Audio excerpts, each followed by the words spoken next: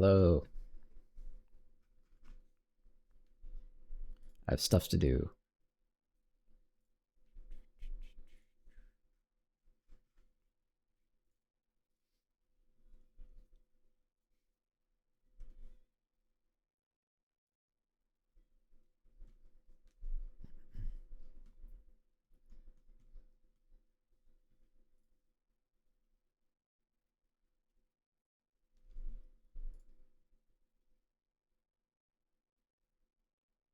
This is okay. Probably pretty good.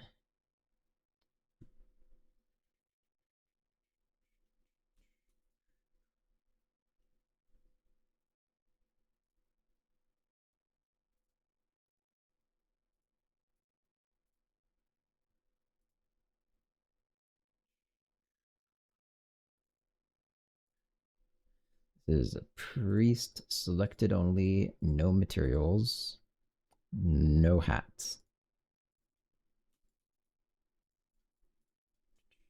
Oh wait, was it the right position? Yes.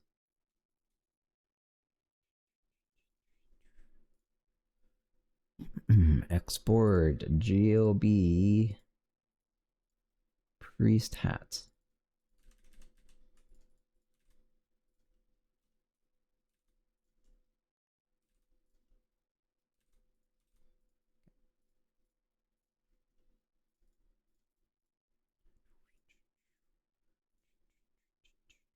Priest hat floating.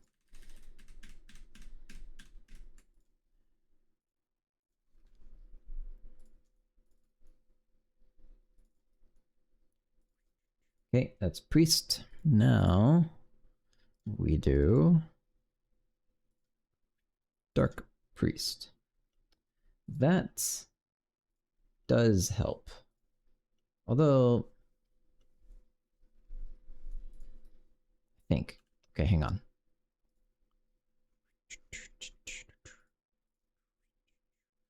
So he used here these colors. Okay, so that should be fine now. It's the correct red.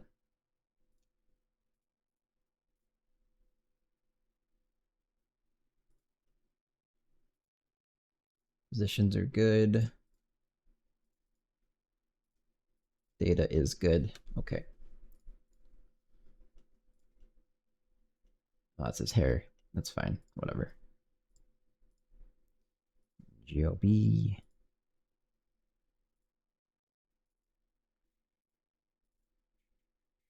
Dark priest. No hat. Include selected materials. No material.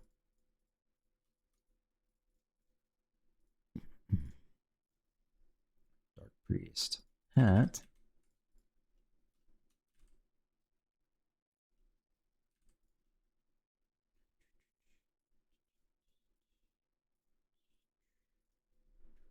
Dark priest hat. Floating. And then go back up there and save. Okay. Yay.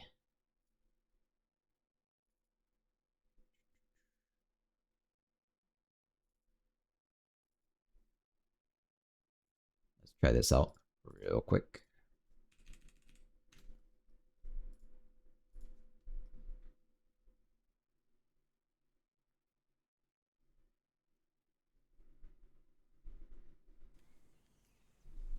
Don't know why it does this. Server crash? Maybe I should figure out why it's doing that.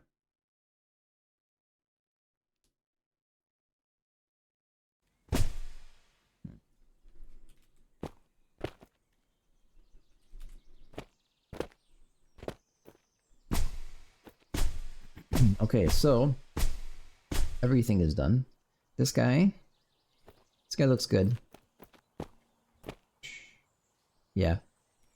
Red looks good. This guy looks... I don't know if I like the stripes in his hat. I might just remove those myself. But he looks... Otherwise, he looks Totally good now. Yeah. Yep. Nice. Okay.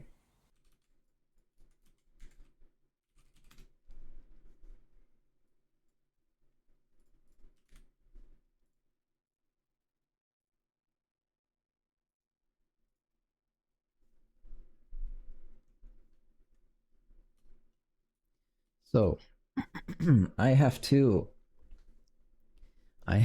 for some of these guys only, I think, yeah, define the direction that the resources launch in. Cursor to selected. So the guy is near the edge of this perspective. Hey man, how's it going? Thanks. So how will this work? I think I'll have a new collection.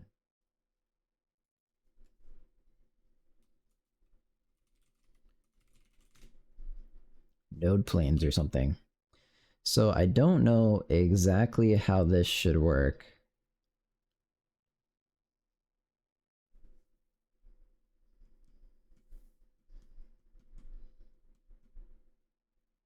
Single arrow versus arrows versus circle.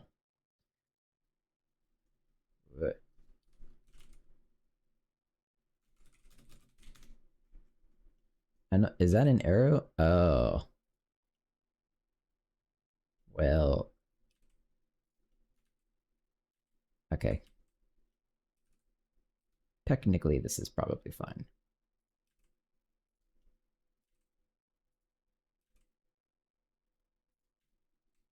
This should work. So what this is gonna end up doing is this is defining a plane. I wish it was a plane though and not an arrow. But this is defining a plane where the resources can be launched. So by nature of this plane being in this direction, they can still actually be launched pretty far. Yeah. It'd be a lot easier to see this if it's a plane, but like...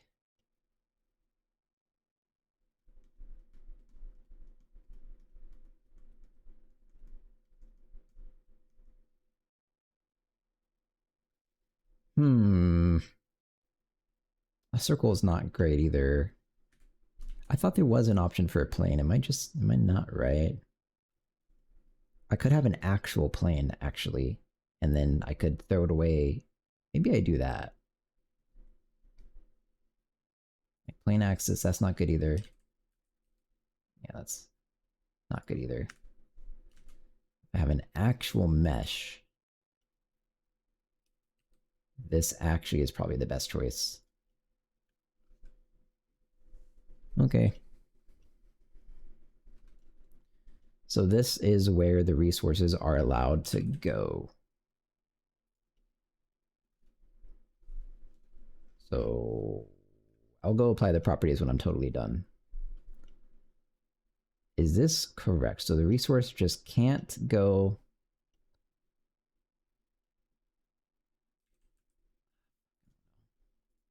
We do local space. Local space makes maybe the most sense. Okay, so then it probably should be pretty fucking vertical, right? So then it can't, at most can go like this way. And then it can go straight off like over here. Yeah, this should be okay. Okay, so there's that. So now everything that is at risk of somehow falling off the map has to have that. So cursor goes selected, plane. This one can probably just be like this, I think.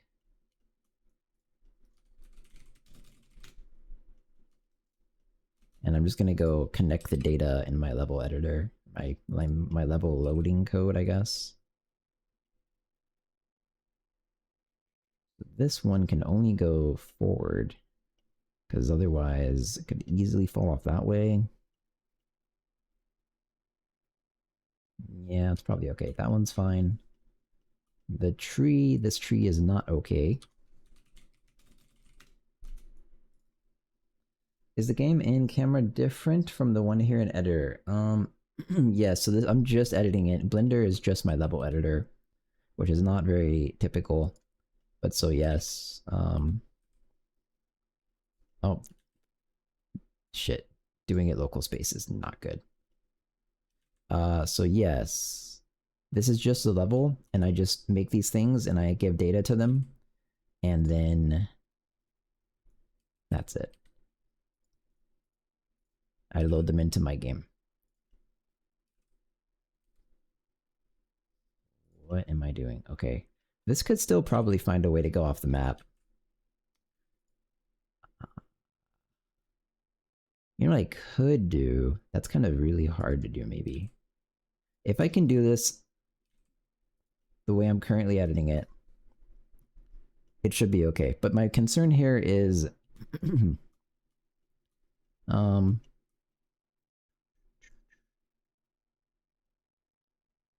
this guy actually looks like he needs 2 planes restricting him.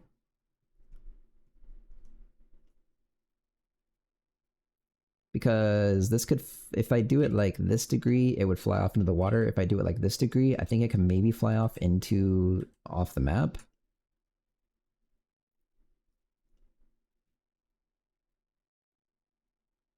In fact, I am pretty sure it could.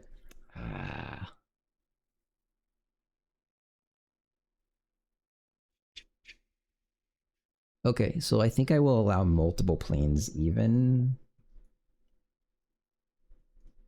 Really?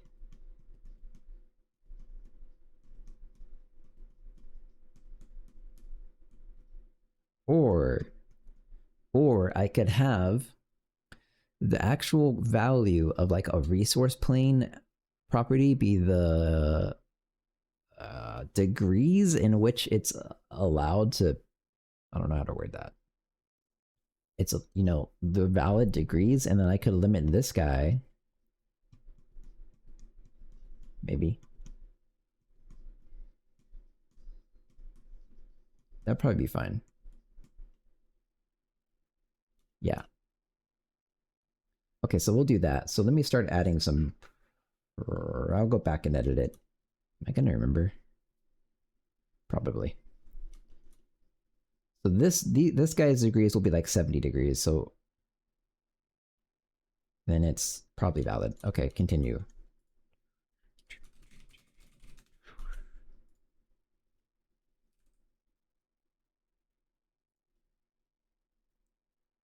And that's fine.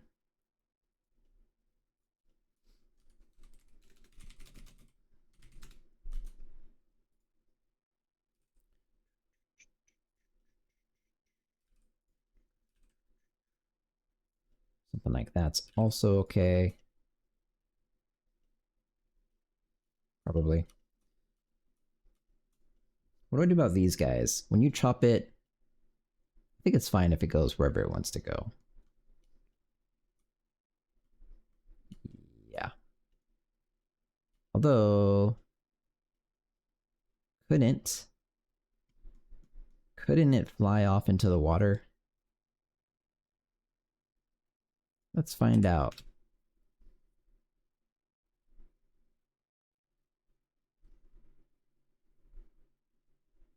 Why am I red team now?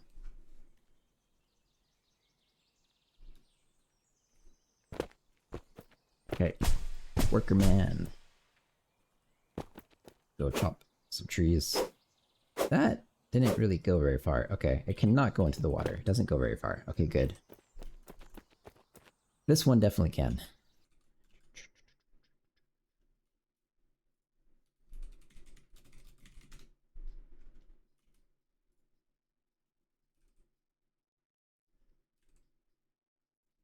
So there we go.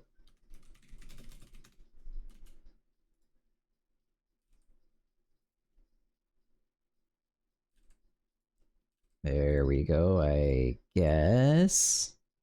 That one's fine. I think. This one, I think is fine, actually. This one.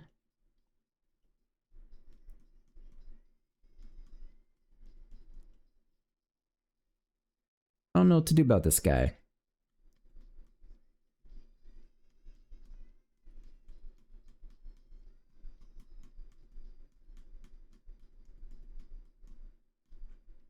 I have another idea. I should add this to the README.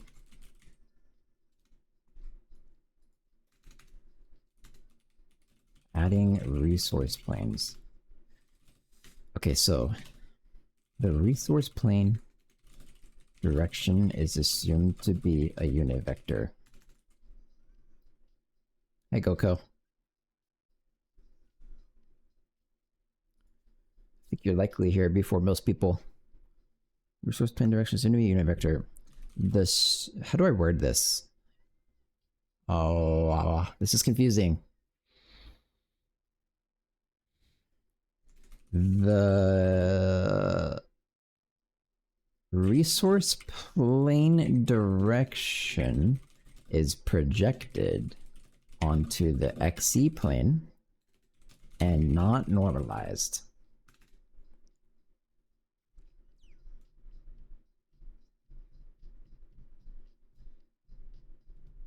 No, that's not what I wanted to do.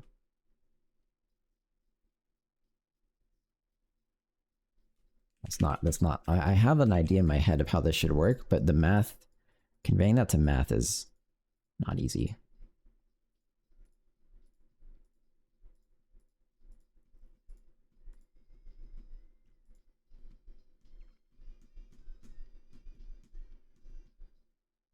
Okay, I think it's like this. That part was true.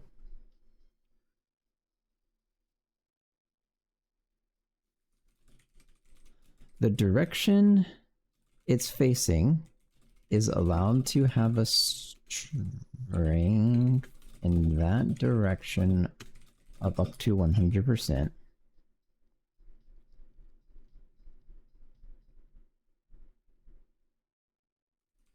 The direction it's not facing is allowed. Strength in that direction of... How do you word this? It's equivalent to the sign. It's equivalent to the Y strength.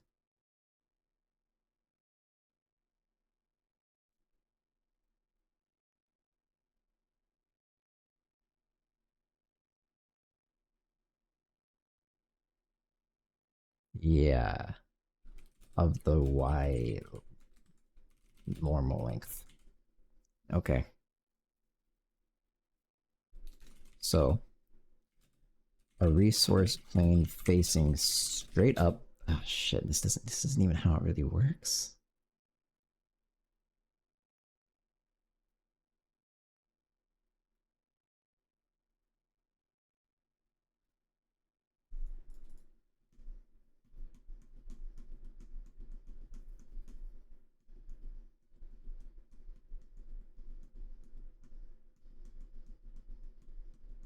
No, you can't have both of these logics. You can't have a resource to plane define the direction resources get launched in and have it project onto the plane. You can't have both. It doesn't make sense. So I had to choose one. And the problem I'm trying to solve is that...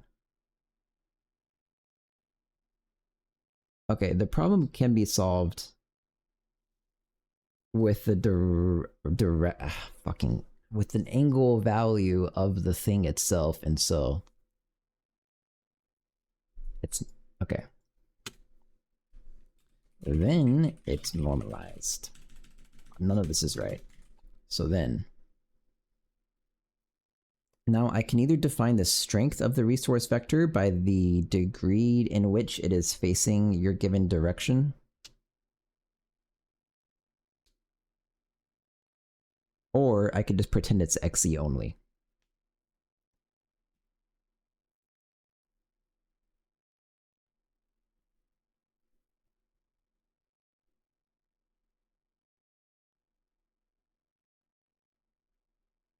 I think it makes most sense to pretend it's XZ only.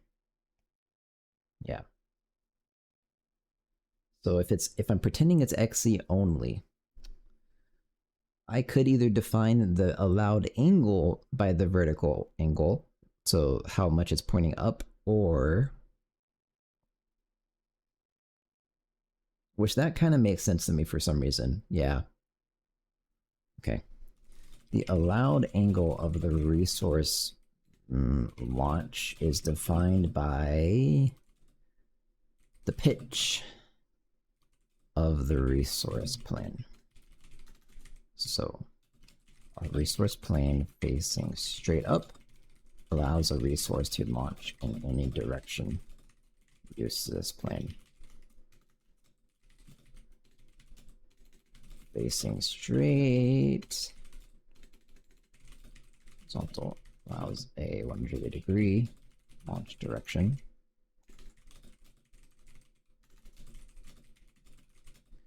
Facing 45 degrees down.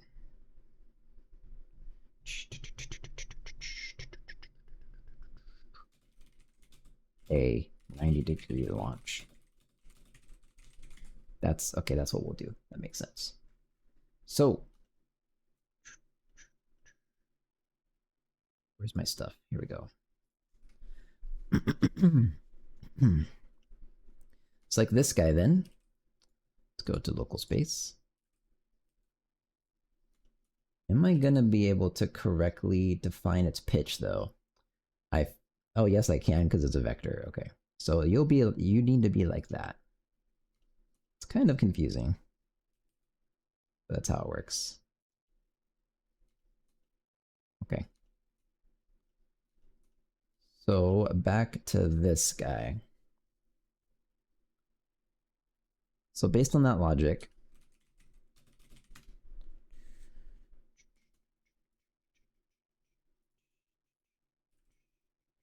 you would just be like this, so it would just prevent like that little 45-degree cone, I think. But I do also want to prevent you from going maybe... Man, this is kind of confusing. I feel like I should have two planes, but that's even worse to visualize. Doesn't have to be perfect. So I wanted to be able to go that way and that way. Maybe... Right? Yeah. Yeah, that makes sense. So it would actually be less than 180 degrees.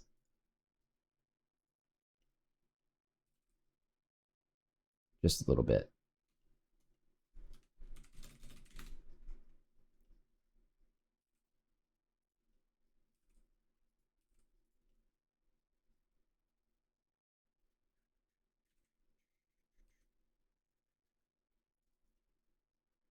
Okay, so it'd be like maybe that would probably, that's probably right.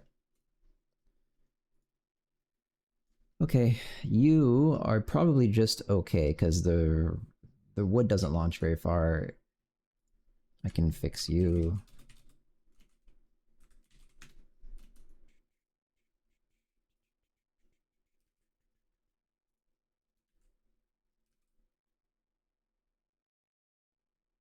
This guy should be able to launch, I think, about 180 degrees. Okay, warriors, how's it going? So 180 degrees would be maybe a little bit more than that. I'm totally guessing. There we go. Probably the same for you.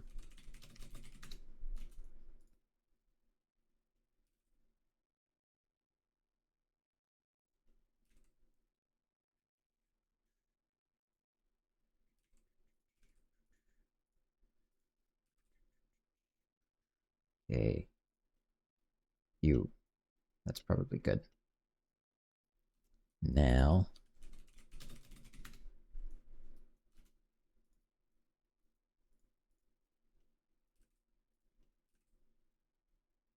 Sure. Oh, wait. No, this is okay. I don't have the concept of pitch, but like I said, I can just get the Y direction of the plane normal. That's fine. Yeah. Okay, so this guy is allowed to launch, I think, in like a 90-degree angle only would make sense.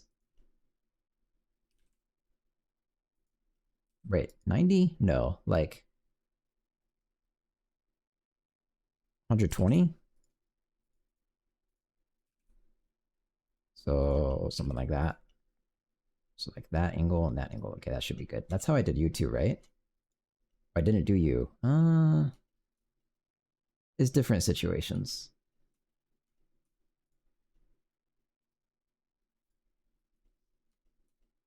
This one can go wherever it wants. That's different too.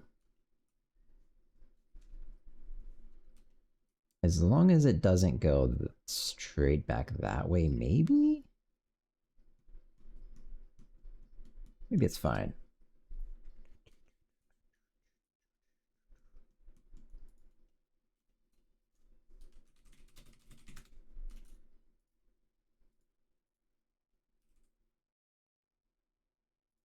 This one looks to me like probably 180 degrees.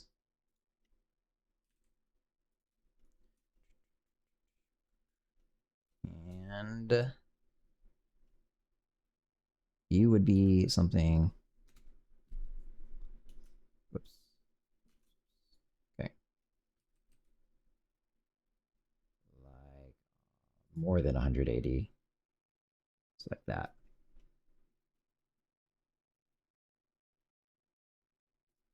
Same with you, to be honest. That way. Okay.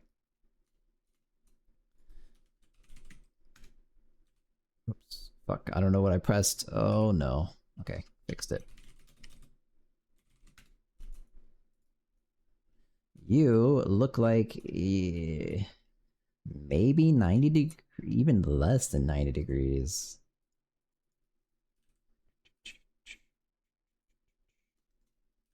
Less than 90. A little bit. That's 180. Shit, man. Less than 90 is like that. This is a weird method I have set up. Okay.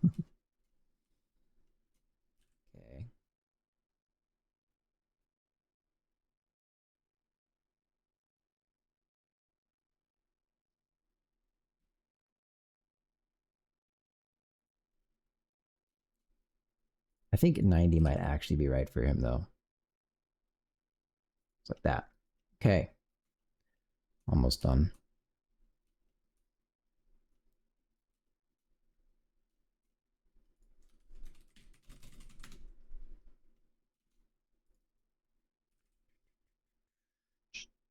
A little bit more than 180.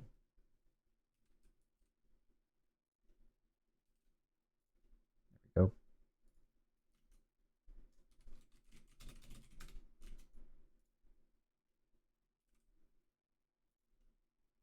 Also, a little bit more than 180. That one's okay. These ones are all okay. These ones are okay. It's not choppable, right? No. What do I do about these? They're probably okay. And then last ones are the guys near the water.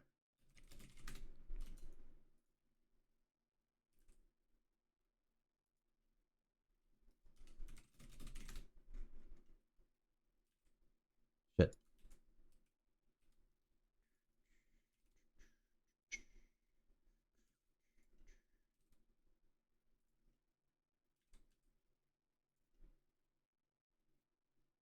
Hey, how's it going? Sim. I did get your models imported. If you want to take a look at them real quick.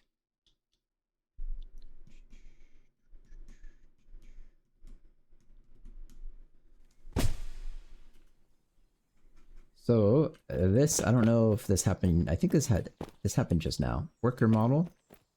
I think it does look a lot better with this bottom outfit. Then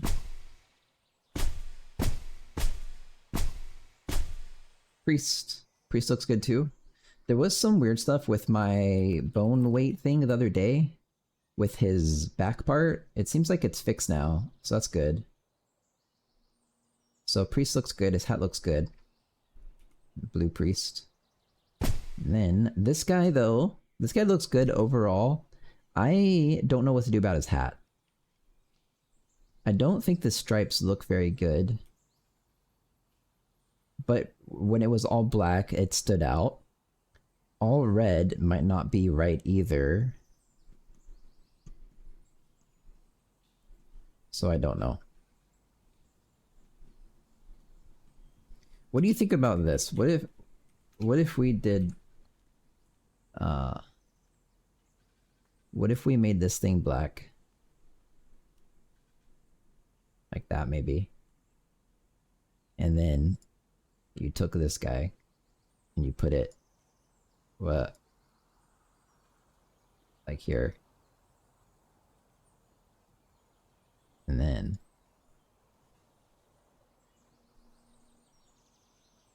everything else is red. What do you think? Would this be look good at all maybe? I don't know.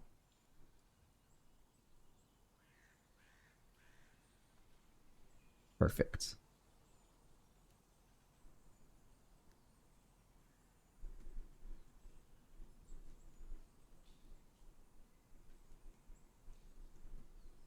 Thoughts? I don't know. I'll message you also this stuff.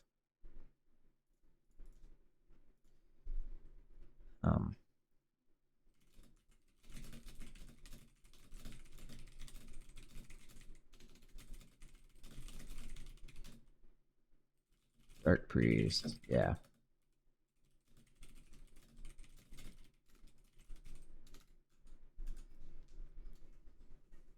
Okay, back to this.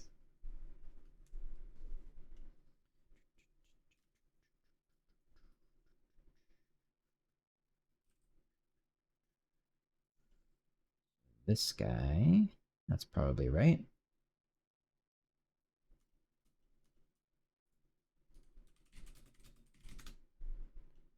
This guy looks like 180 degrees should be good for him because he's kind of far from the edge.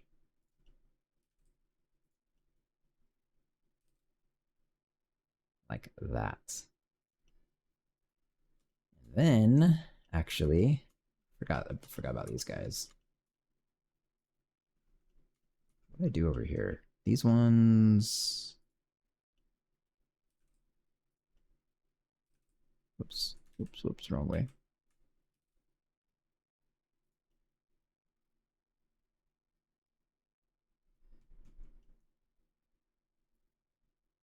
I think letting it be a little bit more than 180 is okay. This guy I don't think needs one. Hey, Cement Alek. How's it going? This guy can also be way more than 180. So it can go, this degree would be like 270. That looks nice. 270, so it would just have a little 90-degree cone in the back. And so then I can rotate it just slightly. That doesn't make sense. Raiders from Fox Hollow Games. Dang, thanks, man. How's it going? How's it going, people? If you have something you want to share, Fox Hollow Games, then feel free to do so. Here's you. Hey. I don't know how to shout out people. But go check out Fox Hollow Games. I just read the Goblin thing. Going well, thanks. How are the Goblos? Sufficiently satiated? Yep, they're getting fatter every day. Right now I'm trying to make it so resources can't fly off the map when you chop them. So I have this idea where I'm just gonna put some planes with some metadata in the map, and when I load my map, I'm just gonna process the metadata as like directions. And the idea is the more upwards the plane is facing, the I don't know how to word it. The less strict it will be in the direction of the arrow, if that makes sense. That's the idea. Can I share a link to our game jam happening in July since you asked? Yeah, sure. Yeah, you should do that. That would be good. Have you watched the first version of the hood? There were 2 new options. Oh, no, I didn't. Okay, let me check that real quick. Let me finish this and then I'll check that.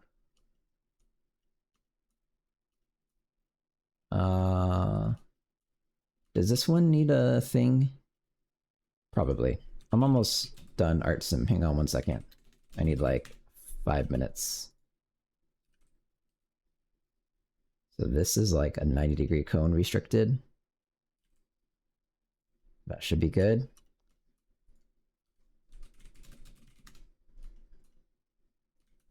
What were you working on your stream today, Fox Hollow Games? Thanks for the raid again. So let's see. This maybe is like, I don't know, something like this maybe, and then you can go that angle. Wait, it would be less than 180 degrees. And then something like this, probably. Okay. 2 more things. Thanks. So I'll check this out. I don't have a way to show my browser on stream, but I will look at this. Fox Hollow Jam 2. Itch. Starts in 30 days.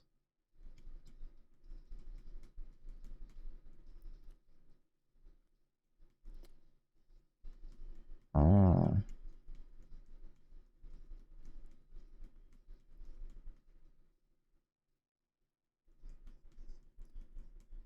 Marksman solo, no teams on the gauntlet. Oh, it's 2 different things. That's kind of cool. Huh? How long does the game jam run for? Casual tracks runs for 7 days with 2 optional critique sessions. Oh, nice, cool. What made you decide to want to do a game jam? I've seen a couple people host them, but I've never even considered it. Working on a superhero dexterity roguelike. What does dexterity imply? Finish the fighting mechanics and started designing the downtime stuff, getting into lots of great debates on designs. Currently making a Steamboat wheel game and release new Steamboat Willie new demo with extra dialogue and choices. Oh, do you have something to share? I mean, if you do, feel free to share it. Search selected. What is all about helping people get into the game industry. Jams are a natural way to facilitate. Oh, that's cool. Nice. How does this one work? This one is going to have to be like 90 degrees. 90 degrees. Yeah. And then that way. This one can be 180 degrees.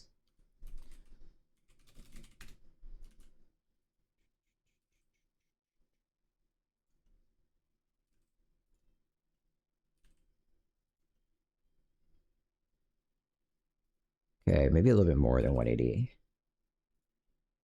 That. Okay, this is all just about done. Let me save this. Let me open up the Dark Priest, because apparently I missed something. Thanks for the follow. I have a demo link. Give me a second. Nice.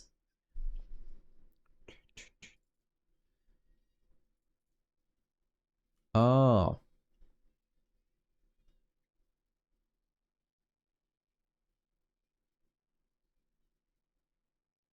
Well, this is better than this one, I think. Let me see what happens if I do this. If I just swap this around.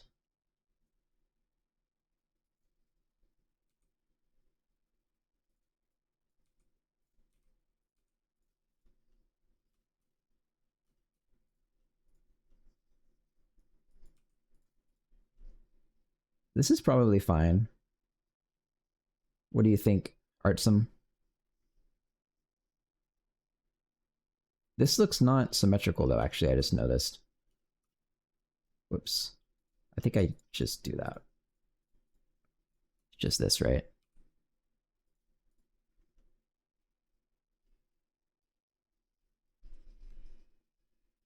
Adventure of Steamboat Willie. That's so funny. Very good use of public Disney IP. So, Billy, can you... that's interesting. Nice. Does this color swap seem reasonable to you? Yes, I think that's better this way. Okay, cool.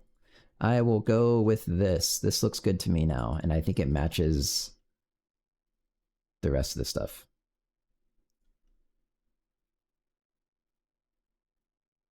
Okay. Let's export everything.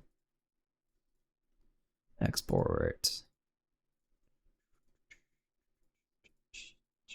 No export. Hats. Dark Priest. No hat. Did it not export? I just saw an error. Hang on. What just happened? Dark Priest. No hat. Okay. Export. Dark Priest hat. Yes, I'll add more things to it, but for now I've released demos to see people think. Interesting. I might try it off stream. What was the purpose of you deciding to do this? Like, what made you want to do that? I feel like especially visual novels usually have I don't know what the word is. Like reason they got started, I guess is the word. Hat floating. Okay, there we go. Got a lurk. And Dad, thanks for submitting a cool project. Thanks, Fox Hollow. Good luck with your dad duties. Thanks for the host.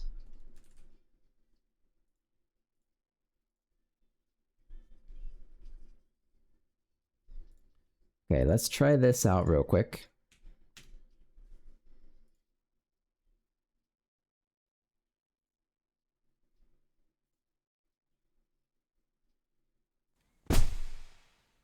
What is this? Oh, this is the to-do list. Okay. Yeah, this looks good.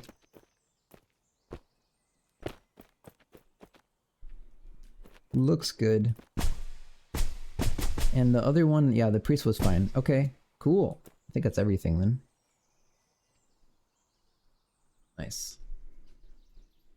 How many frame... Wait, mainly... Huh? Mainly because IP is public and I had inspiration after learning about Ren'Py. Yeah, I've never used Ren'Py. It sounds like an interesting program, though. I kind of want to create a visual novel editor, even though I've never made a visual novel, because the editor sounds fun to make, but I don't have time to do anything anymore, so it's not like I can do that. How many frames? I don't know what that means. Or I don't know who you're even asking that to. Okay, this all looks good to me. Let's go apply all this stuff. So let's choose one. The data would, for the plane object, would go in the mesh. So what would you call this? Resource FPS? My game? Everything is like extremely unoptimized right now. My game gets around, I think, like 170 FPS when I compile it correctly.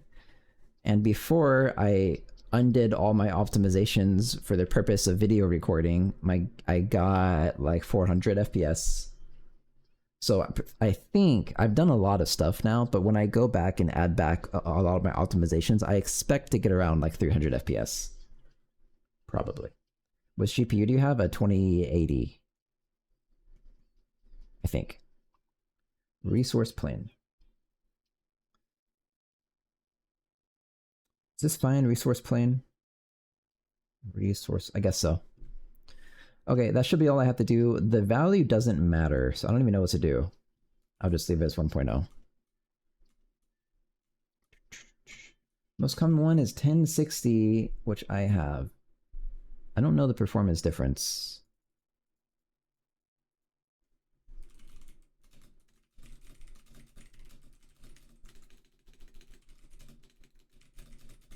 I don't know the performance difference, but I would guess your frame cost would be double mine, and so let's just check math real quick. If I get 300 FPS, my frame time is 3.3 milliseconds per frame. Yours then is 6.6, so your FPS is 150. Well, I guess I could have just divided the FPS in half. 100 FPS, yeah.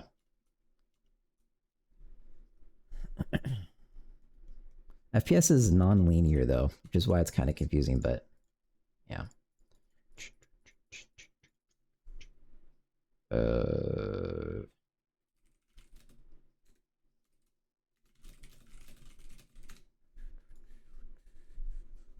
Bad day. I think I will get a bad day 100 FPS. Yeah, maybe. That sounds right based on what I've seen. Okay, so anyways, I'm done with this. Wait, no, I'm not. There's my data. Take all this stuff. And then I have a script. Copy custom properties. I think I have the correct thing selected, yes. Let's just try running it. Let's see if that worked. You are a resource plane. You are a resource plane. Okay, good. So now it should be called node planes. Nah, resource plane. Tier 1, okay, I can just export.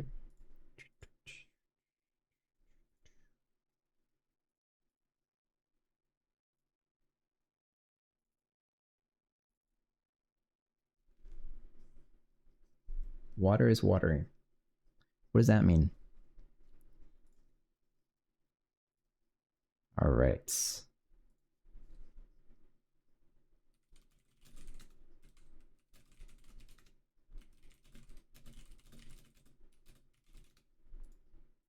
Okay, back to this. I'm just finding some messages. Is this all in Unity? Nope, this is all custom from scratch. Engine is made from scratch. Everything. Like, are you doing all the modeling by yourself? No, also no. Some of it I've done by myself, not much. For the most part, for stuff like art, I try and contract out people.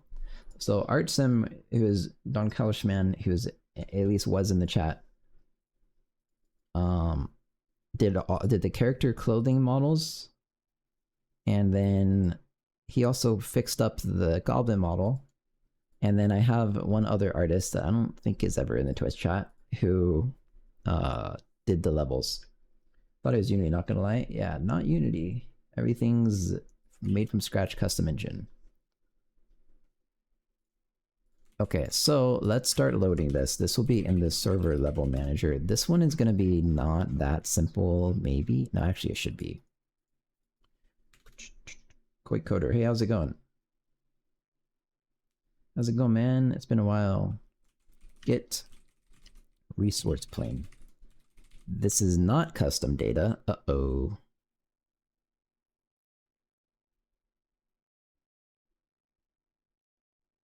You know, to be honest, I kind of want this to be custom data now.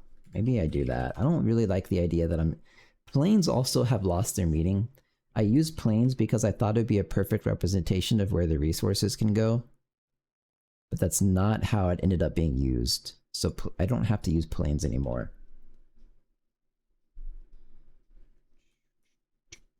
So how the fuck do I do this?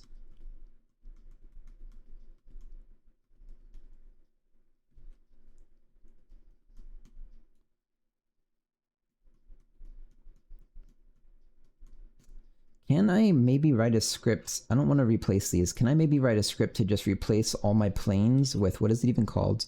An empty single arrow. That's ChatGPT is unironically good at writing Blender scripts.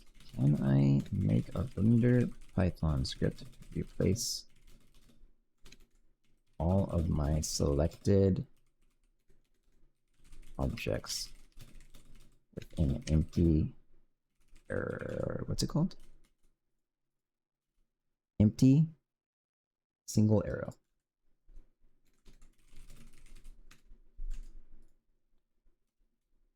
Okay, let's try. Replace with single arrow. And then we save as replace with single arrow Python in my Blender folder.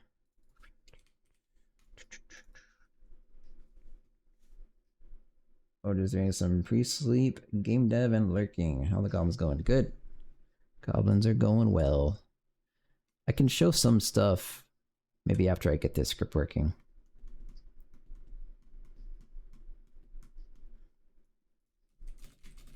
Copy the rotation. Okay, so it says to do this, but okay, wait.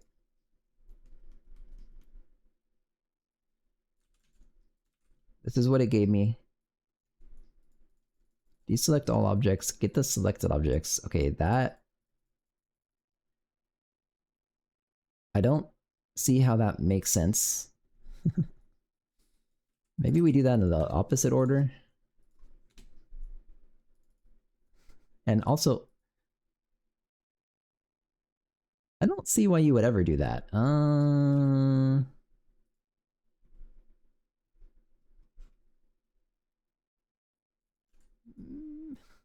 Maybe let's just not deselect. Okay, go over the selected objects.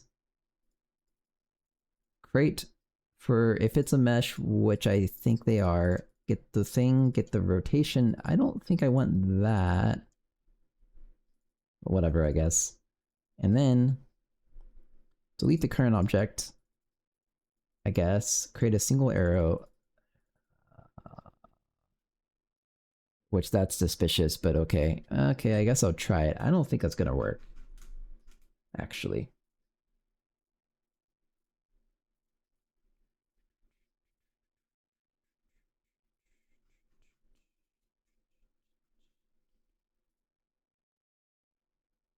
Uh-oh.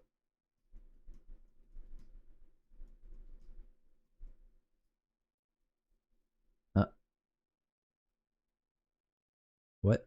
Did it crash maybe? Because I've never had a script crash before. It's not doing anything crazy. It's going over the selected objects. Oh. It did it, I guess. Did it work? Seemingly, surprisingly, yes.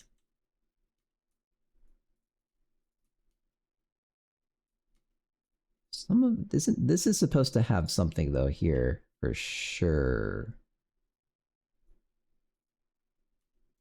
So some of them are missing. But to my surprise, for the most part, all of this worked. So there. This one seems to be okay. That's the problem with it. Let's just maybe delete this one.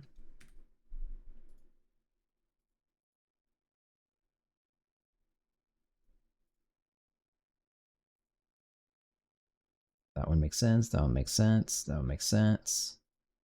All these seem good. I wonder why that one in particular had an insane value. How'd that happen? These all look good. That one doesn't make any sense.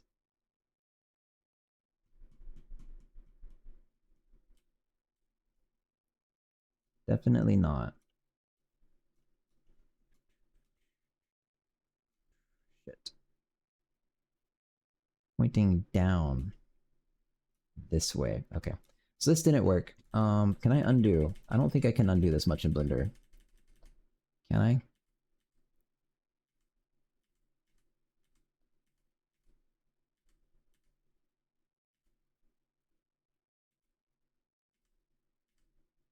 And that's my limit. Let me reopen it then. Revert.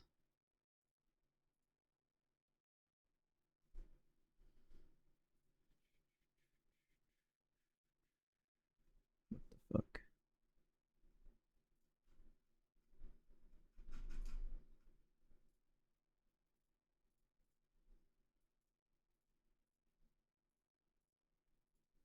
Uh-oh. Oh, these are fine. Okay, nice. So script didn't work. I guess I'll try what it said to do. I'll deselect the objects. I have no idea why, but I'll try what it said. And then I want quaternions and not Euler angles. I think that was the problem. I might as well ask, why are you deselecting the objects first?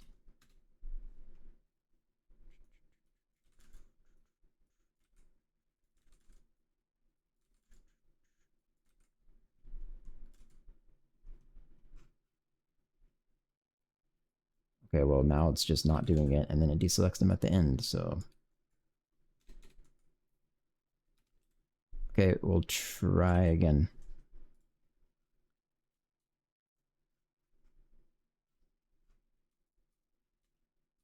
Resource planes, replace. I don't understand why this lags. It's very concerning.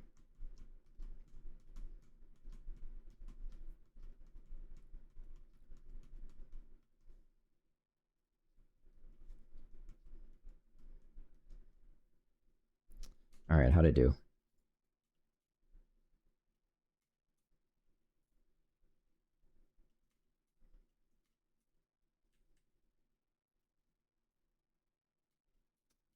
That didn't work.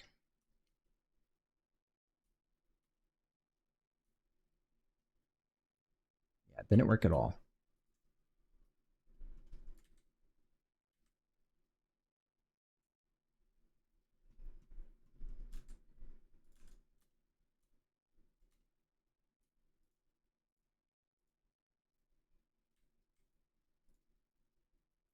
You are in Euler angles, and so are you. Man, okay.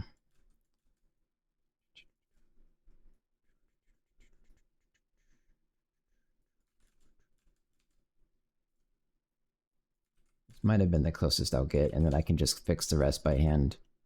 It's just nice to have a function that can do this, so I feel like making a Blender scripts is generally worth it.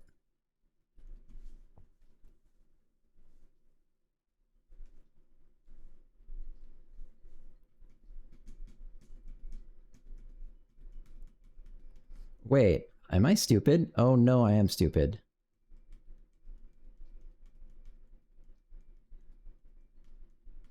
Objects empty add. Objects remove data.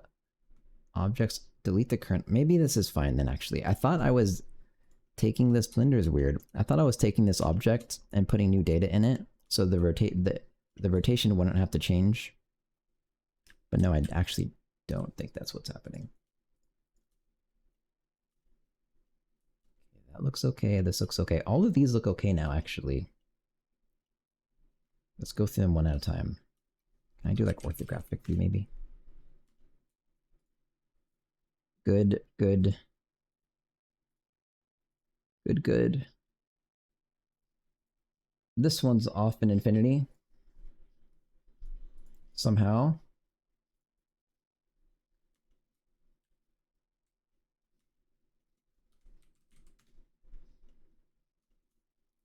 So where are you probably supposed to be? There.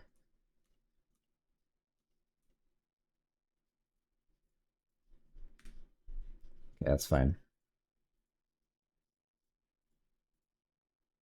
This one is also at 0, 0 for some reason. Man, this script fucking sucks. So is that one. But the rest of them work.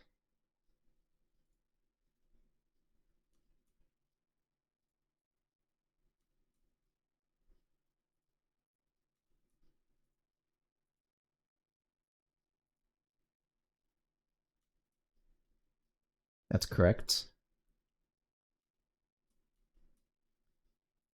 Correct, correct.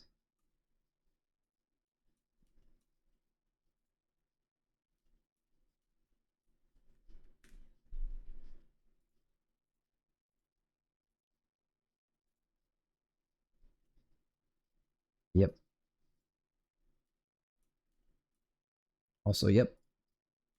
Also, yep.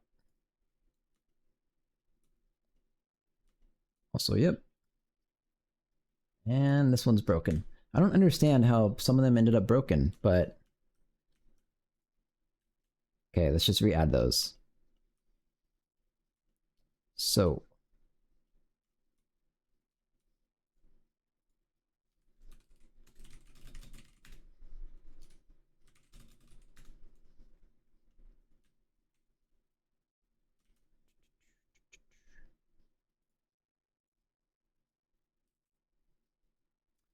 this one should be, if it should be a little bit more than 180 degrees, so like that.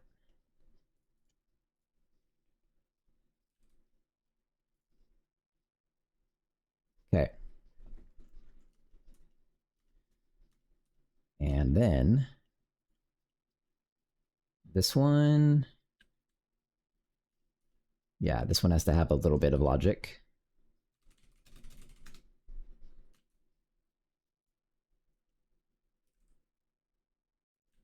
Wish I could see it.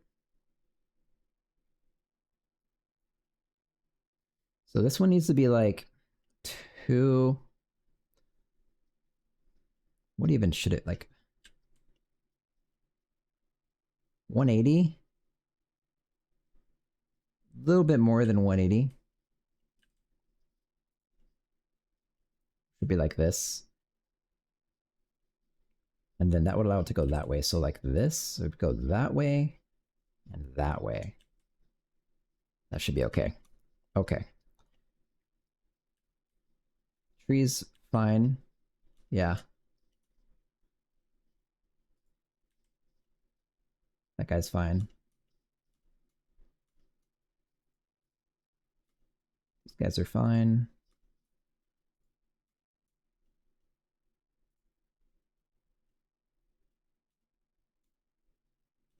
Okay, the rest of them the rest of them that are on the map currently are correct. It's just kind of a question of what got deleted. So also I want to do of individual origins and local scale. Let me see if I can do this. I want to scale everything by like 4. Yeah, that looks better. I can actually see what the fuck I'm doing now. Okay. So this guy, I believe, got deleted. Yes.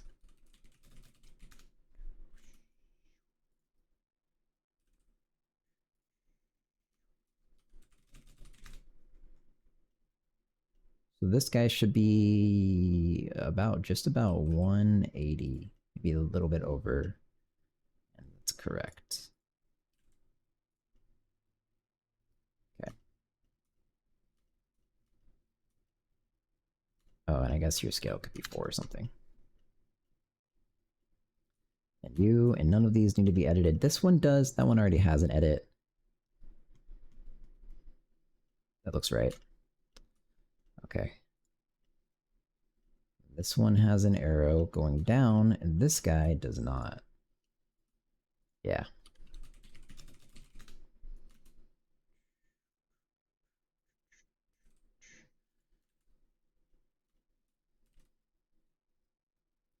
So this guy should be a little bit over 180 also.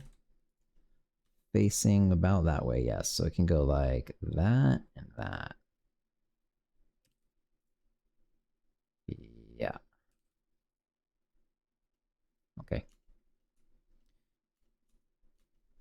Am I missing any now? Also skill 4.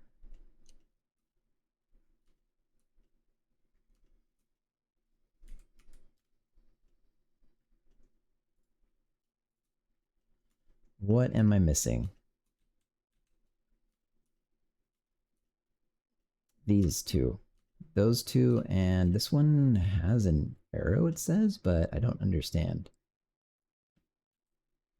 Oh, there it is. Underground. Yeah, that makes sense. So yeah, these two only.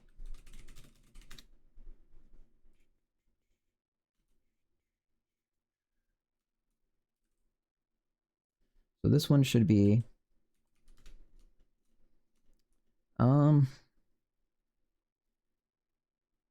not 90, not 180, but like 120. So that would be, that's like 120 probably.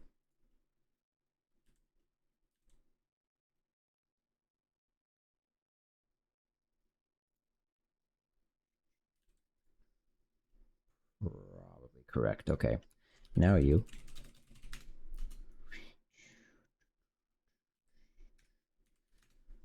I didn't think this part would take so long. This one can be, I think, also like 120, actually.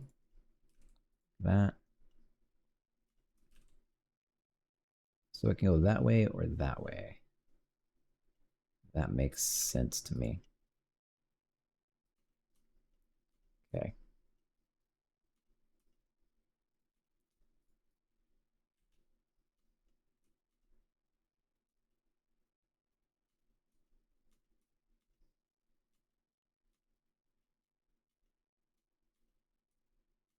Everything else looks good. Except, do you have an... Yeah, you have an arrow. Okay. All looks good.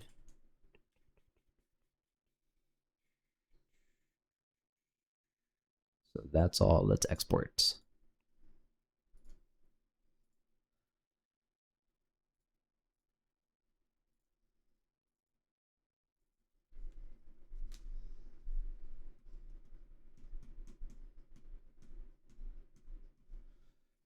Okay. So this shouldn't change the local level editor, level loader at all. Yeah, it should just change this. So it's get resource plane, custom data, whether it's a thing, a direct. How, okay, what data do I actually want? It's,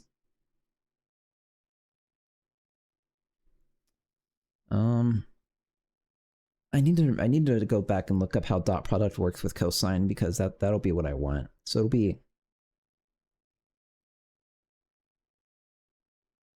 be a direction, which is a vector 3. So maybe I should clear vector 3 and then I don't think I should give it. Yeah, okay, here's how this works. I don't give it a cosine, I don't give it a radians or anything. I give it a dot product value, actually.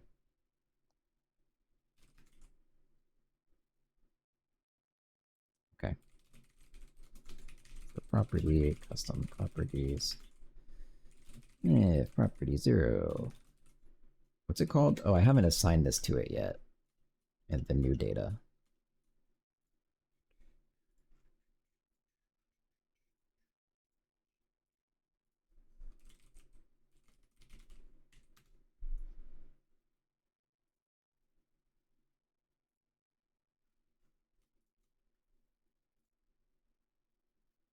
Be sure I save this guy.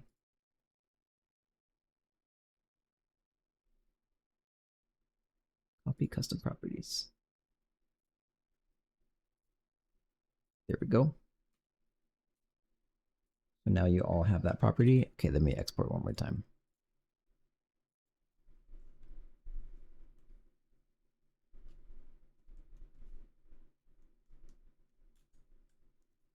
All right, if it is a resource plane, I don't care about the contents of it at all. I need the direction. So a custom data has a quaternion?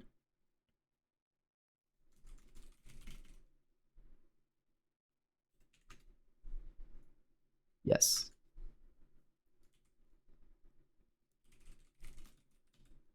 So there is some rotate function that takes a quaternion and a vector. Okay. Vector first. Vector first. 0, 1, 0. And per custom rotation. That is my actual direction.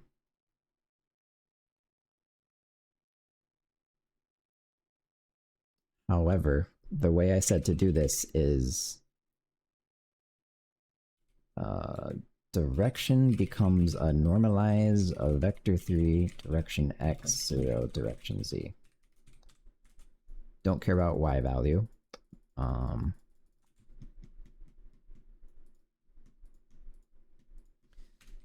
Direction, we normalize it first, and then the dot value becomes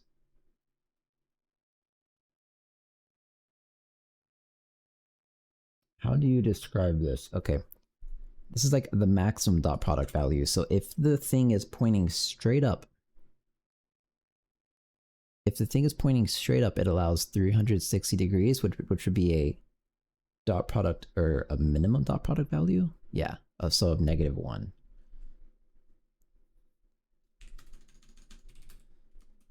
Y is 1 goes to -1.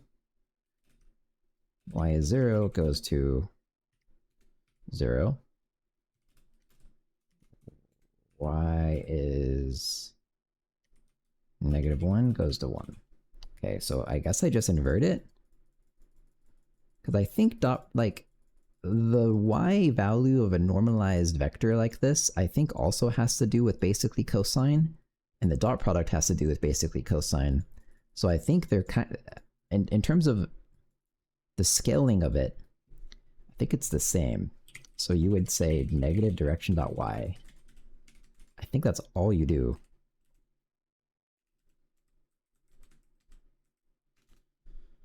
Okay, so return true direction dot turn false nothing 0.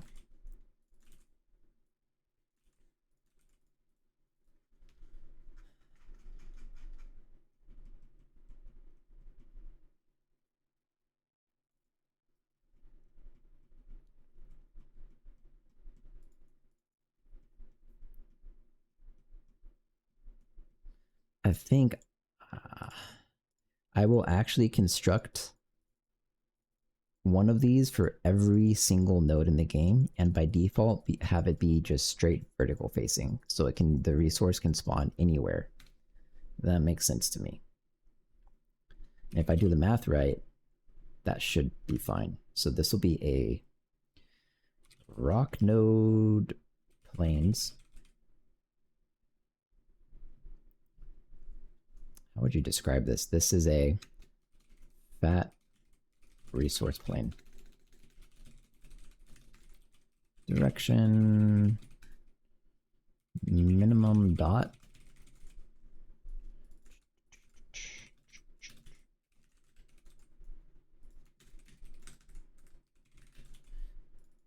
So basically, wherever this gets added to,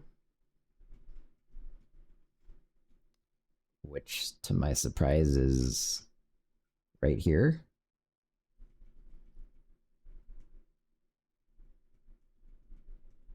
No, that's not it. Okay, good. Continue.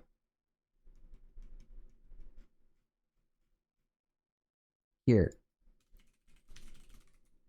Fat level info rock node planes fat resource plane. The default resource plane is a direction is up.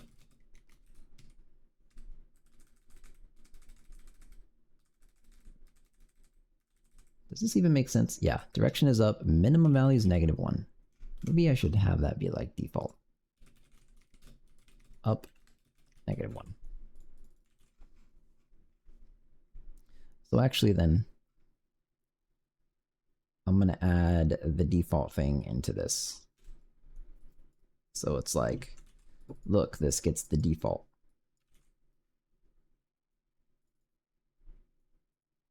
Now you add the tree nodes.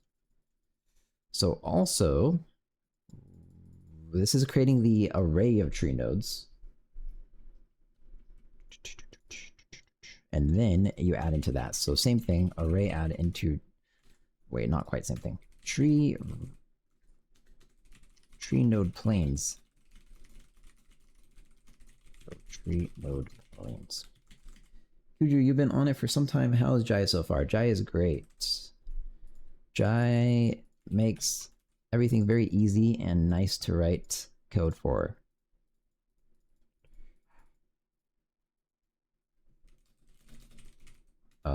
Hang on.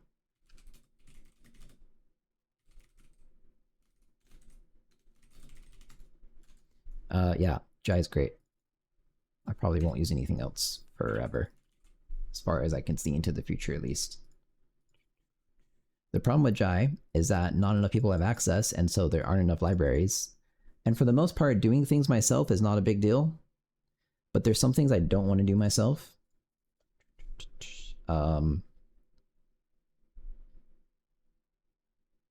There's some things I don't want to do myself, like the main thing would be write the WASM generator for my game, so it can be on web.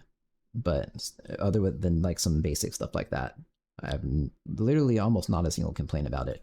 There's also some minor things, like I wish that Jai had a way to capture things in scopes by like value maybe, because I guess arguably kind of it has a way to capture by not even reference, but I guess reference, but something like that.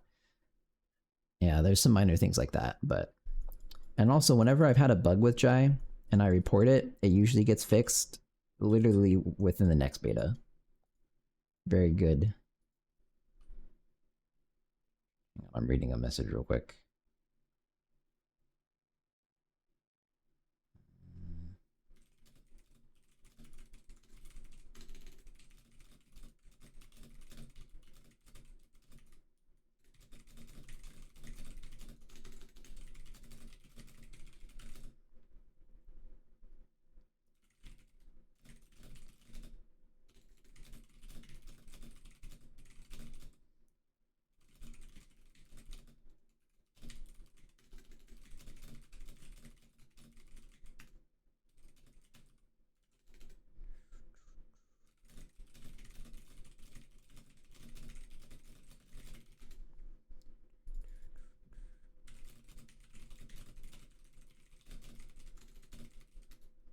Okay. So add into tree node planes, fat resource plane default value.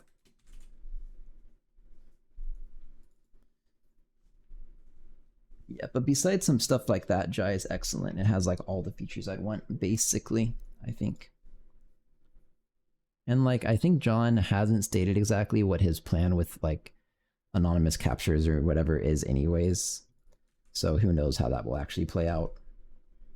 Every day at work, I wish I could just do the Age of Empires 2 Waterloo, convert the project to Jai. Yeah, if I did get another like not self-employed job, I think I'd try to get one at some reasonable startup where I'm one of the founding people, and I'd actually probably use Jai. That's most likely what I would do. I think Raphael doesn't he do I think doesn't he do like a startup thing? He owns some startup thing, I think, and he uses Jai for that. At least that's what I assume, because I've seen him using Jai for server code, and you wouldn't really do that unless you're making like a real product. Yep, okay, yeah. Okay, back to this.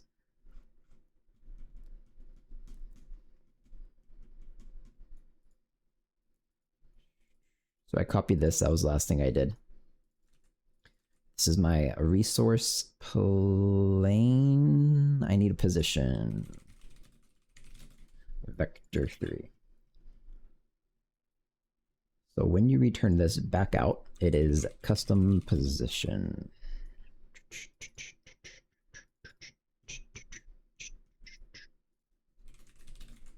So there we go.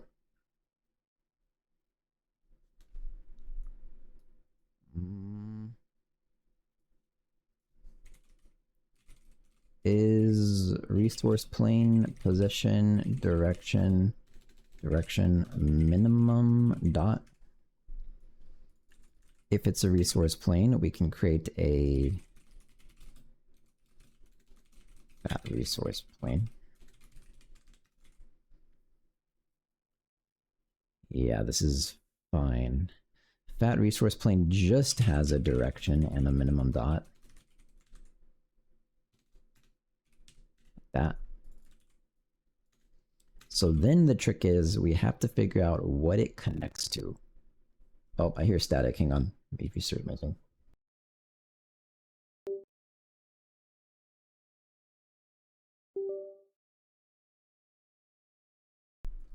Okay.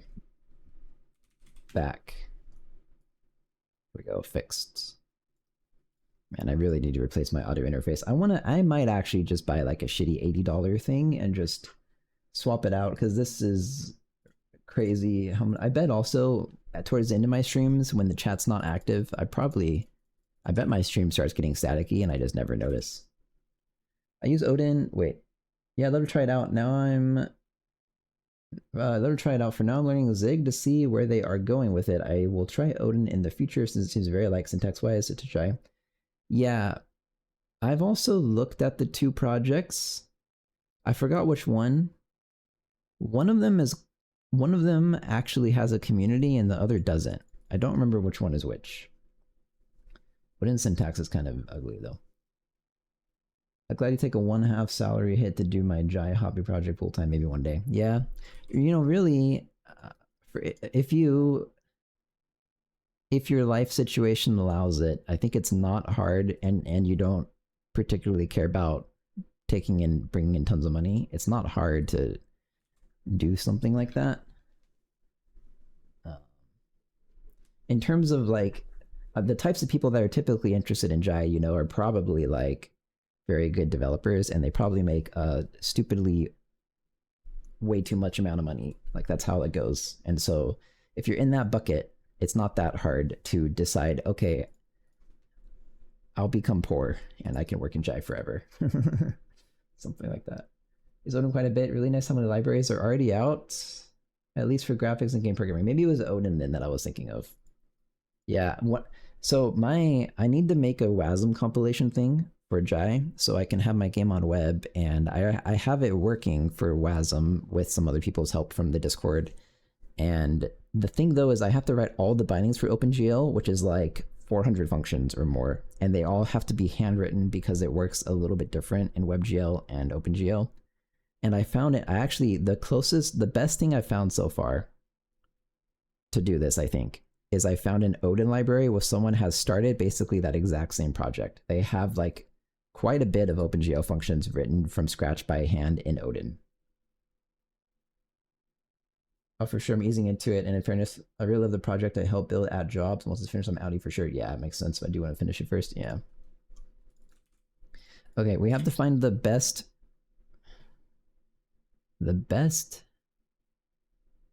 resource entry. So I think I'm just going to do this by hand. There should only be one, by the way. So I will just do that.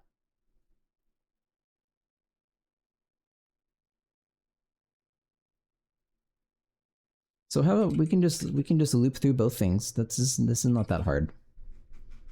For a fat level, loop through rock nodes and tree nodes. Fat level info rock nodes. If the distance between rock node position and custom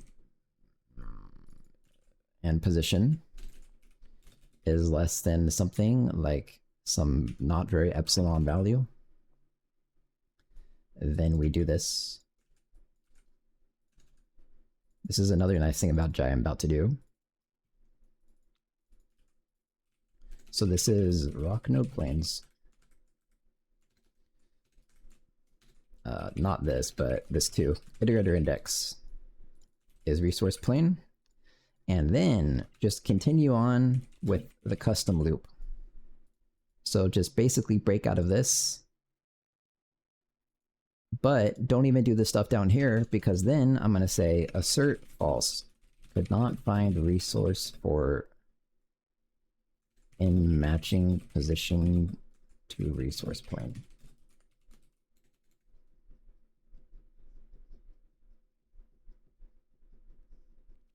Does this have a name? It does.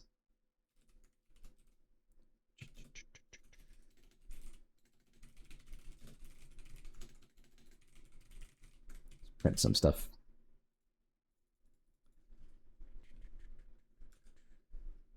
Odin has binding. Wait, did I miss anything? Oh, that's it. Odin has bindings for OpenGL, DirectX, Metal, Vulkan, SDL, a bunch of other things. Jai has bindings for all that stuff. In fact, a lot of the stuff you listed is included in Jai modules. But and the bindings for Vulkan, I think, are more complicated. I don't remember why, but so there are a couple different projects people have made to support that, and I think bindings for Vulkan are included in modules, but not to the same completed state. I think it's extensions, right? Vulkan is extension based, so supporting extensions is like a one-off thing. But so people have support for that. So actually, so what I've seen, the Jai community, what they've actually have in terms of libraries, I think is more than Odin or Zig, but Zig just has some things that Jai does, or not Zig. Odin has some things that Jai doesn't.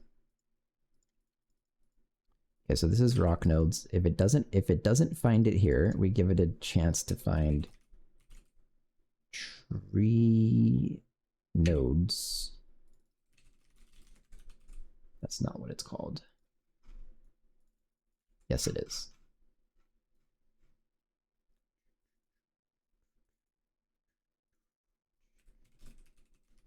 Tree nodes index, I guess. For tree node index. Work. Thanks for the follow, Chromatic. Thanks, man. If the tree node position and the position of the resource plane you found are next to each other, then tree node planes of tree nodes index and tree node index. My names are very good. Let's monitor message again.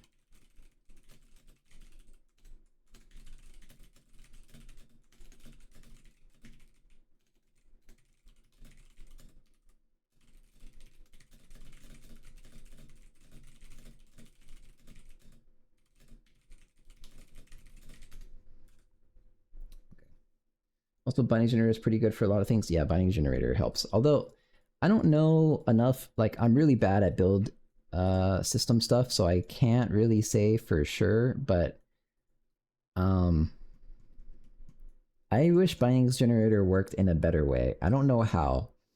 The way I imagine it working, and I might be totally crazy, is that I think you can inspect DLLs and see the function. I guess you don't get names out of it, maybe, but maybe you can even. But at least you can get function like types, right? And then you get the function address and all that. And it already does that. But so my problem with the bindings generator is that it's so strict, like it actually builds out the compilation tree or whatever, right? And I'm like totally talking out of my ass because I don't know anything about this. But then it takes that and it generates the bindings based on that, like logically. I don't know. I'm just assuming everything else in Jai is written very well. I'm assuming they had to do it that way because they definitely know better than me. But I wish it wasn't that way. I want to just throw an already compiled thing at it and it's like, okay, here are the bindings or something. Or giving it an entire fucking C project and it spits out Jai. That'd be cool. Okay, I'm done with this. Why am I still looking at this? Yeah, I'm done. So this is ready to go. Delete the file. Good.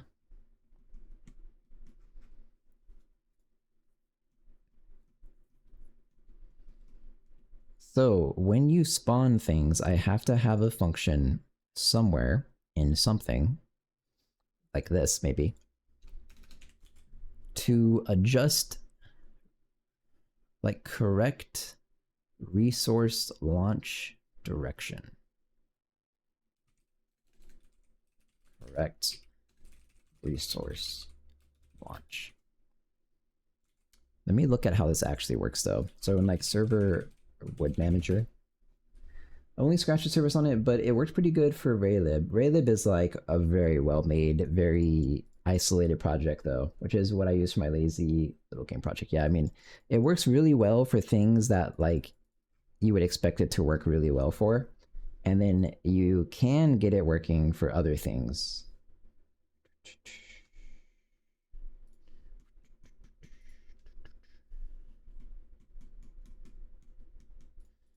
Yeah, you can get it working for other things, but it just becomes a pain. That's like in my projects folder, I probably have unironically something like 10 projects I've tried to compile into Jai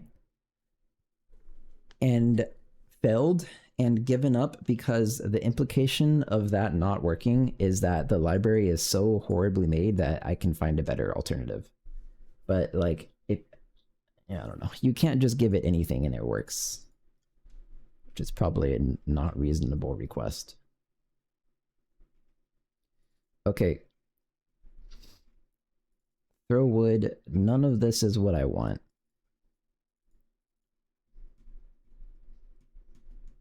This one is when you chop down a tree, yeah, it spawns 2 wood. So these are your velocities. So you give it a velocity, and maybe you can just straight up give it a fat resource plane.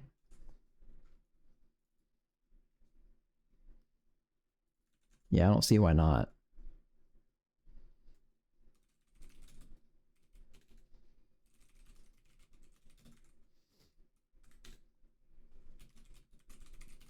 Okay. So all we do, like this part is very simple. This is all we do. Boom, done. Oh wait, no, I need the resource. Okay, so almost done. This would then be the levels of the current levels,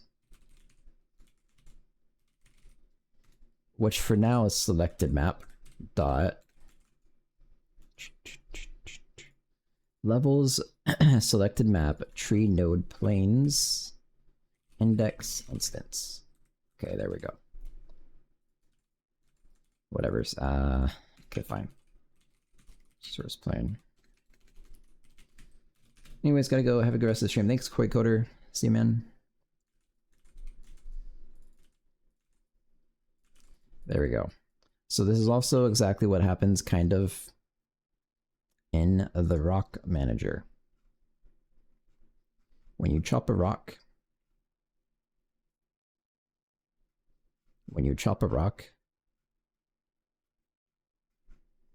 here, resource plane is rock planes of just index because it's not instanced.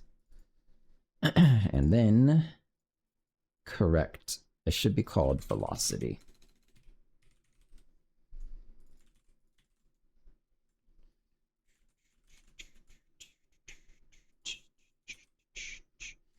Correct resource velocity. So back to this guy. Okay, so how do we do this? I only care about the XZ direction of the velocity. The Y stays the same no matter what. So I will do that first of all.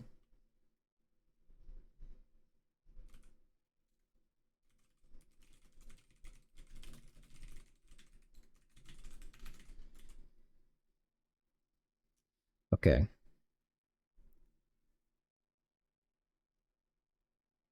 So the best way I think to do this, it's all random anyways. So if you are outside of the bounds, if you're outside of the bounds of the thing of the way you're trying to launch, I'm gonna flip you no matter what. Yeah. And then if you're still outside of the bounds, then this is probably a little bit harder. Maybe not. If you're still outside of the bounds, then I kind of project you onto the bounds, onto the plane bounds with the dot product. So, okay. If the dot product, oh shit, it does have to be normalized. Velocity. I'll just do this then. And the other thing is already normalized, right? When I load the level data.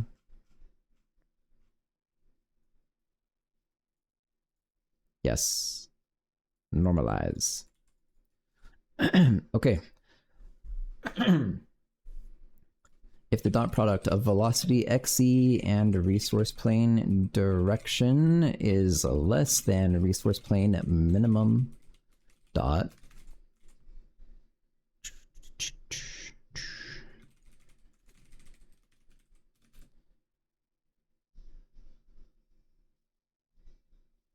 it's not that you literally reflect it. That's not what you're doing. You're you're not inverting it, you're reflecting it, I think. Although it legitimately makes no difference, but okay. The best way to do this would be type glsl reflect and just go take their function.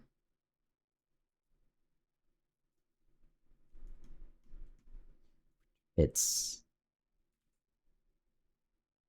given incident vector I and surface normal n incident. Okay, those are the only two things. So I'll just say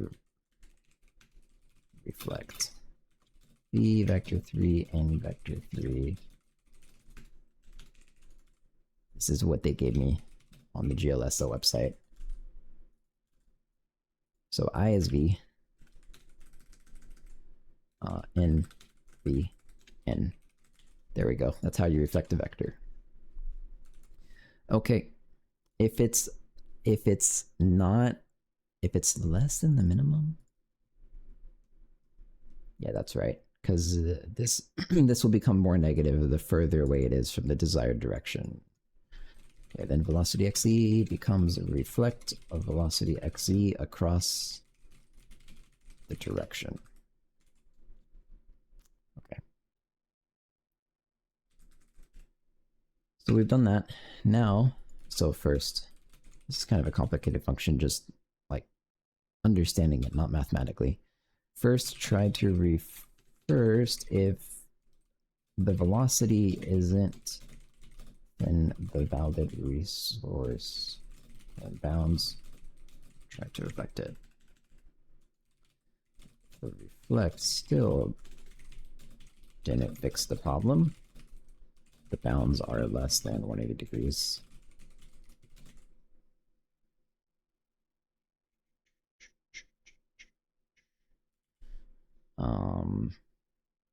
Try to clamp it. Hey Mendoza, how's it going? To the bounds using the dot product. Okay, so this is the part where I don't know how this math works, but I know it's intuitively, I know this is possible and probably like not hard at all.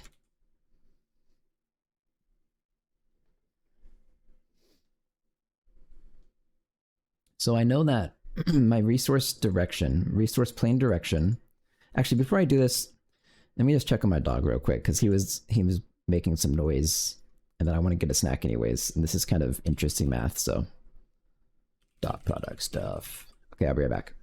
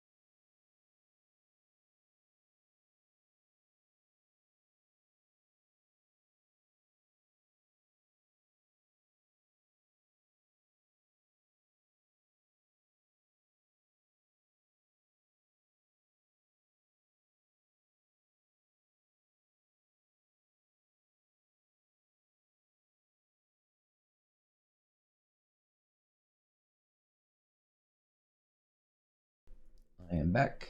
Okay. Whoops.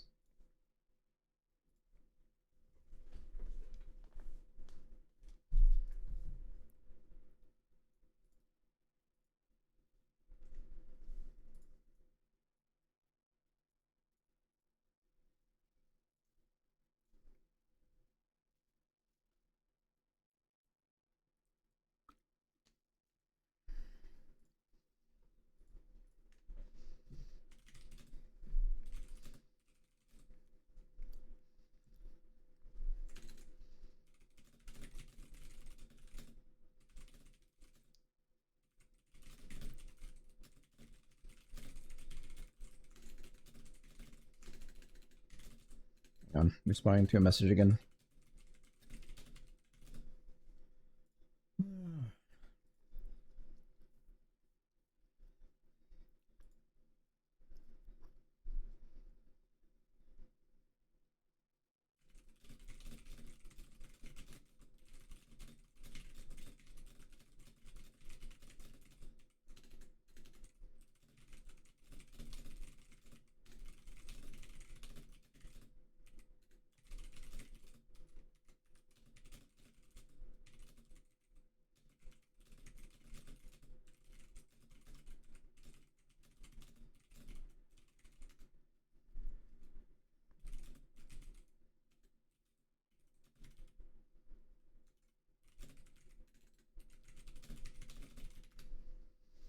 Okay. So how do we do this?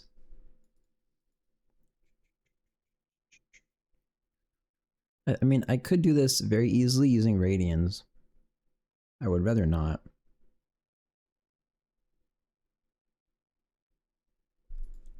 I need like the inverse of a dot product, which I... What is the inverse of a dot product? What would be the inverse of a dot product to get... Oh, wait, that's like a projection. Okay, never mind.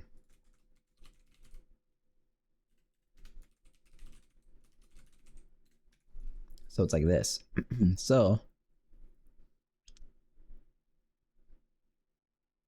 here we go. This is what I need.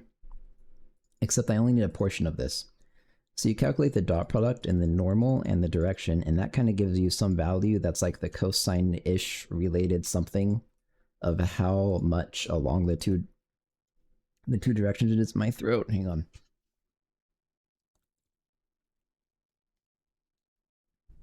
And so and then you take the direction minus the dot product of the two things multiplied by the normal. That part, oh, that's because it's projecting it onto the plane.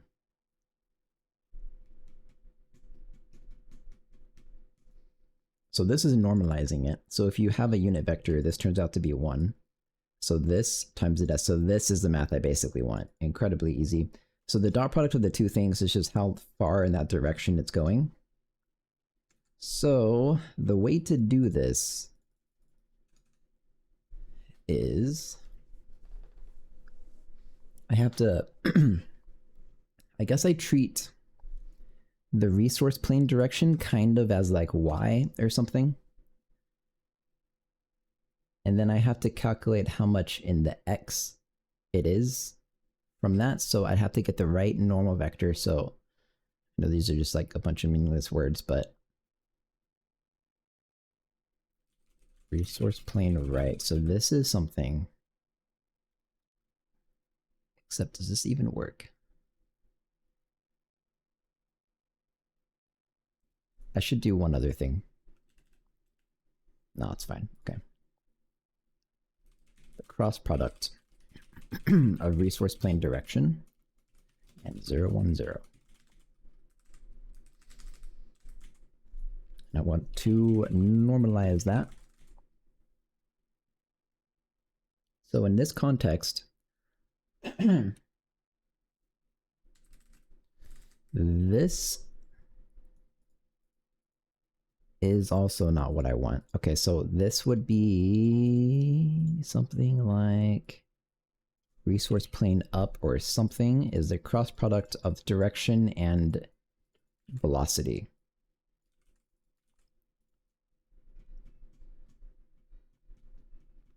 Because what I eventually need is to get something doing the weird dot products projection.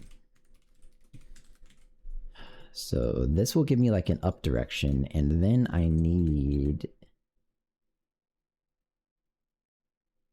resource plane orthogonal. That's the normalize of the cross product between the resource plane direction and my resource plane up. So you take this up vector. Yeah, and so I want to assert real quick that the dot product between the resource plane ortho and velocity xe is greater than 0. So the cross product math isn't right.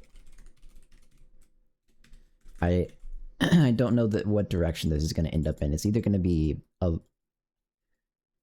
How do I word it?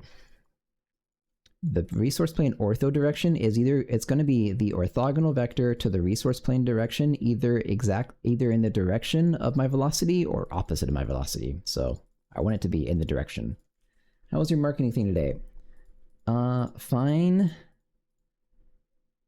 They didn't really tell me anything again. I feel like every time I talk to a marketing company, I get a bad feeling. I feel like they're just out to scam everyone. I don't know, man. But like I told them in the last couple meetings, like I'm planning on spending a non-trivial amount of money on marketing, and I told them in the last couple meetings I want to know exactly how they're going to spend the money.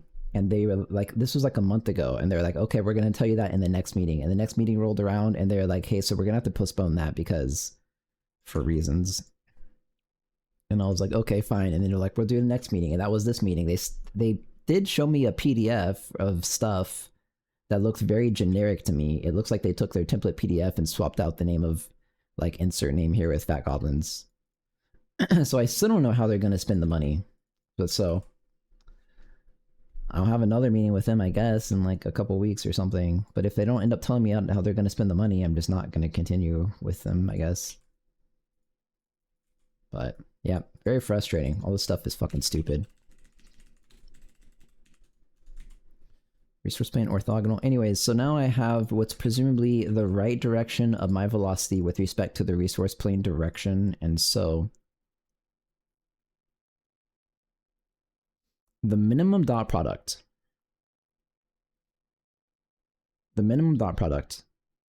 is equivalent to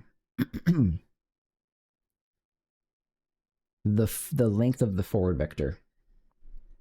Because if it's 1.0, that means it's only forward. Okay, so final velocity is resource plane direction.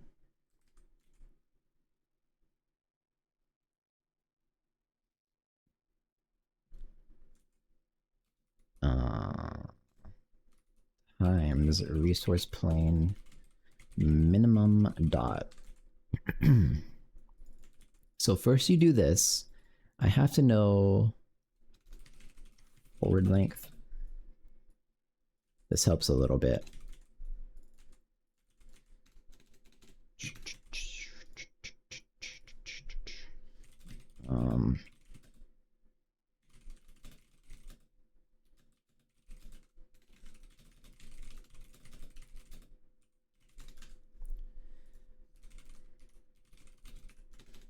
I'll keep saying ortho. So this then, so the final length is 1, right? So you would say this of forward length times forward length plus ortho length times ortho length equals 1. So then you can square root this both, which just straight up gets rid of this. So then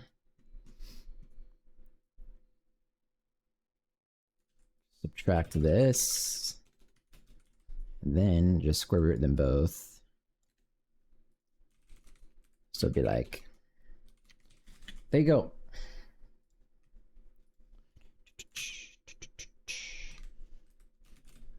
Okay, so you have that resource plane direction that's forward, and now I have ortho length, which is this, the square root of 1 minus the length squared.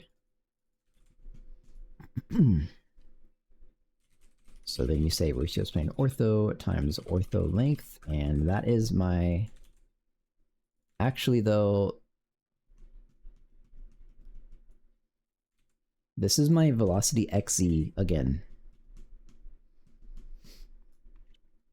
So at this point, I've calculated the velocity xz using the forward and the ortho. Both of those should have a y value of 0. So I will also assert that the absolute value of this guy's y value is less than some epsilon. Somehow. So the xz dot product math ended up with the y value.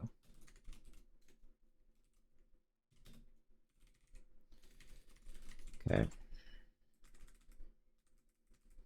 And then lastly, I might as well at least also assert that the dot product of the new velocity xz and the resource plane direction is just about equivalent to the minimum dot product, because that's what I was trying to accomplish. That would be a projection onto... I'm effectively making a cone, by the way. I have a direction and a minimum dot product, which is equivalent to a cone, so I'm projecting onto a cone. This has to be less than also some epsilon. Final velocity projection didn't result in expected dot product.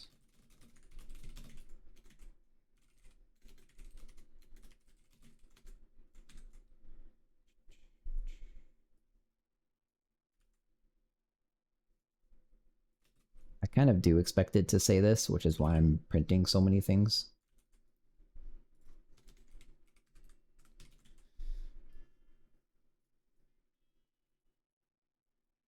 Turn it down.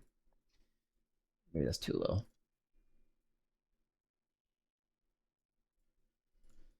Dot product of these guys and the minimum dot product and velocity xz and resource. Wait. Okay.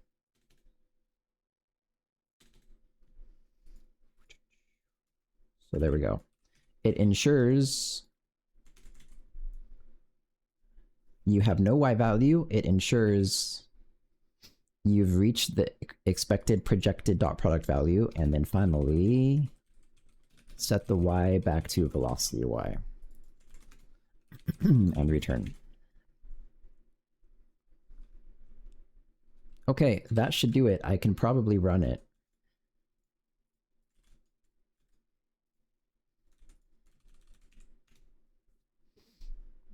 Whoops.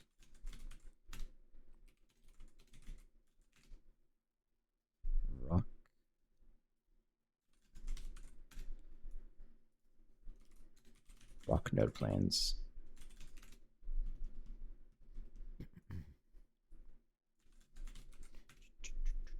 Tree node. Okay. Seems to have run, and the fact that it didn't assert, by the way, probably means it found this stuff. Either that or nothing was a resource plane, which, to be honest, could be true, actually. Okay, wait, let's run it one more time.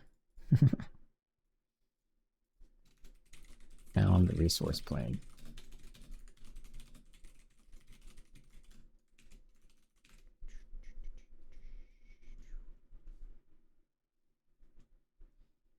Okay, I found a bunch of resource planes. Those all look correct. This guy...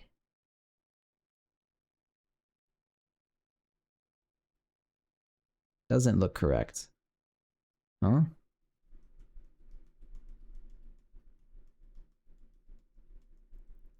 Just because I know I manually by hand have arranged all the resource planes, and the fact that it's pointing exactly in the X direction raises a lot of questions. Custom name, custom position. Let's see where this is and what its name is. It's gone. Oh, there it is. Empty 144. It isn't a valid position. 144.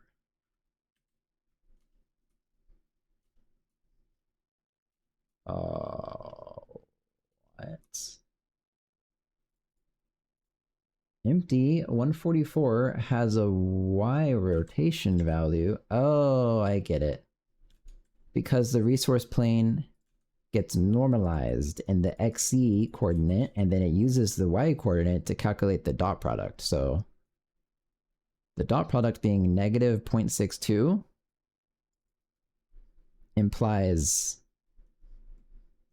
it's like 270 degrees, which is what that is. It's pointing up. Okay, cool. Things seem to work. Let's try it out.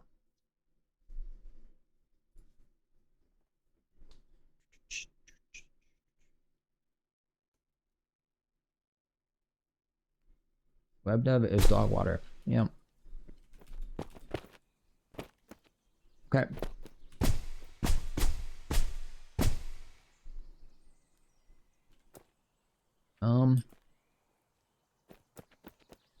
Let's try this one first of all. Where'd my resources go? Uh-oh. Uh-oh. Starting resource vector.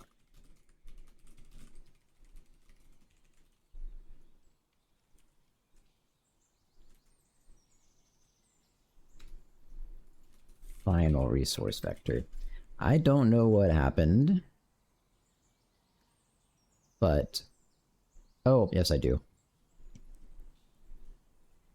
Now at this point, I was supposed to say it launched it off at like infinite speed because my game is in terms of meters per millisecond, which makes all my velocity values like extremely tiny. So the desired resource launch speed is probably like 0.0002 or something. And it got normalized. So you take this guy and also one more assert maybe. Velocity XE, this direct. No, it's already, that's correct. This is a unit vector. I'll do it anyways. Assert that velocity, the length of velocity XE is just about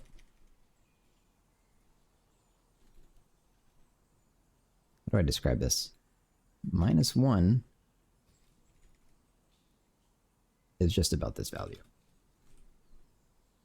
Resolved resource velocity is not a unit vector. And then, so now I'm not going to normalize it.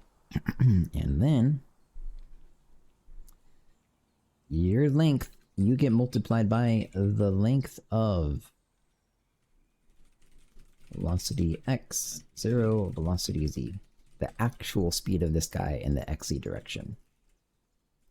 Okay. Cool, let's try that now. I resigned from my job today. Wow.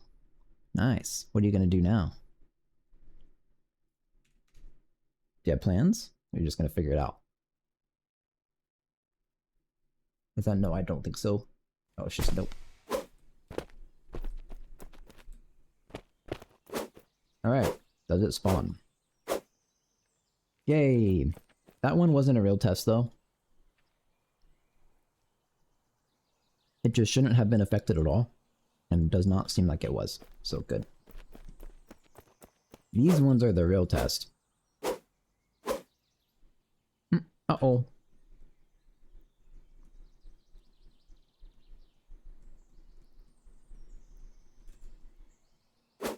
Uh-oh.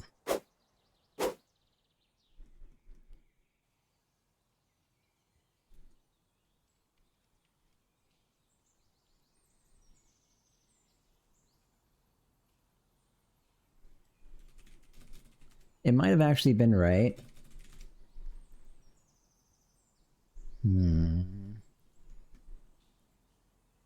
Because this is not 180 degrees. This is...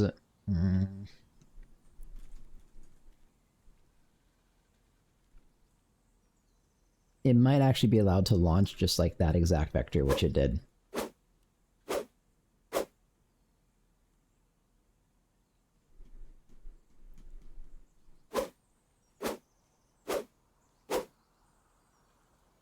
Yeah.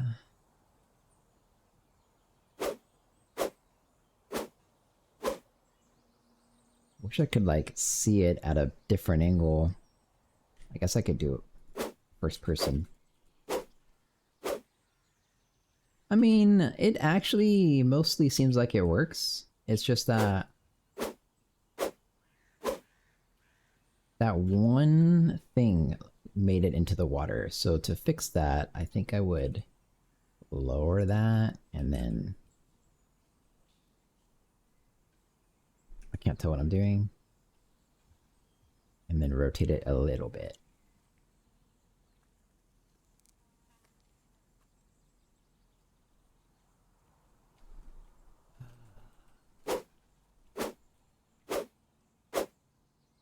Yeah, like that was fine. It is like doing the projection mask stuff, right? Like, except this guy is more than... So this is only reflecting ever because it's more than 180 degrees, so...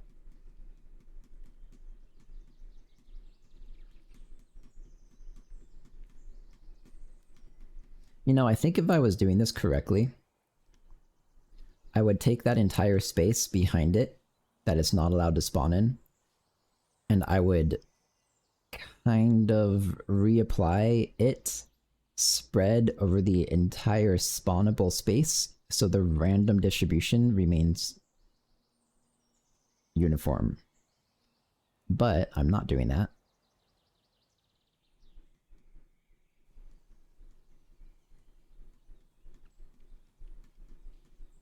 But I could. That's actually not hard to do. Okay, I might do that. Let me test what I have a little bit more. What do you do? That one was very close to going off the edge.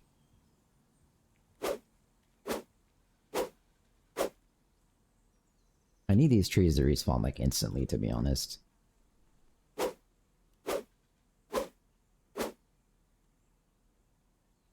Like, okay, so this one is a little bit too lenient. I can just kind of lower you. So like that. Okay, that one's fixed probably. What else? This guy has some restriction. I still haven't seen it say it's going into that code block. That was kind of complicated. Hey, wait, that's a bug.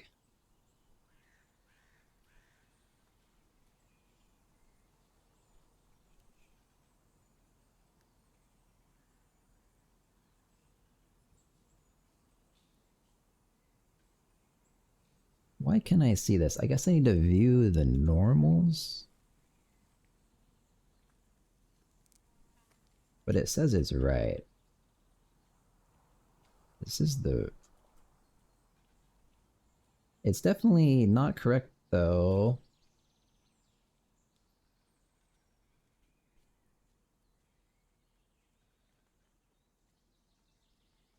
Huh. What if I just select you and then say invert? Now what? Man, I don't know. Blender, I mean, it's probably fixed now, but Blender normal stuff is like never what I expect it to be. Okay, so anyways, that's a fixed bug. I was supposed to check chopping you. This one can't possibly mess up, right? This allows like 270 degrees. That was probably valid. Yeah, it changed something there. Okay.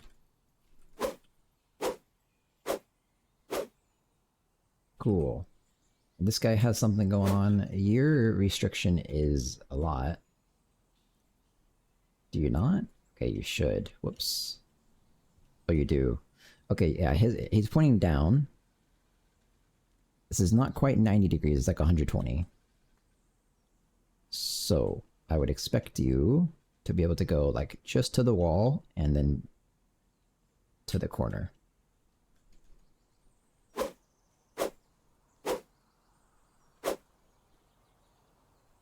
Spawn faster.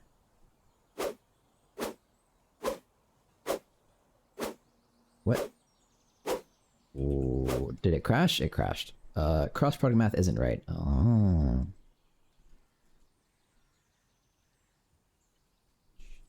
So, I probably should have printed more information.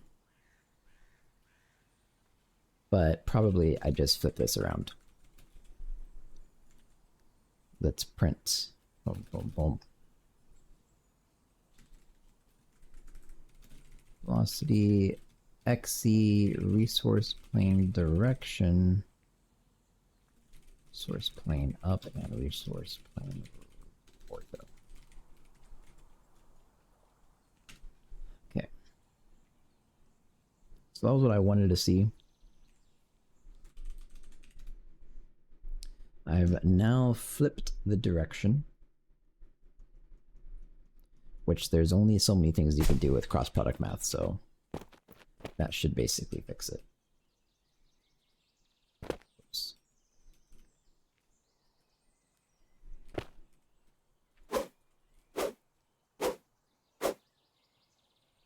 Okay, that looked fine, but what did it say? Nothing yet.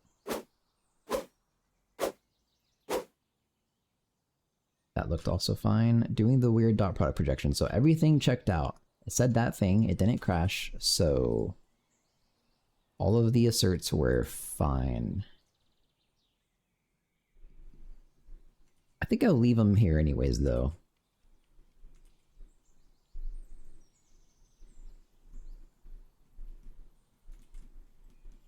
Yeah.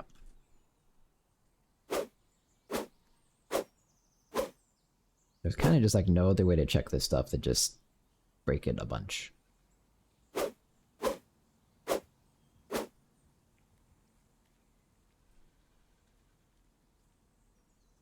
It's probably okay.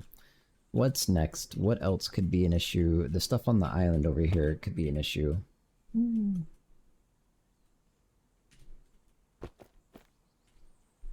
night, got sleep. Okay, good luck with having your sleep.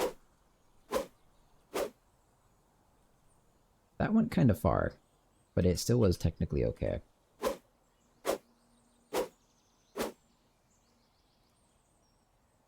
That one seemed to have fallen straight down somehow.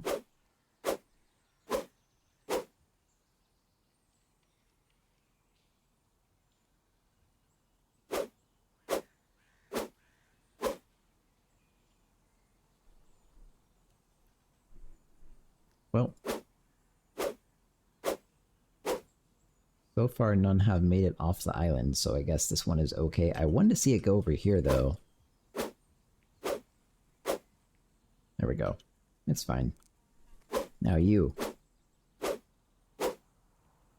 Oh, that was really close. Do these collide with...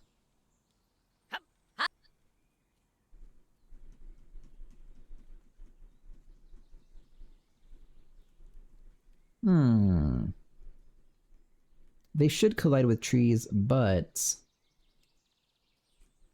Don't the tree bodies get removed? Okay, yeah, they do get removed. I think if I chop this down... Oh, they don't. Okay, that's causing some problems, I can tell. The tree bodies, why don't they get removed?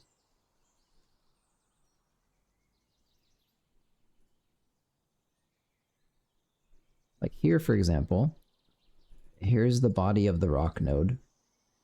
It does this stuff when it adds it back, which like it implies that's removing it. So I'm gonna skip. I need like 0 2 soft.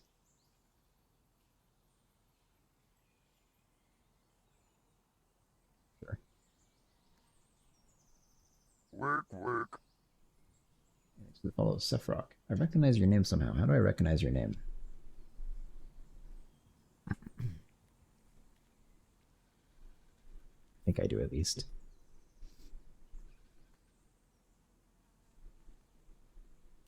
So this is where you remove the body, which is this how the other one works?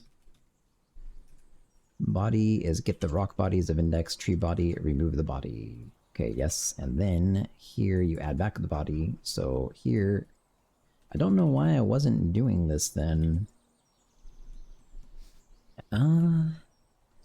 Is this not a thing yet? Tree bodies in the physics manager?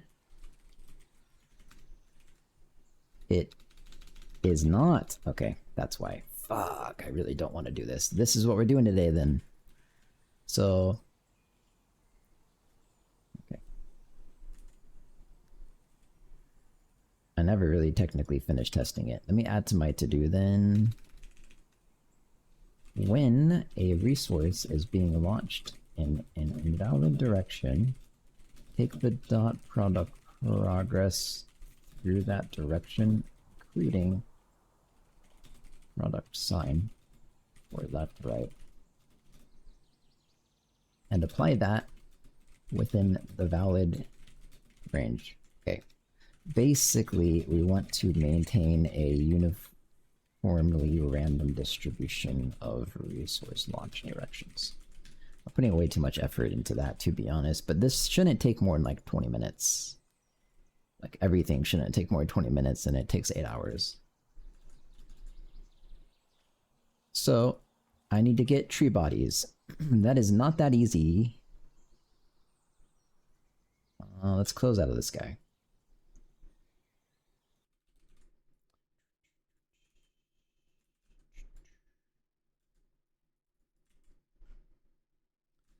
How does this work?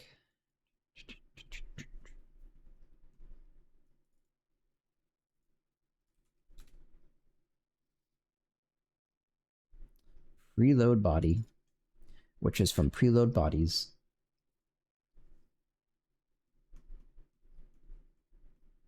So it has a resource. It has a resource node.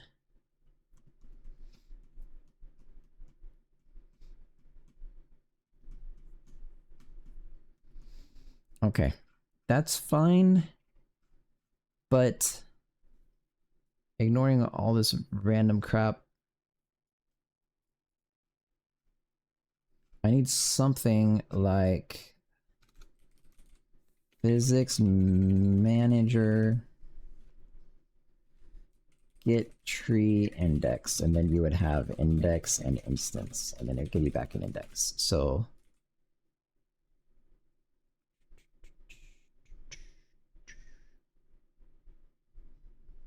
okay, this is not that hard. So you get the level where you don't even need to do that. You say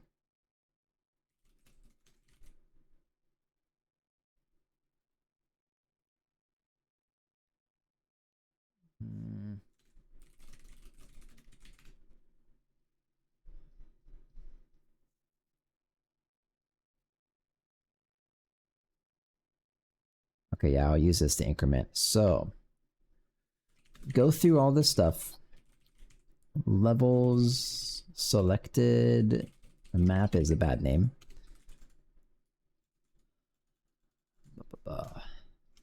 Which is this guy. And then you go through all your tree nodes. Tree nodes count -1.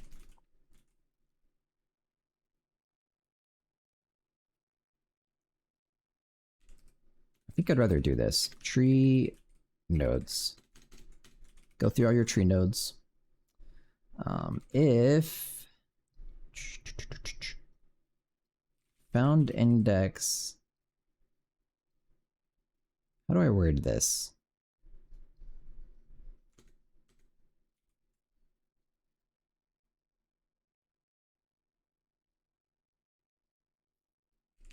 Okay, actually all you have to do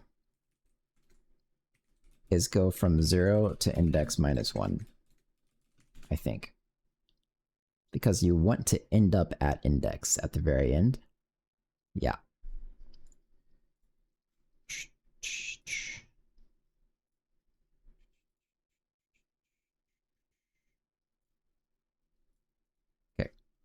found index plus equals levels selected map tree nodes of I count. So you just add everything up to the actual index value you want.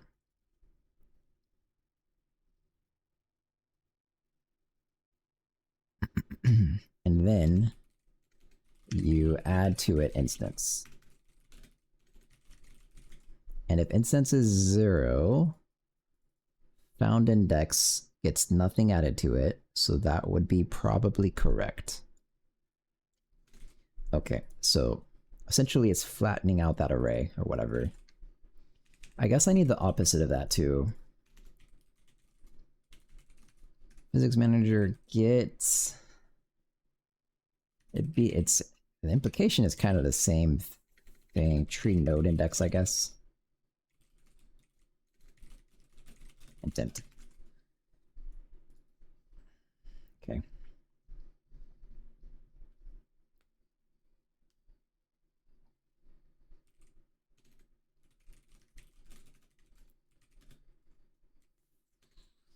Tree nodes levels selected map. Tree nodes.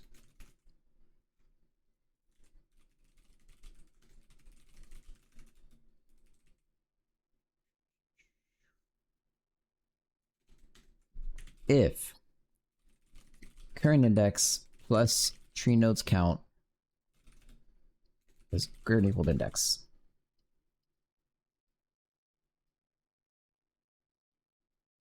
You return current index plus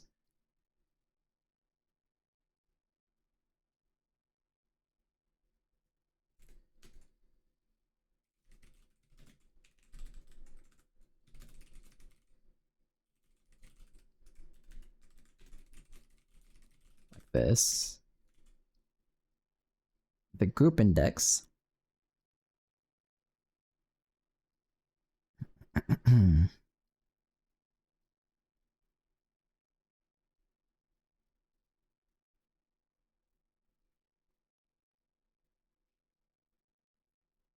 then I think it's God, this could be so not right.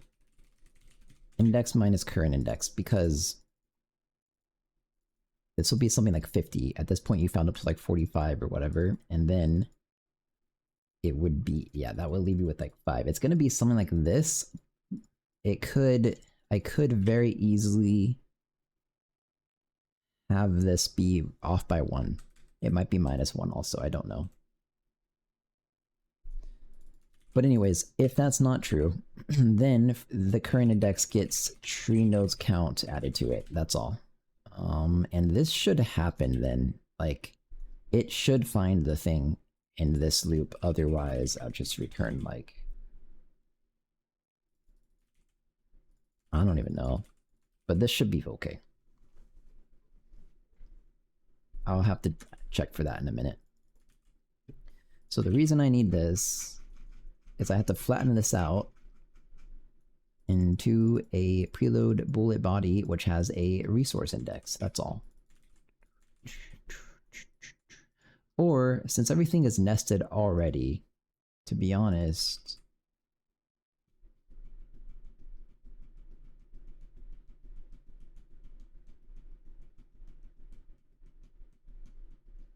I could just have this be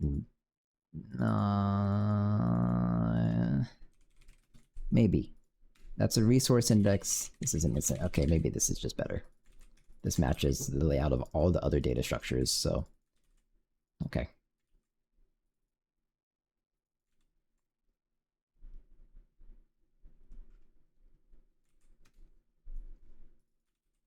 So where do preload bodies get loaded?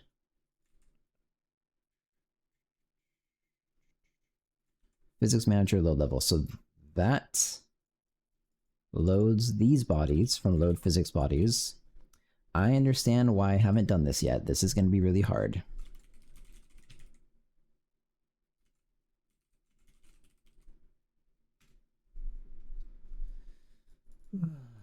Resource node.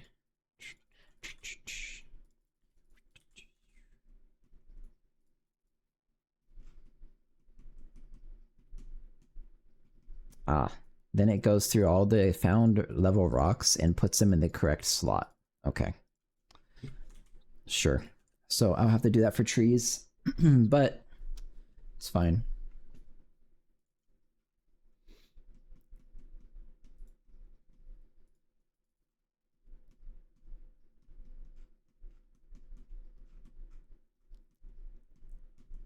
If it is a resource of the instance model, goes into the collision group,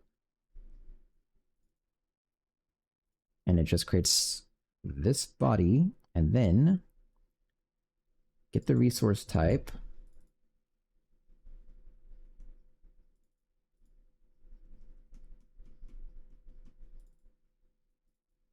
Transforms. This kind of so far looks like it should work. I'm kind of confused why it doesn't.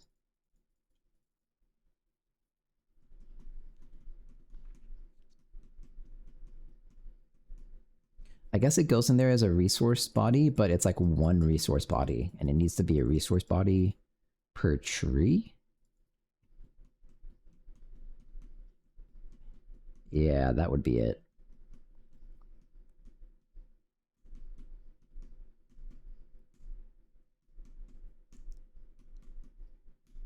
But that's not that hard.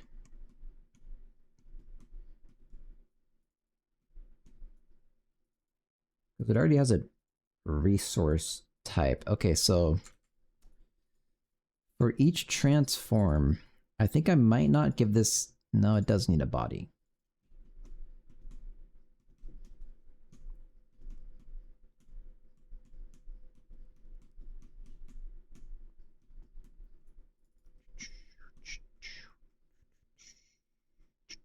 It just returns tree rock or none.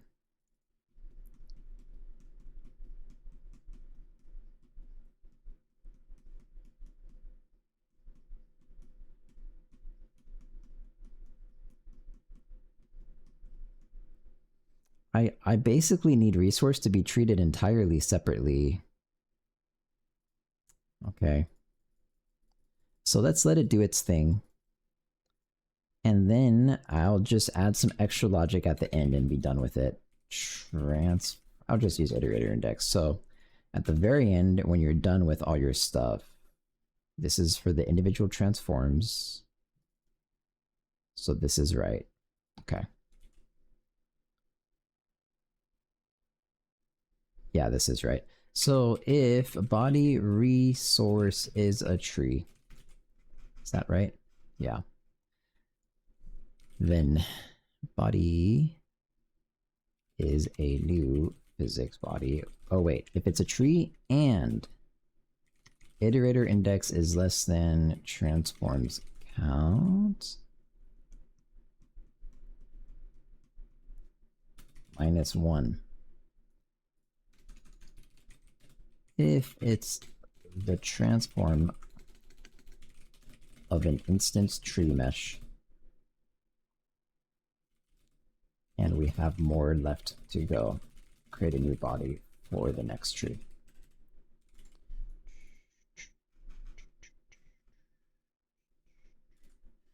Okay. Body collision group. See, it feels bad I'm writing. I'm like exactly rewriting this code.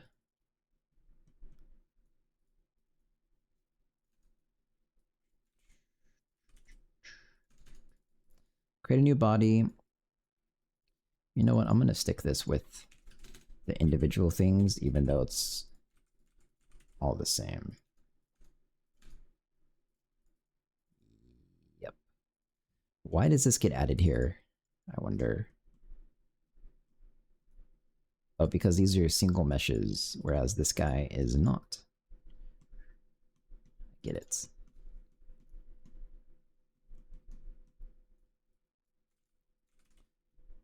So create your new body, set it as a resource, get the resource type, and add it to the bodies list. And then repeat your loop. And then get all the physics data added in, and you're done. Okay, this is now set up correctly. Okay. This is gonna lag my client though, because my client doesn't do well with more than one physics body, but oh well, I'll fix that later.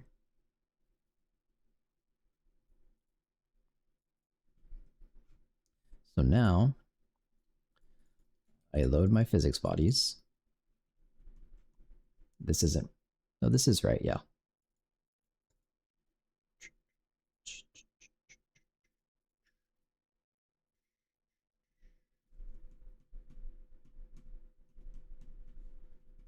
Get the center of the body using the vertices, the average vertex, that's fine.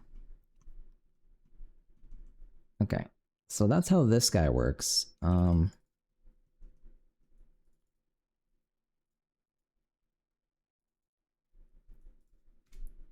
then I need an instance index, which doesn't make any sense at all for rock, but it makes sense for tree, so. Best, let's just get rid of the name rock. Doesn't help at all. Best distance. So you get your tree transform. Oh, that's not right.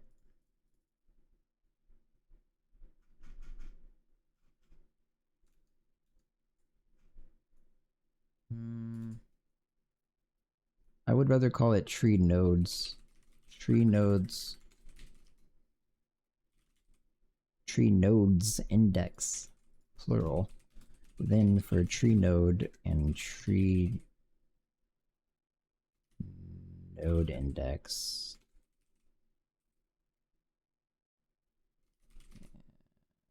I'll call it instance then. That matches my naming convention so far for this guy. Why is that highlighted a special color? Oh, that's a comma.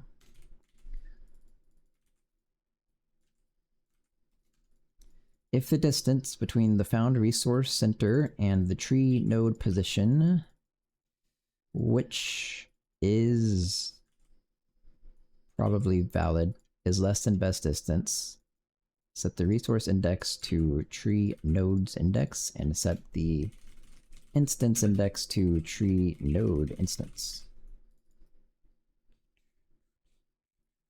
Let's call it tree index and tree instance. That makes more sense, right? Okay, and the best distance becomes the distance from resource center to tree node position. Okay. Instance index. So that's a preload body that's made, and now it supports trees. This stuff is fine. It goes through. And I'm done.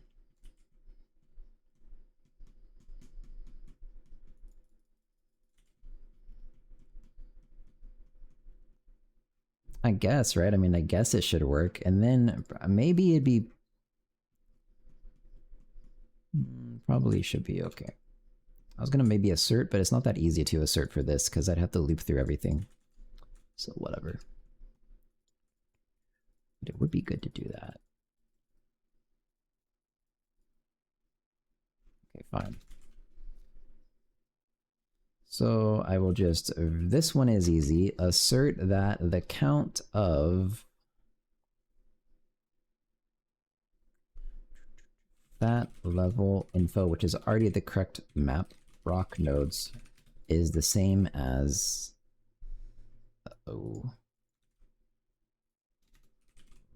rock node count, tree node count. Maybe I'll just calculate that up front during the whole assert. Okay, so we'll just go through all the preload body resource. Is this called resource? Is a tree?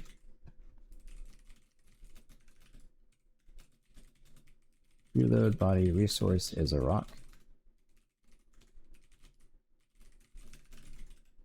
Okay. So yeah, this one's easy. You assert that this guy found incorrect amount of rock physics bodies. And then this one's not as easy because Level tree count.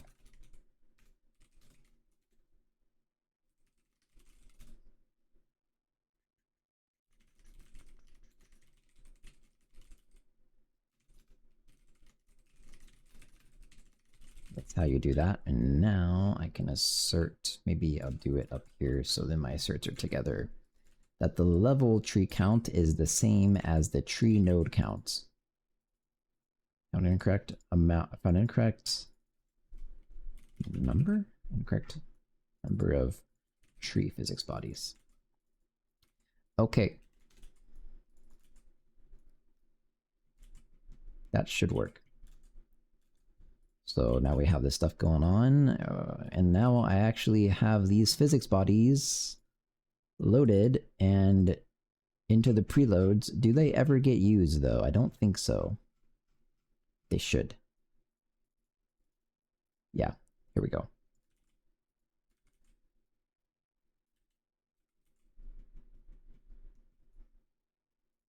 Wait, what the fuck is this?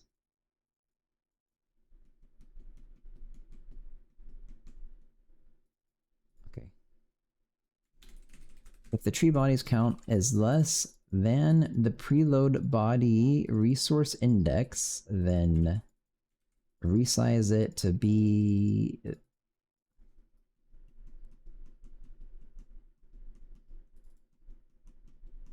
Oh, that makes sense. I get it. Okay, that's fine. Yeah. Physics manager, tree bodies, resource index equals body. So it actually gets inserted into this slot. So that's, so it found that index by doing this distance check. But hang on, that's not all. It becomes harder. You resize it if you need to, and then same thing if tree bodies preload body resource index count is less than equal to instance index. Context physics manager tree bodies body instance index plus 1. Okay, so then it gets stuck into here because this is a 2D array as resource index, instance index. I did this wrong? No, this is right. This one I did wrong. Okay, I get it. There we go. This is the instance array. Resize it to the instance account plus 1. Stick it in there. That should work. And then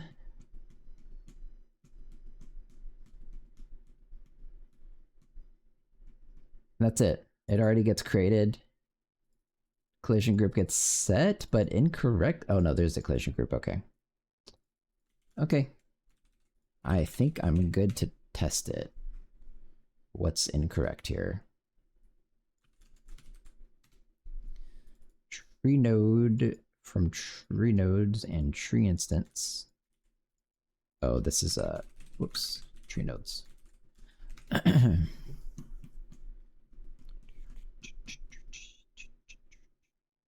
should get rid of that. Found resource plane. I know it works now. Found incorrect number of tree physics bodies. Okay. That's kind of surprising. Huh.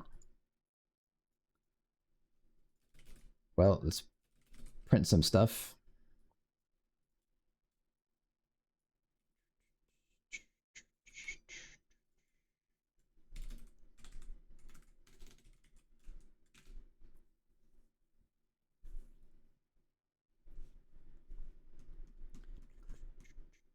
$74.84. Really? I wonder what is correct. It must be the level count, which would be 74. It goes through all the tree nodes. How's that even possible then? I think maybe my best bet here is to look at the physics mesh. Yeah, like resource tree. These are instanced also. I don't really see how it could mess this up unless... No, I don't. Oh, okay. I removed these from the game. Interesting. Huh. I removed quite a few. So I removed these 5.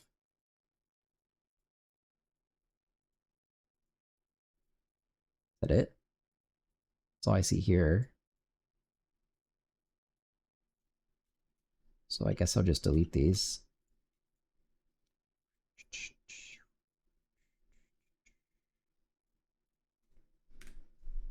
There you go. What else is different? Any trees that need to be deleted?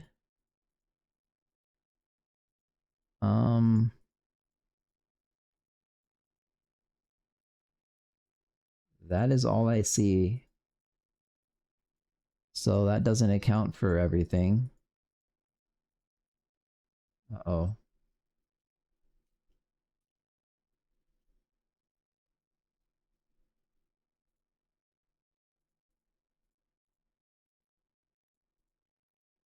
Yeah.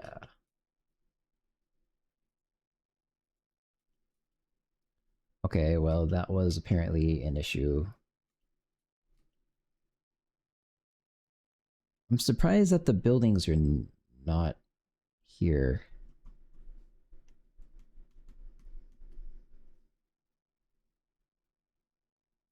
Oh they are. Okay, whoops. They're in the physics mesh. They're currently hidden in the level.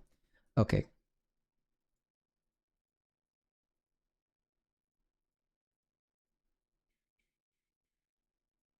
Yeah, I see nothing else incorrect about this, so like I feel like I should just re-export this now.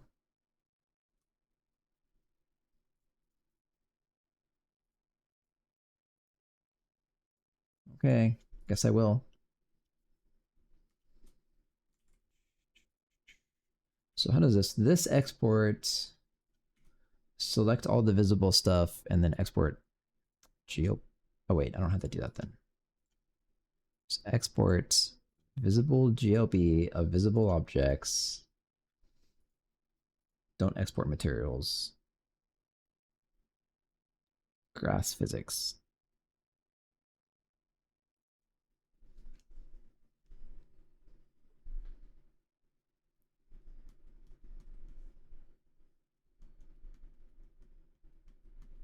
Okay.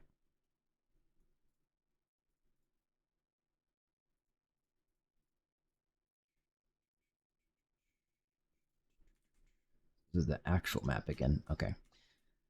So I don't think that fixes it, but let's try.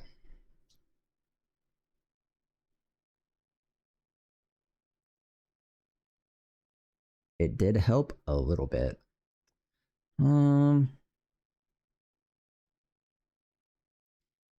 Okay, let me check my code, see if I really messed anything up.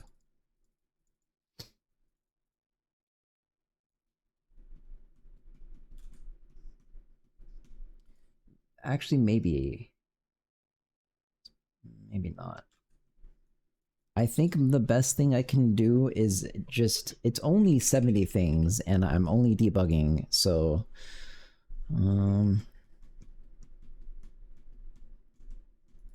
preload body has in it. Okay, nothing useful.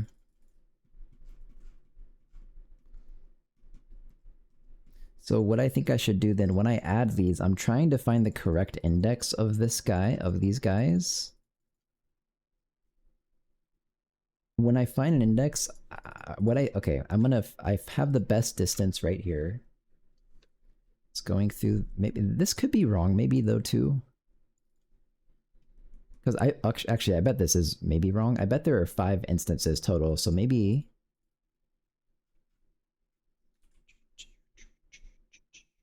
I don't know. Let's print this first of all. Okay. Tree. Best distance. And then these are... These... Okay, and I'll have debug best name string. That doesn't have a name. Okay. Best position, vector 3. So, debug best position is tree node position. So we will print from this.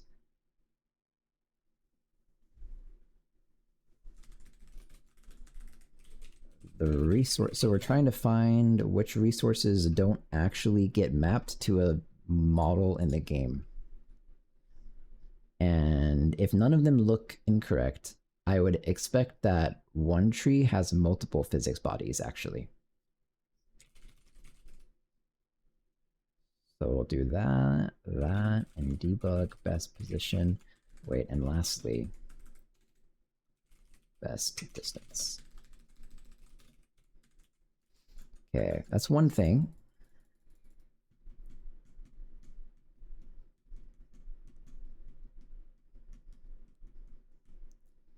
Okay, and also I'm going to do this right here. So the other way to debug this, because I think what's actually happening is there's multiple bodies. For 5 trees, there's more than one physics body. And so I find if this given index instance combination is already in use. So we go through the things. Although this isn't that helpful. I guess it is though. Okay. Go through all existing preload bodies. Existing body. If existing preload body resource index is this, and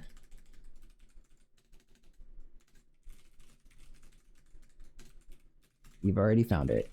Duplicate tree. I bet this is what will print it out for me. I only have to print this once because it's being printed after all this useful information. Let's try.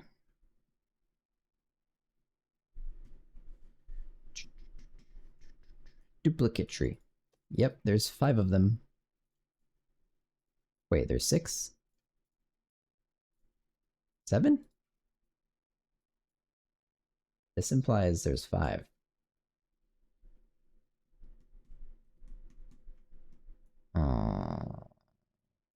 Okay. Whatever, let's go look. Okay, so first of all, oh my god, there's even more. What the fuck is happening? Maybe I have another theory here, maybe. When you're finding the best distance, the resource position, this might not take into account... Oh, it does. Okay, never mind. The preload bodies don't have transforms, so doesn't need to do that. Okay, so let's just try. This is a duplicate tree. Its position is 9, 3.8, and negative 52. So spawn something. 9, 3.8 would be Z. Negative 52 is positive 52. So this guy, you are a duplicate tree, it thinks.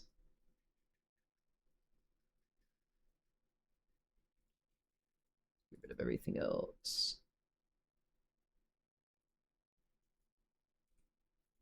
Except you're not.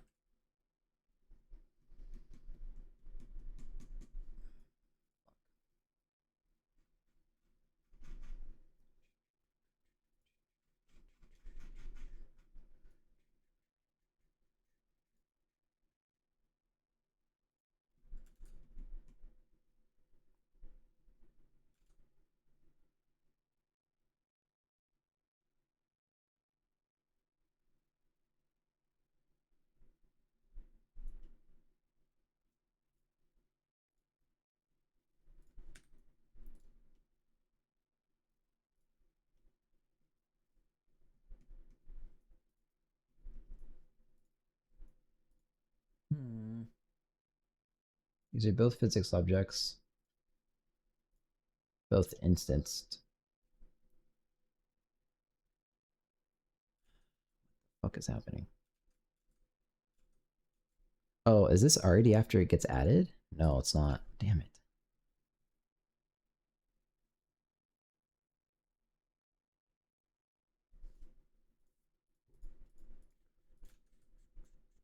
One zero. Wait, that doesn't make any sense because oh, this isn't really accurate at all. I forgot to include a resource check. So it was including rocks with the same indice values. Okay, let's try again then.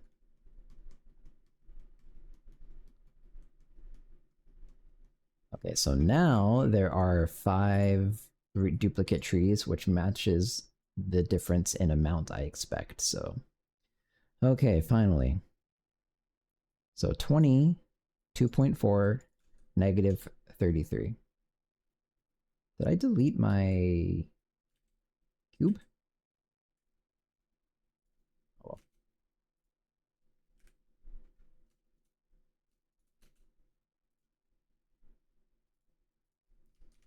20, 2.4, negative 33. All right, over here, you are a duplicate tree.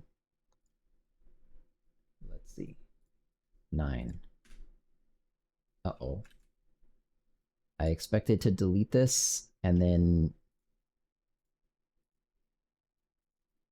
have another one behind it. That is not what happened.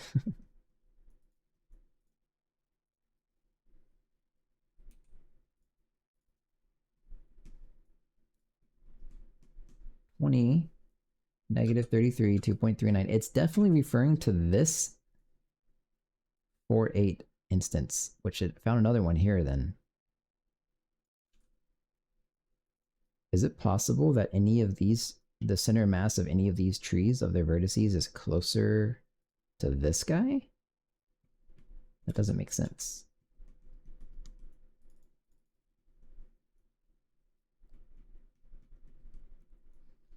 Last thing maybe I'll try doing here is saying the resource center could be incorrect. That would mess up this math. I didn't expect this to be a problem.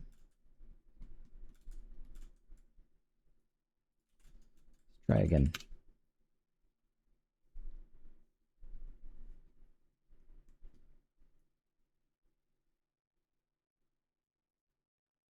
This one is offset too much in the z direction, whereas the previous one was perfectly aligned in the z direction. So I wonder what the chances it's a problem with the actual trees. No. Oh, because it's considering the height. Oh, so this guy's height is like, right? Isn't that what's happening? This guy's really close to the ground. This guy's really high up in the air. I don't actually know why that would matter, to be honest, though. So, okay, let's look at this. 4-8, 4-8. The distance here. This is the right tree for him. I could just do it without considering the y value, and I think that would fix it, but I don't know why that's needed at all. Wait, this one. Then 20. This is the same thing. And then it's just 35 versus 33.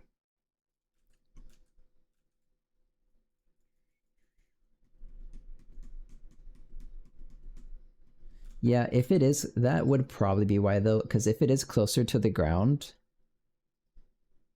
am I crazy?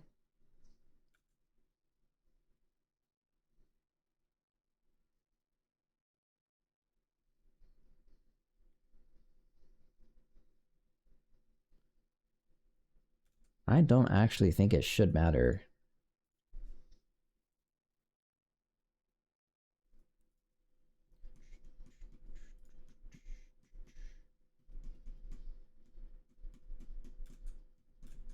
But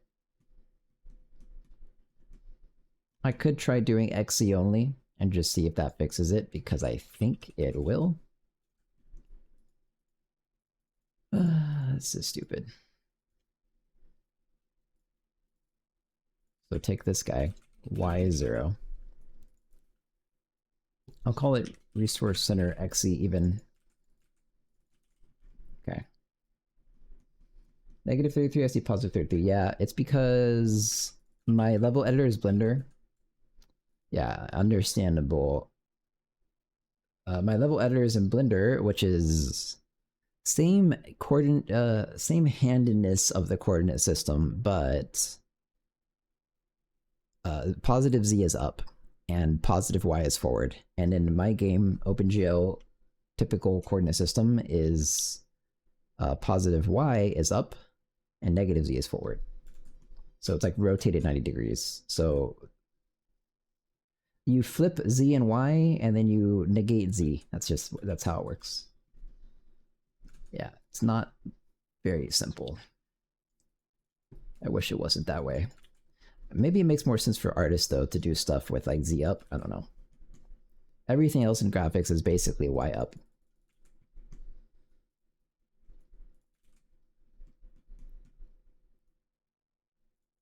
So after this, I need to compare the position of my tree node XZ position, which I guess I will do this way, unfortunately.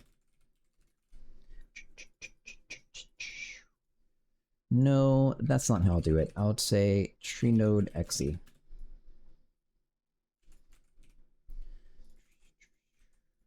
Because I also have these two guys to go with to edit. Okay.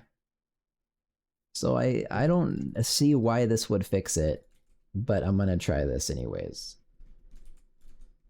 I don't think this is the issue. Yeah.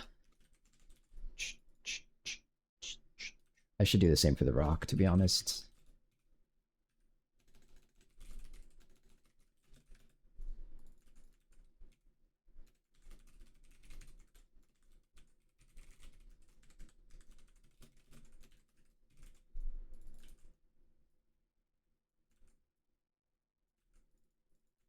Okay. What? If the distance of, where is that? 121. Restore center XZ. Fuck you. Let me run my code.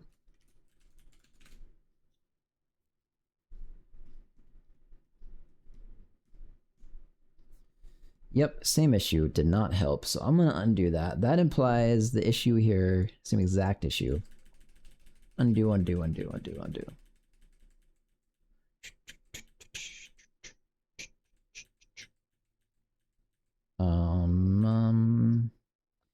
To be honest though, actually, it should work that way, because if you have a...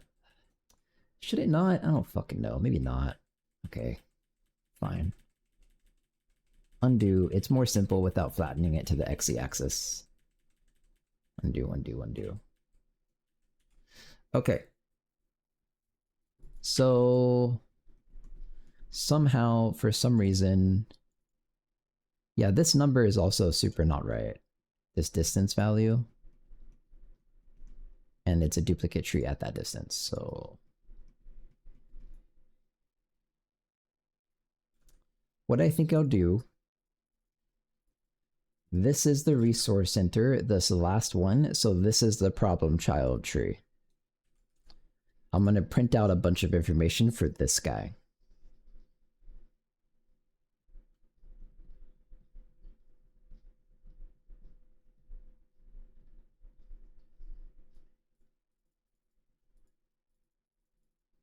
Yeah, I guess. Okay.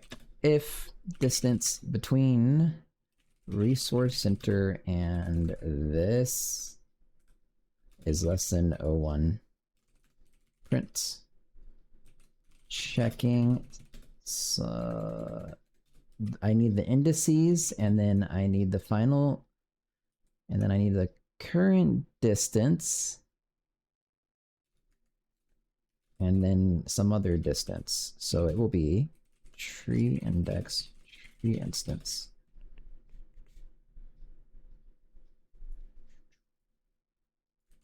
And then this guy. And then this guy.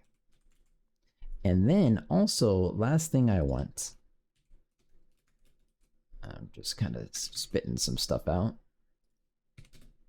is I actually want the tree node position. Right? Yeah, of what it's comparing to. Yeah, I'd rather have the name, but I don't have that information. Okay. It's gonna spam some stuff. Huh? What the fuck? Didn't say anything.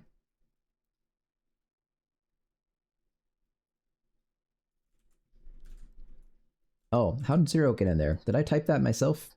I must have. Why'd I do that? This is what I want.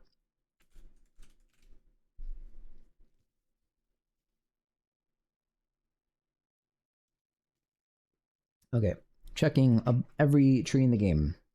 Well, except this. Yeah, that might actually be 78 trees. Okay. So, this is going to be kind of annoying. What the fuck is it? That's the starting value. Okay, fair enough. Okay, so the thing is, the tree position I want, that's correct, is... I should actually just find it. For this guy, at 25.8, 35.9. 5.8, negative 35.9. What the fuck, it's you? Didn't expect that. Wait a minute then. No, you're still not a duplicate. Okay. So I want to find, this is so confusing. When there's the resource thing, which is this, isn't it? Tree node position, yes, has a value of X being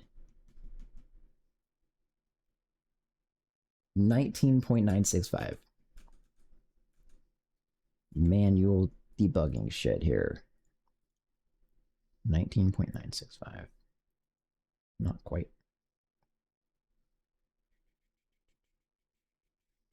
19.965. Okay. 19.965. Bro. 2.5. That is all correct, isn't it? Hang on. 2.5. Yes, and 35.948. And 35.9.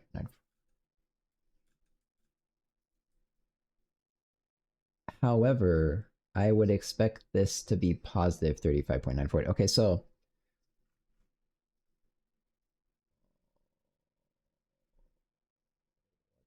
fuck is this current UV set?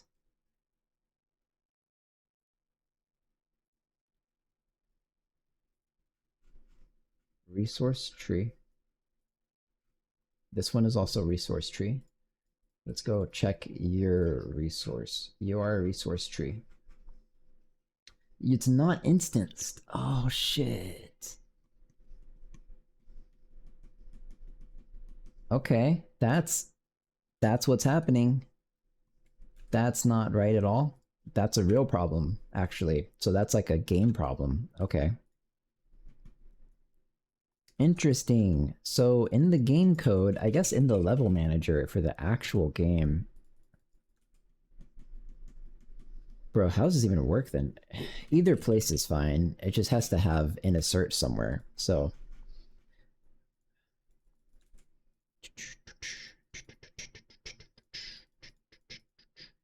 if it's a resource, it has to be a crystal if it's a rock.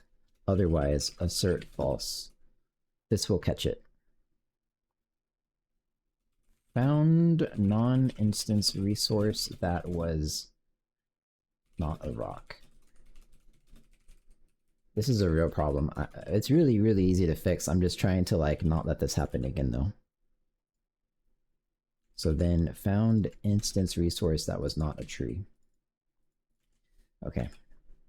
This will immediately crash them, I predict. Yep. Tree. So we have to figure out which model this is and go make it instanced. You to cursor. It does look a lot like it's this one. They're the same.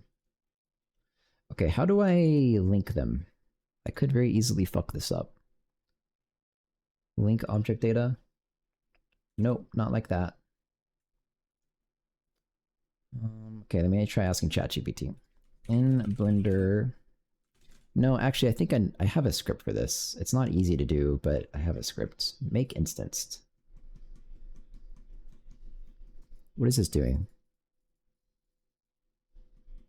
Okay, that's fine. Then I have select instanced, I think. Select duplicates. And I have 1, 2, 3, 4, 5, 6, 7, 8, 9, 10, 11, 12, 13, 14, 15, 16, 17, 17. How?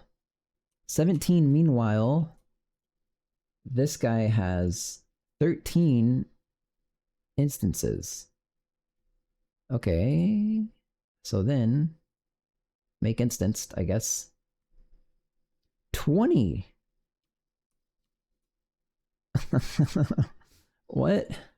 I'm kind of concerned. Let me undo this. Okay, so first of all, select instanced. Okay. Is it, did I miscount it? 1, 2, 3, 4, 5, 6, 7, 8, 9, 10, 11, 12, 13, 14, 15, 16, 17, 18, 19? Where's 20? Surely it tells me somewhere like how many objects I have selected, no? I don't know. 1, 2, 3, 4, 5, 6, 7, 8, 9, 10, 11, 12, 13, 14, 15, 16, 17, 18, 19, 20. Okay, it is actually 20. Some of them are just like really stacked. Okay. There we go. Make instanced. Boom. Okay. Now you have 20 instances. I don't know what to think about that. The fact that that just happened. I kind of want to do some other ones. Now select duplicates. I knew some things were not correctly instanced, to be honest. But yeah, 1, 2, 3, 4, 5, 6, 7, 8, 9, 10, 11, 12.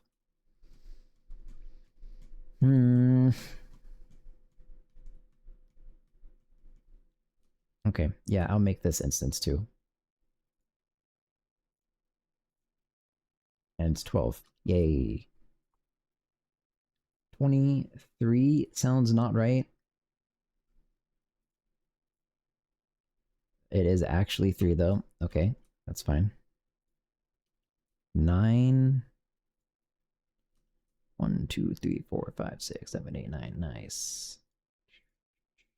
34. Holy fuck. Oh, that's not a tree.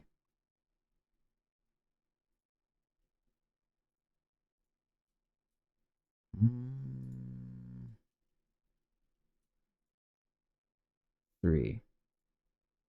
1, 2, 3. Okay, so I think I've maybe taken care of the problem. That is not right. That's way more than 12.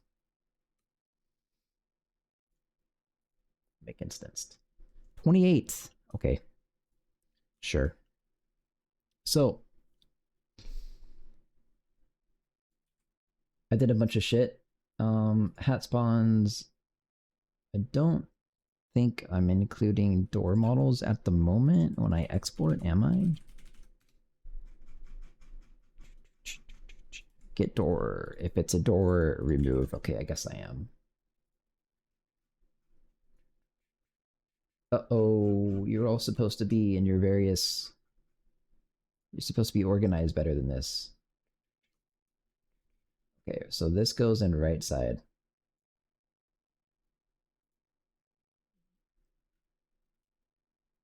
The names have gotten really bad, apparently, because I've done this multiple times, I think. This is kind of left side. I guess middle doesn't exist anymore, to be honest. It got merged into left. And then you, also left side. Okay, spawns. I might as well put you in spawns. That is everything.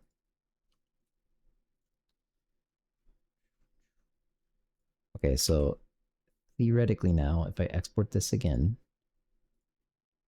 include all this stuff.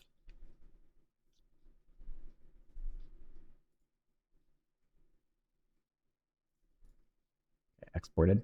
Now, I think it shouldn't crash, at least not immediately.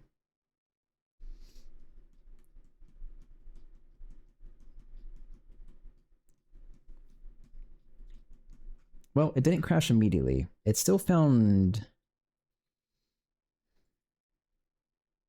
Yeah, I still found the wrong number of trees. I think it's different. It is different now. Okay, these might maybe actually be duplicates now. So now let's check this. Oh, did I export it with my cube? I guess I deleted my cube. I hope. Okay, so first one is at 25 and 35. No. 28, 6, and 28, 7, and 49.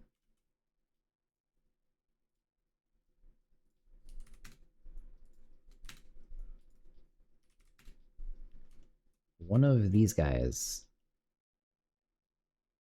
This is really the center of mass of something? That doesn't look right to me. I didn't type it in wrong. I didn't type it in right. 28.5, 7, and 49.2. Okay, that looks a lot more correct. So it's this tree. You are a duplicate at 5.2 with 28.5.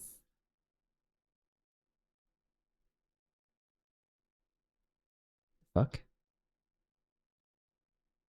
Oh, that's not it. 5.2. I need to get rid of that checking thing. The checking thing is not right. That's just debug code.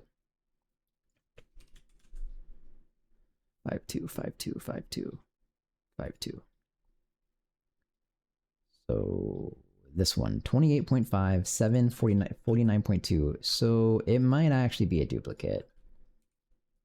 Okay, that model is not a duplicate. Let's get rid of this stuff. Are you a duplicate? Yes, a real duplicate tree. Wow, found. Okay. A real duplicate tree. So let's go continue looking at real duplicates. This should be easy to do now. 25.7, 6, and 49. Oh, you're a duplicate. Deleted. Negative 18, 7, and 76. 7 and negative 76. You're a duplicate. Oh, uh-oh.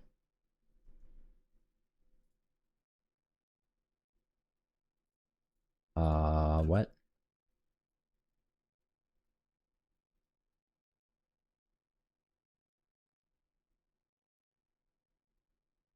Did I do the wrong one? I did the wrong one. I think. Yeah, I did. It is 15 point whatever. 8 and negative 44.5.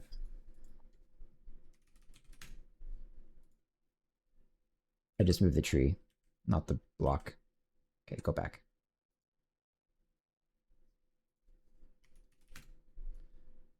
Eight and what? 8 and negative 44.5.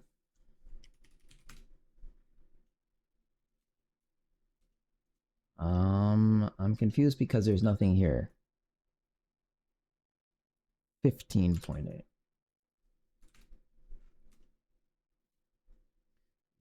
You're a duplicate, and actually I can see the duplicate. Okay. Wait, this looks like a duplicate. Oh, shit. All these things I just did, they have duplicate trunks also. Bro, come on. It was that. I don't think that one was your problem too. God. I'm like suspicious of everything now. And you were never actually a problem, right? No, I think that was everything so far. Was those guys. Can I see it somehow in this view? I think no. Thought the lines might be thicker or something. No, not really.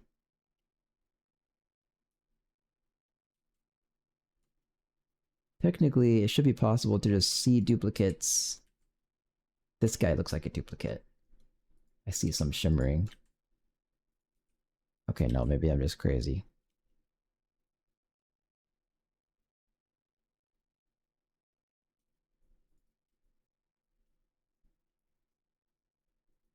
Okay. Well, then I would expect maybe these guys are duplicates too, but no. Okay, so what else? I think is that it? It might have been the last one. Okay, Jesus. Now where's my cube? I gotta delete my cube. Or did I already? There it is. Alright, duplicates fixed. Except, yeah, it doesn't matter. Yeah, it doesn't matter. Some of these trees are not instanced in the physics layer. I would guess, yeah, like this guy. Okay, I'll fix it. No, if it works, it works. Let's just try. That might be the final remaining issue though, but I'll try first without that. So export GOB again, selected, no material, grass physics.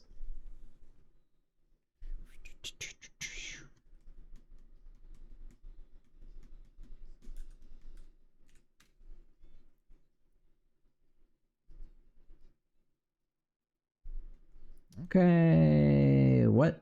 Found rock bodies. How did the physics? I mean, so the physics is actually all trash though.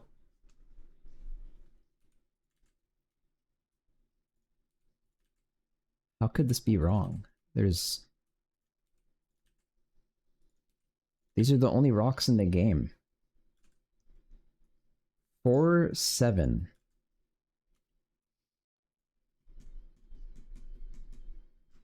They're not labeled, maybe? They are. Okay. Well, let's go actually look at the code, maybe. So, the actual level thinks it has 4, by the way. Which is not right. Wow, I didn't know everything was this messed up. So you are a resource crystal. You are a resource crystal. So are you. So are you. Okay. There are 5. I'm looking at them.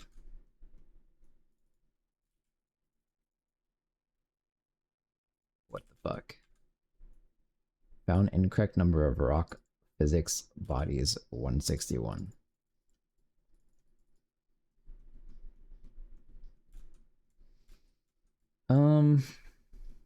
Nothing is instanced also, which is correct. Duplicate tree. Duplicate tree.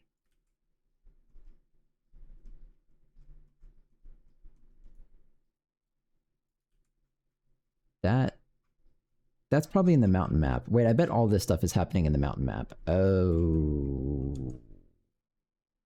Oh. Maybe I should fix that then. This is happening in the mountain map. I'm pretty sure. Does it say which map it is? No. That would explain a lot.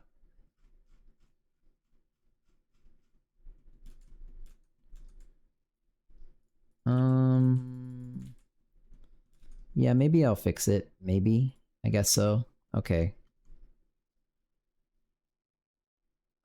Yeah. So let's open a mountain map.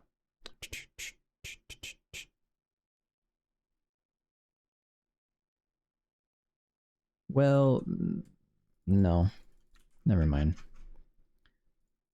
I don't really think I care at the moment. Can I just not do it and just hope it loads maybe? Because the mountain map is like in progress, the artist is even still editing it, and anything I do is kind of trash. Okay, that worked. Nice. Tree. Let's get rid of all this debug stuff I did. Everything is fixed. Everything is fixed. The remaining issues have to do with the incomplete map, which is totally fair. Let's get rid of this guy. It says debug in the name. That's it.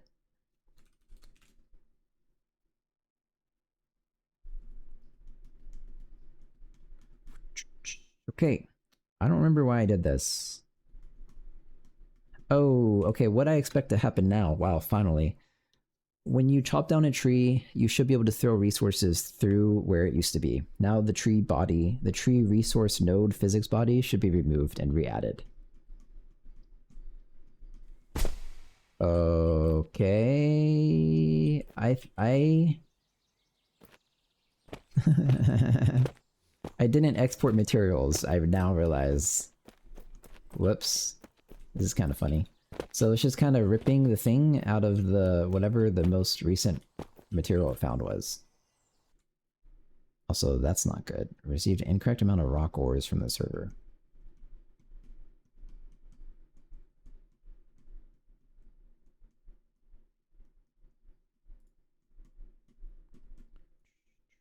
I should check that out.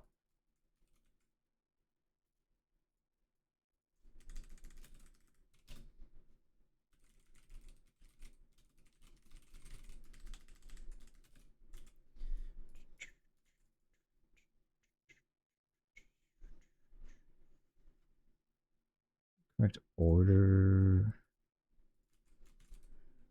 Wood manager. Same thing here. Received incorrect.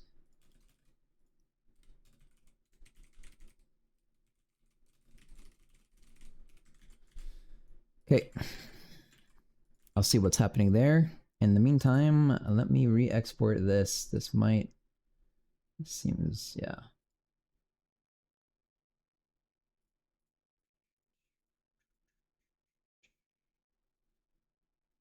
Okay. Export GLB with materials this time. It's kind of interesting it actually works without materials, but it's just noise.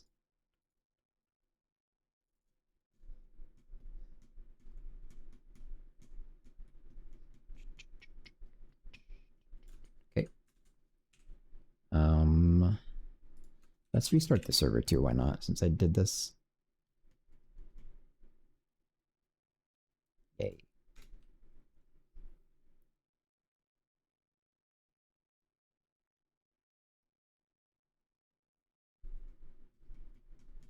It's taking a long time to load.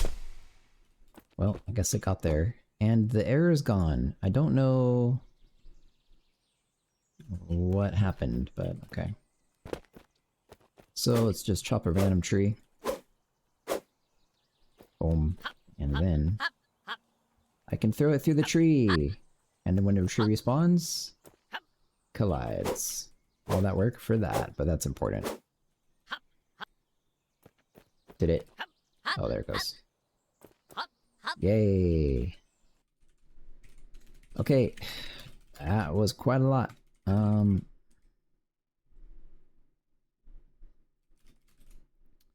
see. New clothing. That's actually final clothing models. Fixed some physics stuff. It's kind of mostly all I did. Now you... blah, blah. Spawn in specific directions. I did tree body physics correctly. Okay. Well, this was a big distraction. This is done. Resource planes technically is done. I do want to improve it just a little bit. Maybe I don't care. No, I don't care. It's too much work. Yeah, I shouldn't waste my time on that. It's too much work for very little gain. I'll just put it to do here. To do the correct way to do this would be to take the progress through the invalid range, since it's an xe dot product. This would be the dot product value signed by the cross product sign.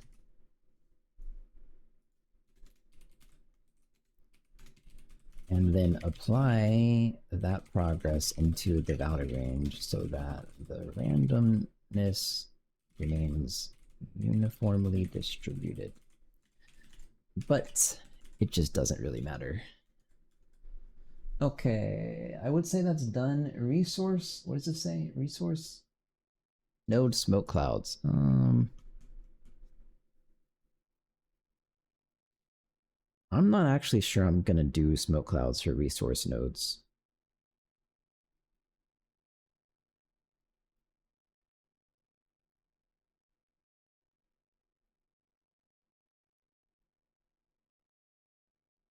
I think it would be too intense. And also I want to move on. Let me think about it. Let's start it up again. While I'm thinking about this, I can go chop down some trees to check the math, or check the, what's it called? Like direction correction math.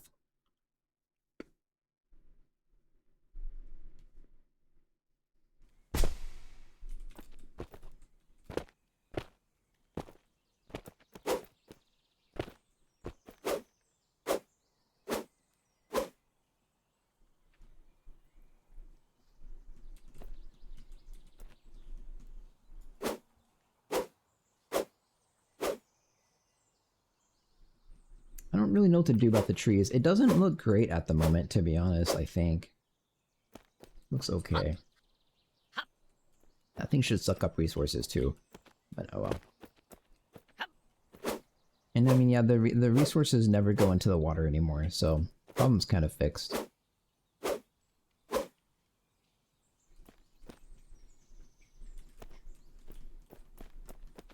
Work. Patrones. Thanks for following, man. Yeah, this is basically fine. Oh, let's check that. Oh, yeah, that's a problem. That is an inverted normal. Except it doesn't even, yeah, doesn't even look correct though. How there's so many, I don't know if there's an easy, what the fuck? Wait, did I do this? Did I do this? Oh no, I fucked everything up really bad. Uh-oh. This was when, without a doubt, this had to have been when I selected my duplicates and did all my stuff. So the good news is I could do that again, but I'll do that later tonight off stream. I'm gonna have to take the grass map from my commits, and yeah, I think what happened was I have this script to select duplicates. I'm pretty sure it just keeps selecting things. So if I do this, Oh wait, maybe not. I don't know, but it's that. That's the problem. Select duplicate code. I don't know why. But okay, it still though was actually an inverted normal.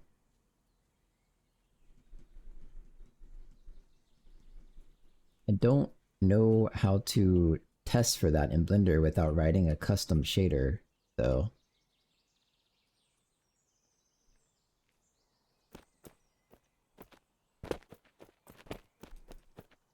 Look, it's like everything is an inverted normal. Okay, so I don't know why.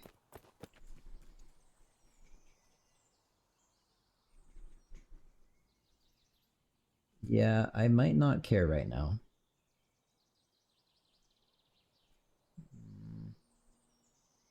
Let's see, maybe, I think everything's inverted because, okay, let's invert. Did I invert my selection? I inverted that, okay, yeah. I think everything's inverted because everything is instanced, so, I mean, I don't even know why I'm fixing this. I have to revert the grass map. So, alright, ignoring all this stuff. Yeah, the tree chopping feels fine, the way that math works. That didn't seem correct, but okay. The thing I don't like is that the trees, they fall over and have a little animation with them, and they'll make noise, but it just doesn't look that good. Because they stay totally visible for so long, or something. I don't know why.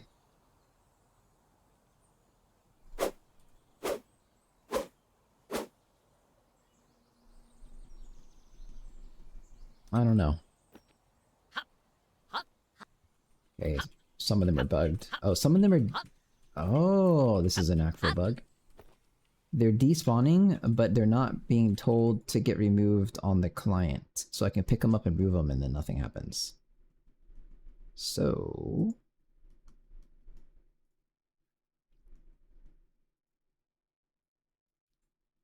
that would be so first of all, close this. I have to redo that.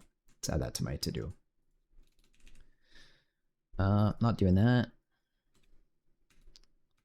And then I messed up the trees by re-instancing everything. Go back, revert, grass, min file, and fix tree instancing plus duplicate tree physics models. Those were the two issues. Okay. Let's try to fix this then. And this should be really, really easy. In the wood manager, when the wood resources expire off of the ground,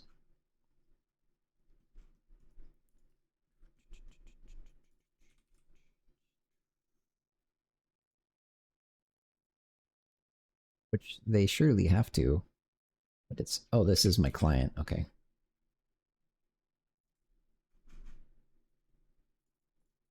Woods, good naming. Work. Yuki Duki, thanks for the follow. So when this expires, man.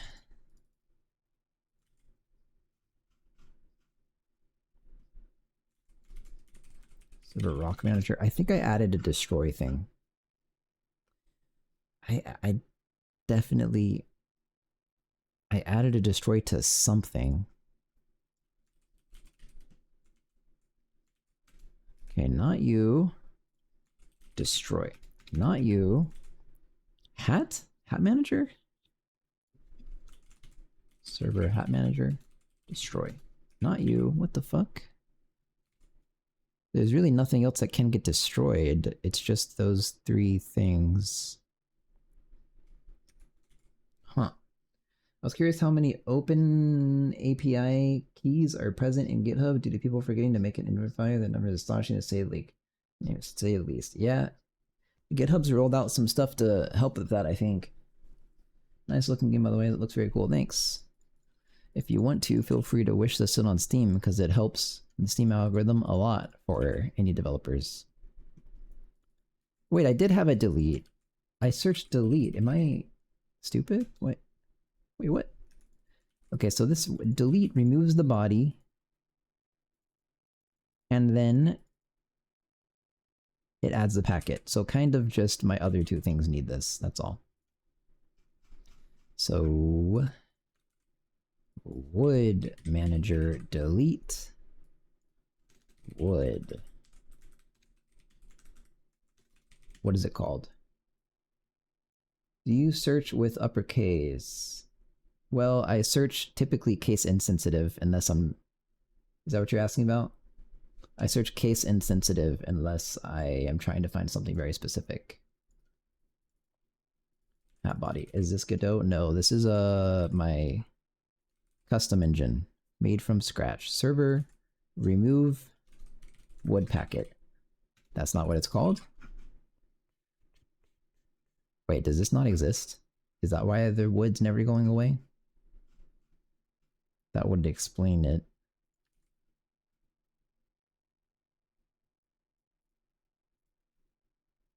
Server remove rock packet. Okay, so there's server remove after set, and so I guess I need a server remove wood packet. I guess it legitimately doesn't exist.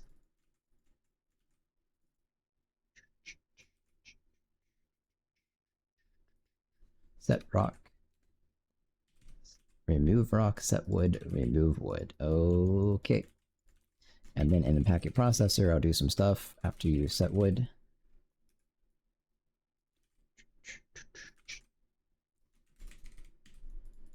Server remove wood packet. Remove wood. I'll just pretend that function exists. I don't know. Custom engine, damn, not experience yet. What are you using for render? Just OpenGL. Just OpenGL, and then for the window management, I'm using GLFW. So I need rock. This guy. Wood manager, delete wood. Then you remove the body. And then you add server remove wood packet with wood ID. That should work. And then in rock manager delete rock.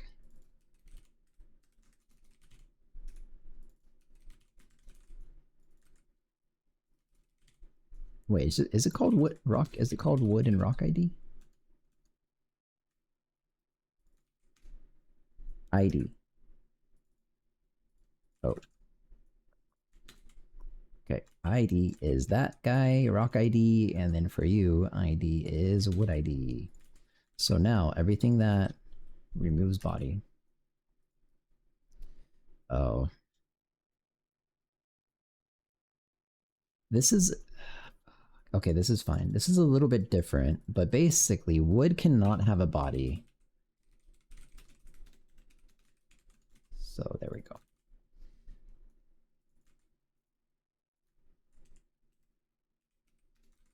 Delete wood. Wood. If you have a body, remove the body. That's fine.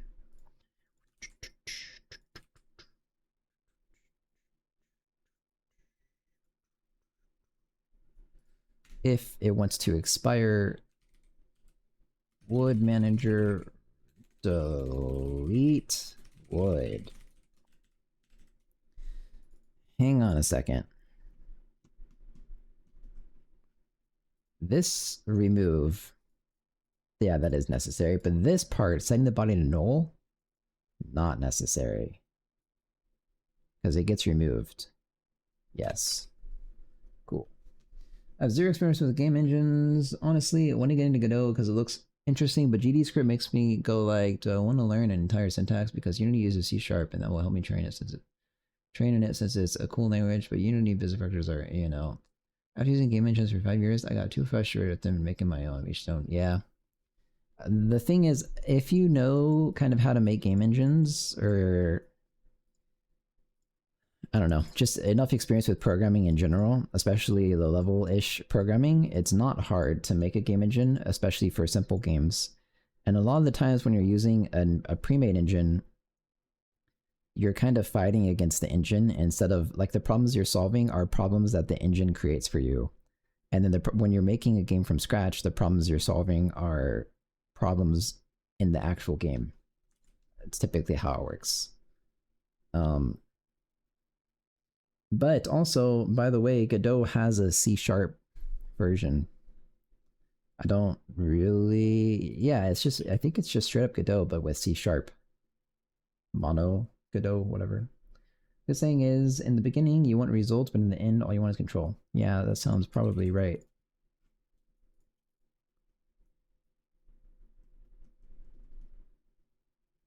So at some point, the wood body can get removed. Wait, that's also true for a... That's also true. Work. Wait, I'm actually confused. Thanks for the follow. I don't have experience with low-level languages or memory management, but I'm very open to learning them. It is a good skill to learn. It also helps a lot with just programming in general to have a good understanding of how all that stuff works. Something's body can get removed. I don't remember what. Is it buildings? Or it's not hats. It's not wood. It's rocks. Wait, but why? No, it's not rocks. This code doesn't have to exist. Rock manager remove delete rock. And then this sends the packet for you. Hat manager consume rock, and then you send the packet and get removed.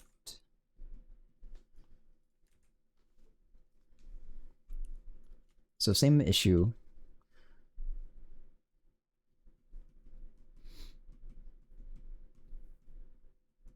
I'm very confused why a lot of this code seems to think your rock can lose its body.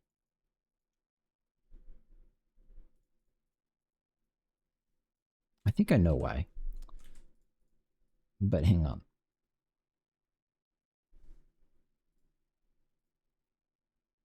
Try to find something less boring of a song.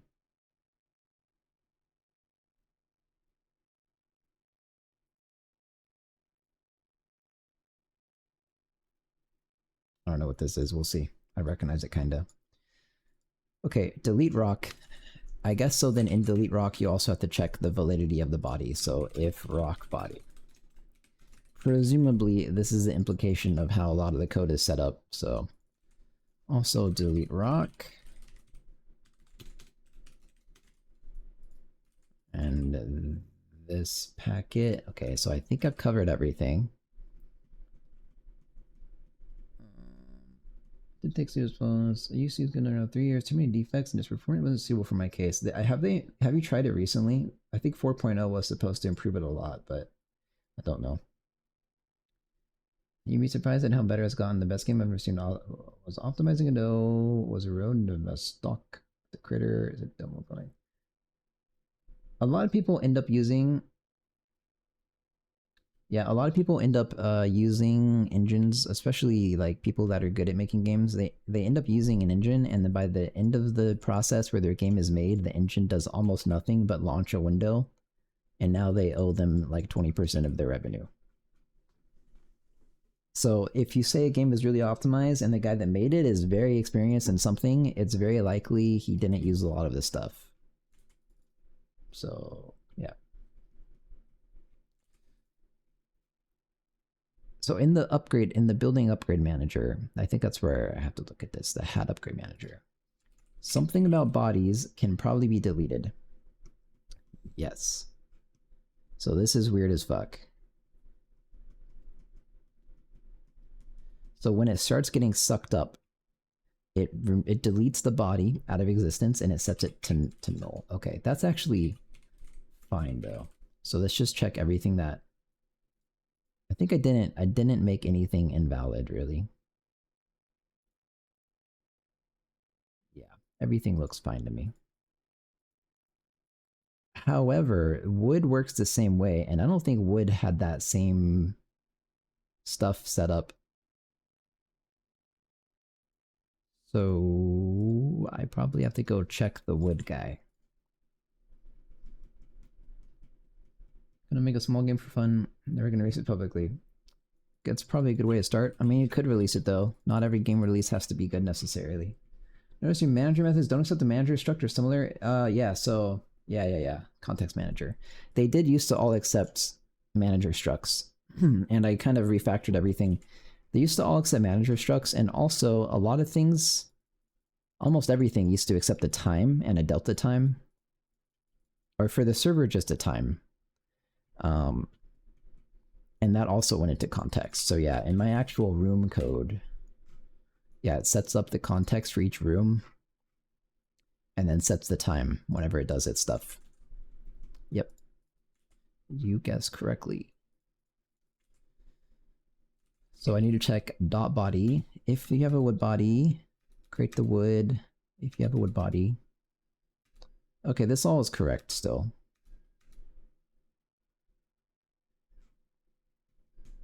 Yep. Cool. This should work.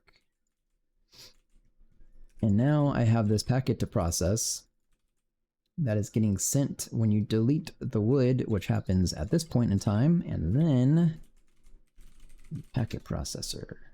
I have this remove wood function that probably doesn't exist. Okay, except it does. Okay, well, that should fix everything, so let's try this out. Context is an implicit parameter, right? Yeah, that's right. It's technically the first parameter, yeah, in every function, I think.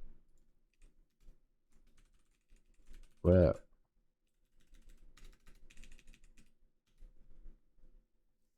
One is to enjoy my learning experience, take it slow. So tips, guys, yeah. Let's find something you get you creating. It's true.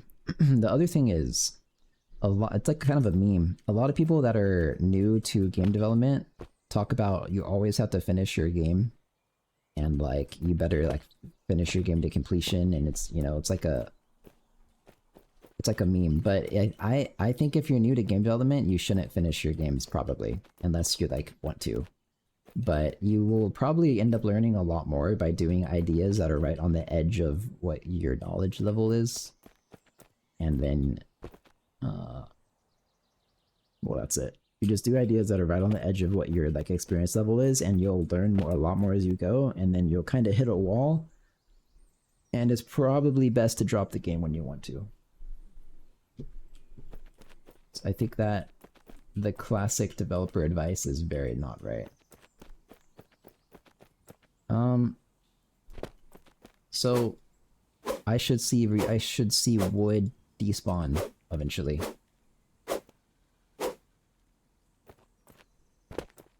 I have to fix that. Inverted normals. I think when I pick it up, when I'm holding it, the despawn time goes back up. I could draw stuff around all the wood resources. That seems like useless information though. Like a progress bar like this to show the despawn time.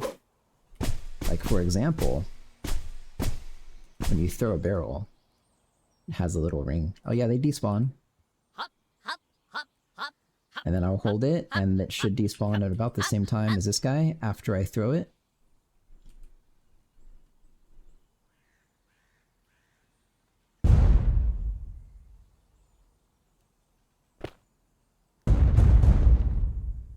And despawn right about now, right?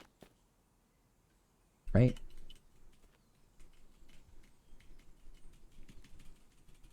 No?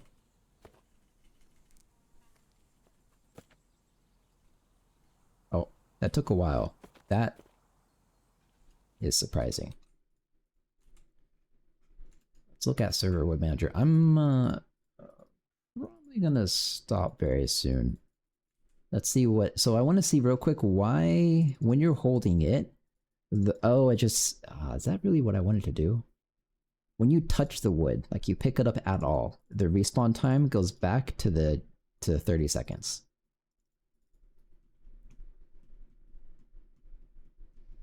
Is that really right? Yeah, I guess so. It would kind of feel strange to pick up wood and throw it, and then like, boom, it's gone. So yeah, I guess so. Okay. Are you just using TCP for your networking? Yeah, I am. I don't know if that's what I want to do, but like swapping that out is very easy. But yeah, I am. That's all I'm using. That should be really technically all I need even, but I might end up using Steam networking, their library. That's free to use. What would you say is your favorite game that had unmatched depth and mechanics? I don't know. I have no idea. Unmatched depth, I would maybe say is like Gary's mod or something. Because there was I think all the game modes, a lot of the game modes were based on like emergent user interactions, and I also did a lot of like the Gary's mod programming thing in there, and that was interesting. You could, and that they didn't do it very well because it was like a fan made mod, but you could have like role playing servers where you were allowed to program with limitations to like processing speed and stuff, and you could make bases that had like auto defenses, and there were some other things that could like shut down your defenses, and it was like I feel like it's very hard to get that environment in games now. Okay, resource smoke cloud. So yeah, I don't think I'm doing that.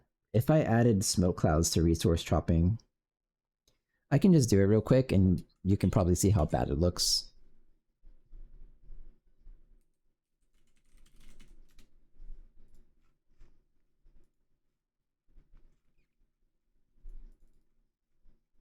So when you chop a tree, that would be this. When the tree is visible and you're saying it's not, it does this stuff. So then I'm gonna add smoke clouds, and the next best thing would be building manager. This. Okay, so I will do like, I don't even know, man. To be honest, it's just not gonna look good. We'll try adding like 15, 16.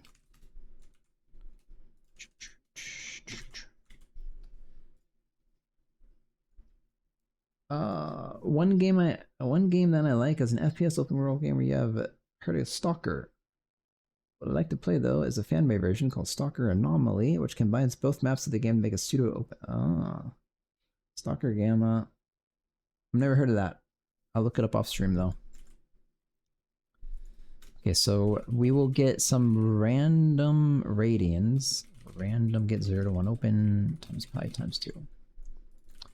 And velocity. Cosine of radians 0, sine of radians.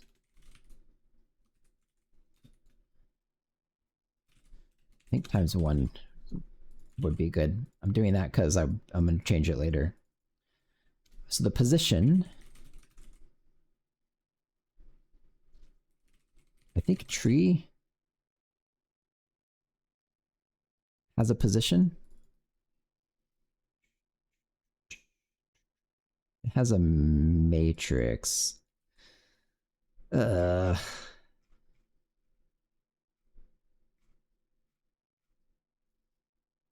so you say transform point of tree matrix and nothing.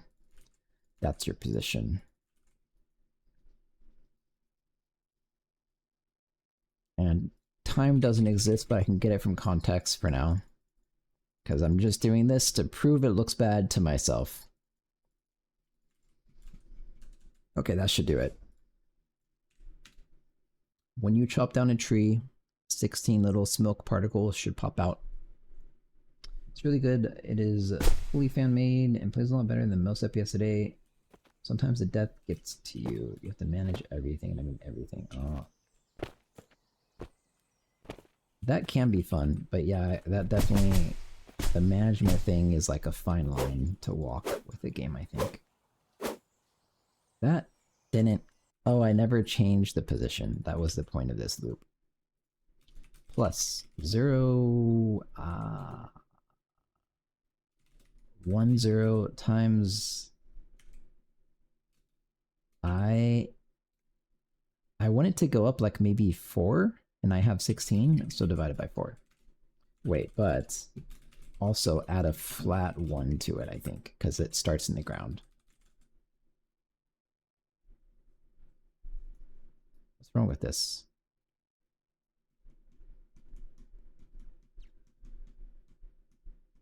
Yeah, I don't know why it's complaining. Doesn't it know it's a vector? I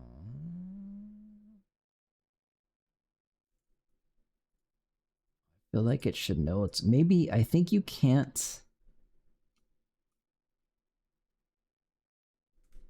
I think you can't multiply a vector by an integer. Yeah, okay, that was it. Got freedom of choice. Wait. Can this offer you a way to just wing it buying food from traders? Huh. Well, I'll look at it. I've never heard of it, so I'm interested. I'm sure it's probably like outdated by now or something, right? But... Okay, that doesn't look that bad. I don't know if it helps at all, though.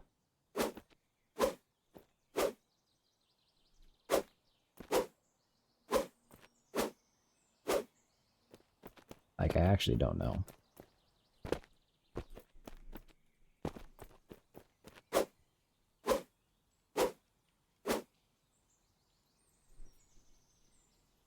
Well...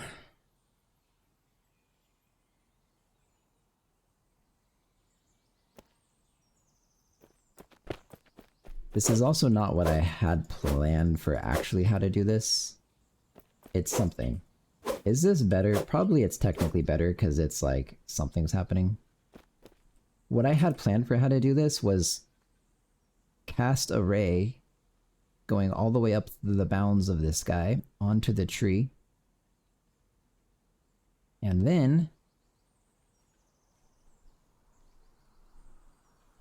then those points are where the smoke comes out of, and the smoke comes out as it's falling, so it's not all instant. That's my theoretical plan.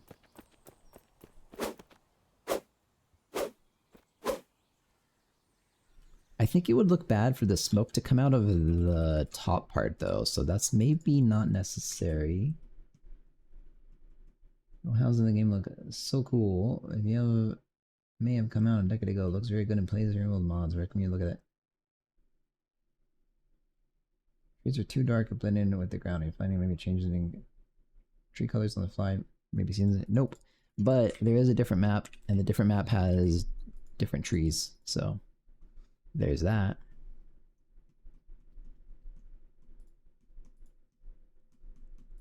So one way to maybe do this, I could create. I know exactly how it's gonna fall. Nah, but let's not do it that way. Okay. Okay. So as it's falling, which is in the update method,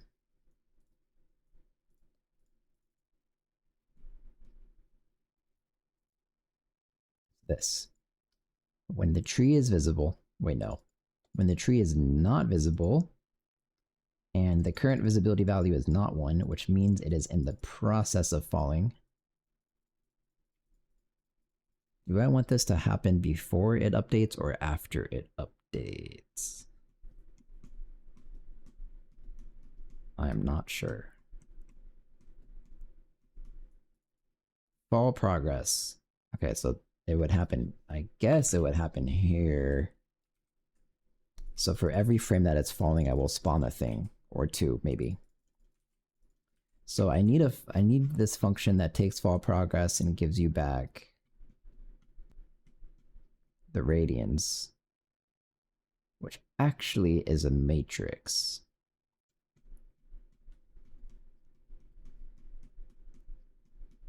So I could set this up like given the fall progress value.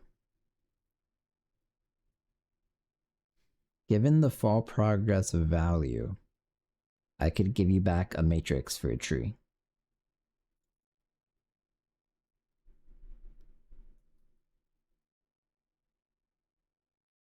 Is that really what I want though? Because this is just tree matrix times this. Okay, so probably not. I think what I want is given a fall progress, given a tree. Yeah. Either given a tree or given a tree and a fall progress value, I can do this math myself. So, all right, let's try that out. So it'll be something like way down here somewhere, get fall transform. So tree node, I think.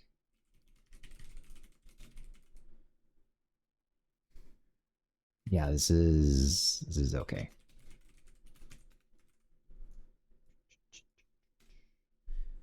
Oh, wishlist did no, I can't wish this on phone. I'm signed off. Oh no. Almost +1. Oh, this is a problem. I can still do that. Okay, good.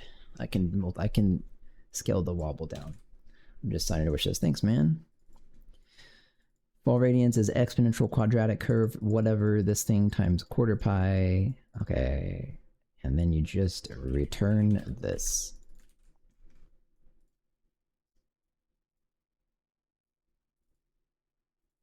Let's.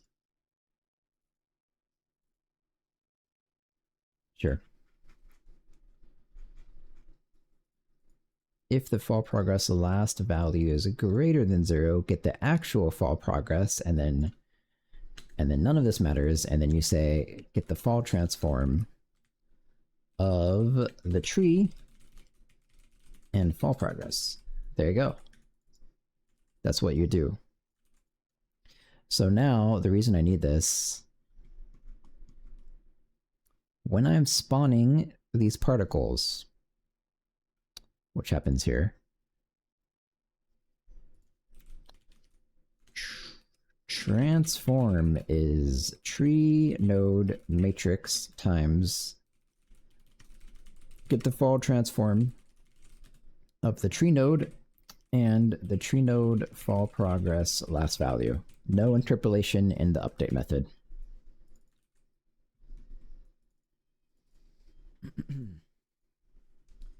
Game is marked as similar to BattleBit and Paladins. I don't know what BattleBit is. Oh yeah, I do. I mean, I would say it could be similar to those. I don't really know what it is similar to though. It's like I feel like this. So this game, by the way, is inspired by a game called Fat Princess. But there's not really many games similar to Fat Princess. Transform. So the position is take this transform.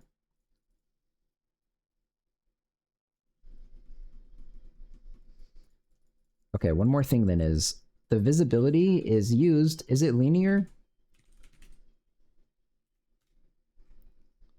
This is complicated method. It is a linear. It literally just scales up linearly with the, okay, so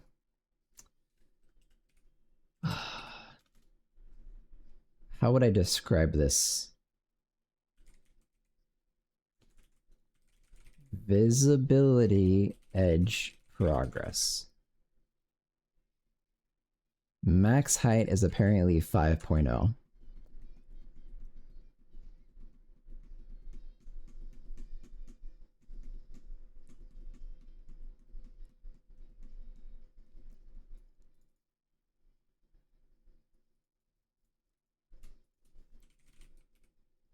Okay, so this would be the current visibility.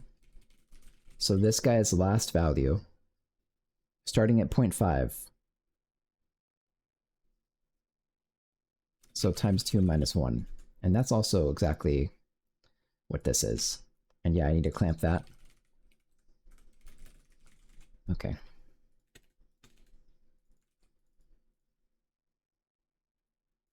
Call it offset, I guess. Visibility offset. So this is like the edge of the tree that's being dissolved by the shader.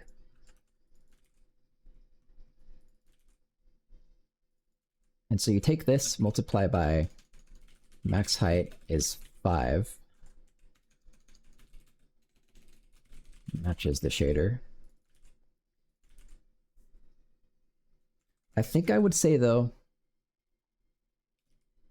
-2 or something.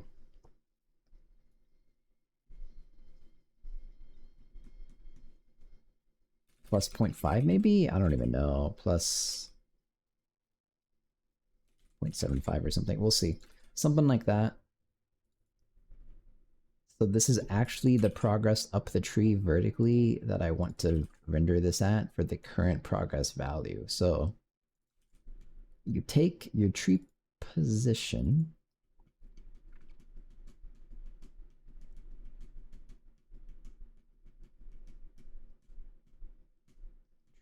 Yeah, I guess.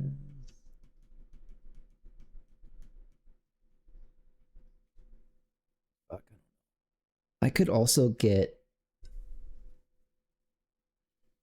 that might be overkill. I could get the velocity of the specific point by increasing the fall progress and recalculating a new transform and getting the difference between the positions. And that would give me, and then like divide it by tick time.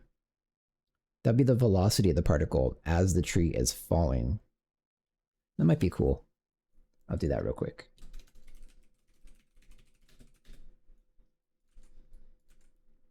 I think it might not be worth the extra math that's happening, but we'll see. So you take this guy,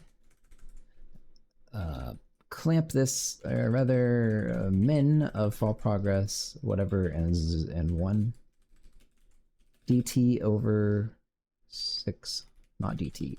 Actually, yes, technically. So this is the next tick's fall position. Okay, so, and then next position, so no velocity yet. This is next transform.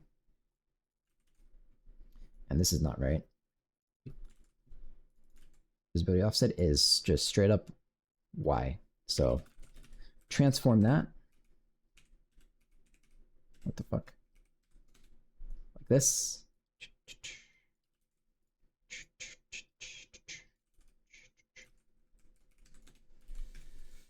There we go.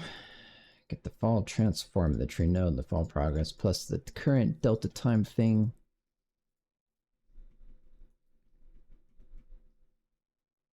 Okay, so the velocity is next position minus position.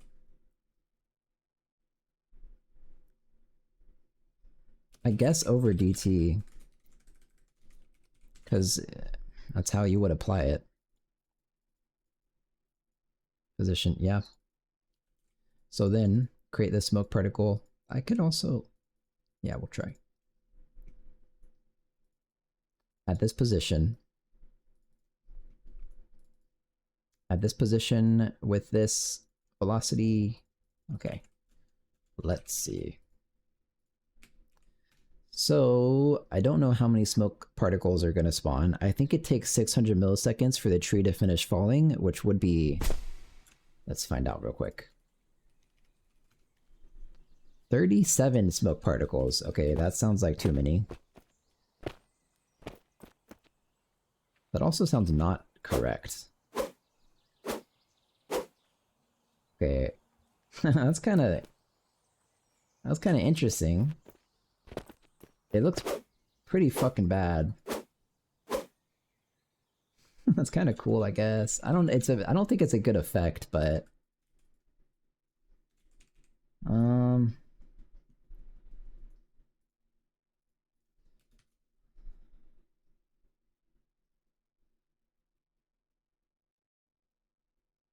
I don't get any use out of this velocity value because it seems like it's almost nothing. And also, I think it maybe needs to go in the opposite direction, but I'll try this for now, times 10, and then...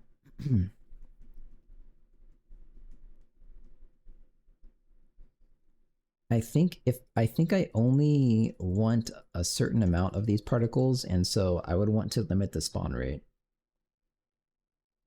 So I would base it on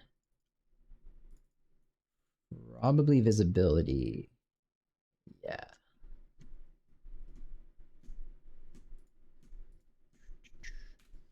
Okay, does current particle count. So this would be something then like your visibility last value, the floor of this, and it goes only for 600 milliseconds. So if I want 12 particles, I would do 50.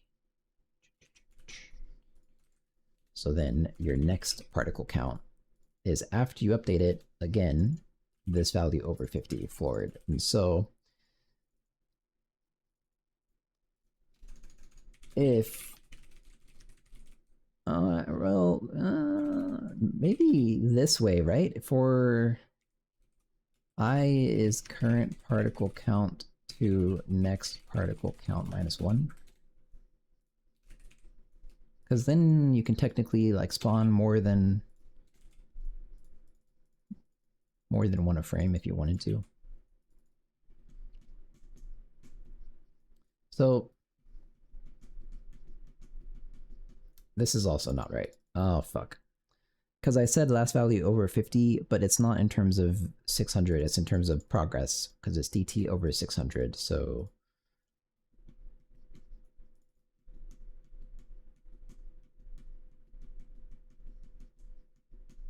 So this is also visibility. Visibility goes from 0.5 to 1, and so if I want like 15 or something, or like 16, it would be 0.5 over 16, which is 0.03125. So I might as well also say spawn interval is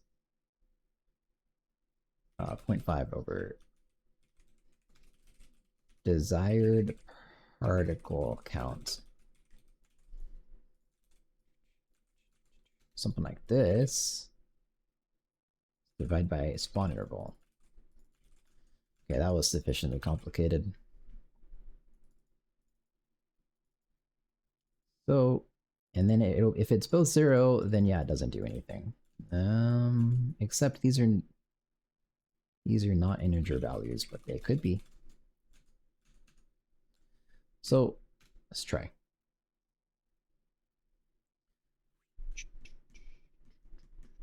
So now there should be like 15 particles and not 60. 37.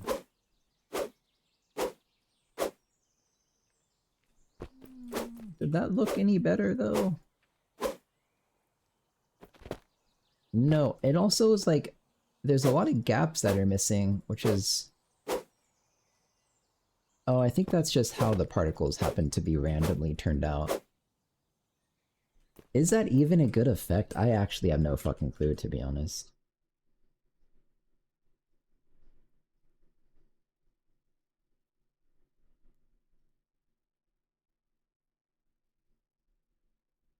I don't think so. One other thing to try. I can do, yeah, negative velocity times like 20. We'll see. It would go opposite of where it is it would shoot back from the direction it's falling or something, which might look like something. Okay, you weren't supposed to fall that way.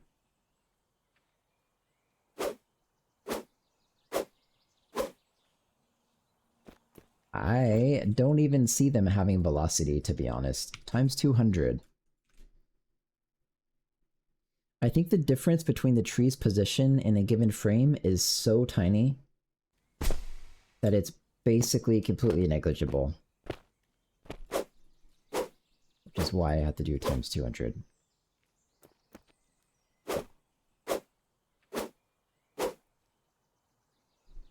That maybe does look better, but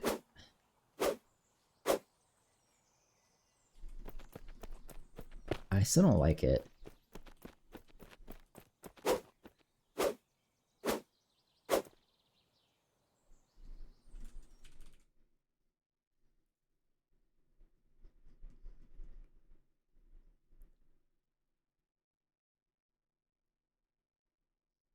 Yeah, and I'm not sure what to do. I'm not sure what to do, and so...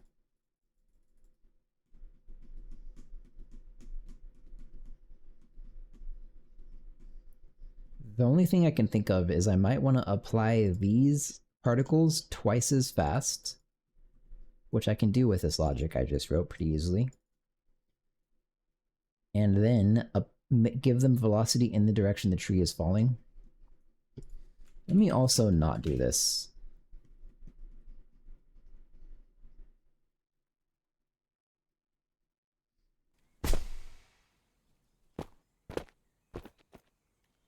See how it looks without any particles, since I haven't looked at it in a while. Okay, well. Actually, I think the particles help. It's just a question of how to put them in there. I thought it would be cool to apply them like this, where it's kind of like animated progress going up the tree.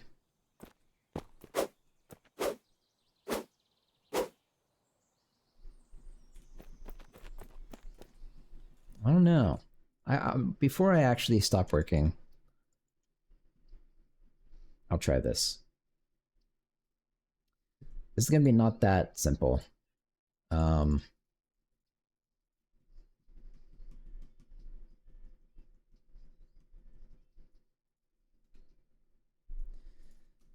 you take this visibility value.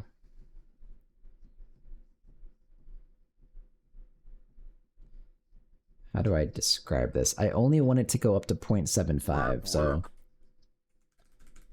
Thanks for the raid. What the... Wallabert. Thanks, man. Appreciate it. I brought Wallabert. Thanks, Mendoza. How was your stream? How's everything going? I don't know what you're working on, but if you want to share something in the chat, then feel free to do so.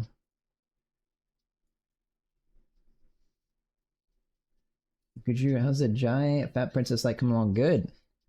I'm trying to get some tree particles going. You might have just seen... Turn it down. You might have just seen what I had going at the moment. And I'll show you what I'm trying to do. So I'm trying to get trees just looking generally better when you chop them, so it's like fun and stuff. This might work for this bit. So over 0.75. So that will go faster, but hang on, that's not twice as fast. So no, this is not exactly right. Minus 0.5. And then at a fucking, how do you do this? Times 2. Okay, that's something. Now it's going twice as fast. And then when it reaches 0.5, I want it to be done. So like this. Okay. I was just working on some features for Jellycar, world's level editor. Nothing too interesting to share. Ah, nice. I saw, though, you have a game in this Steam Next Fest, don't you? When does that start? It starts in like 2 days, doesn't it? I think? Or am I wrong about that? So here's this progress. Yeah, so let's try this out now.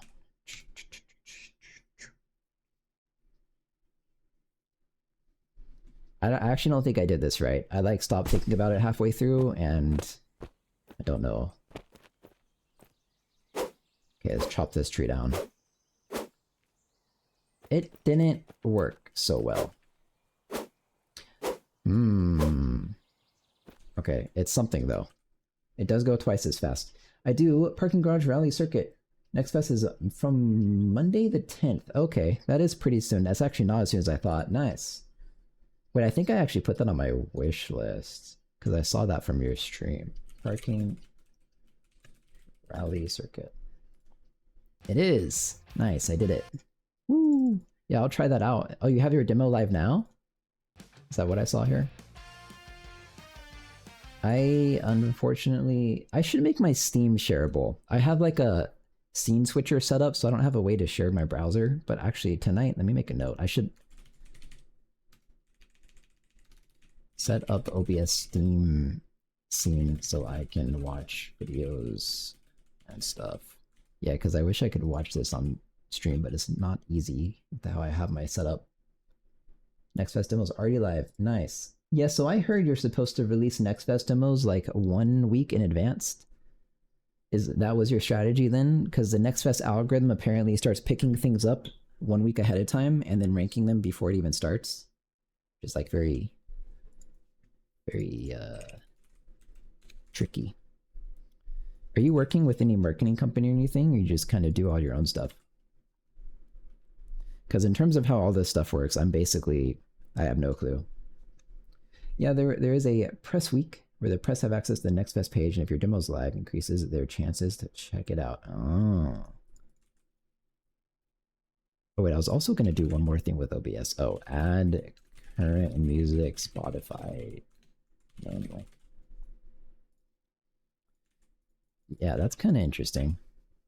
I'm thinking about working with a marketing company, but for the most part, whenever I talk to a marketing company, I get bad vibes from it.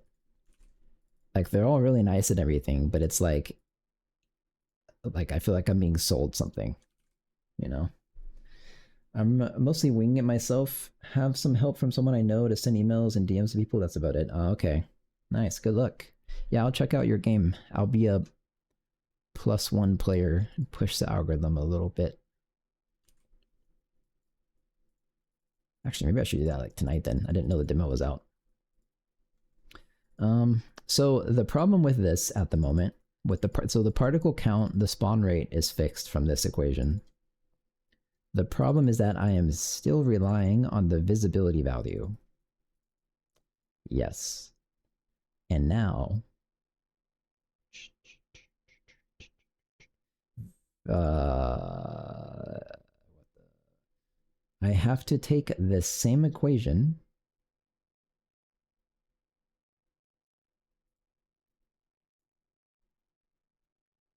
I do think. And actually it's just this. Tree node visibility last value minus 0.5 brings it down to 0 times 2 brings it from 0 to 1 divided by 0.5 brings it from 0. Okay, so it doubles the speed. Okay, this is probably right. Now we try again. If you want to, by the way, if you want to put a link in the chat or something, then totally feel free to do that. Actually, I'll just put the link in the chat. I don't know if any of the people that watch me actually have the chat open though. Wait, I'll put a link to both games. Garage Rally Circuits. This is one game.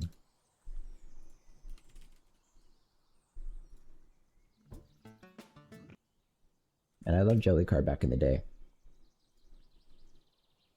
I told my wife after I hosted you, I told her I hosted you and the person that made Jelly Car, and she was like, what?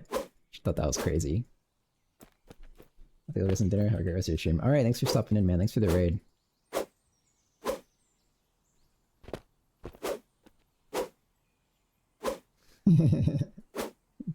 It's a good emote. This feels okay. It doesn't feel random enough. It's not random enough. It's actually kind of getting there. The speed helped a lot. The inverse velocity, I think, is almost useless. But, oh well.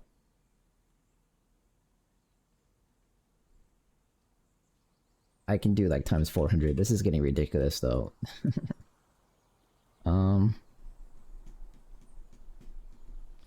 Maybe the better thing to do,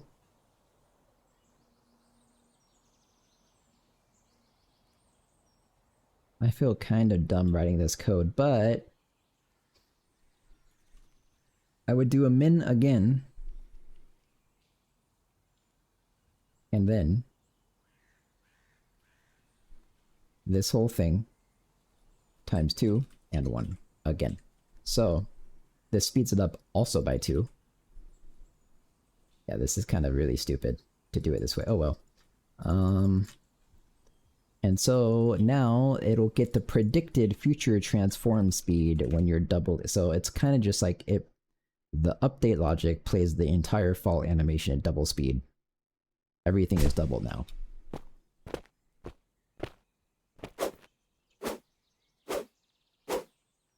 That didn't look good. I think it just goes up too high, first of all. That's one problem. Which is this. So maybe max height -3 or something like that. And then, lastly, let's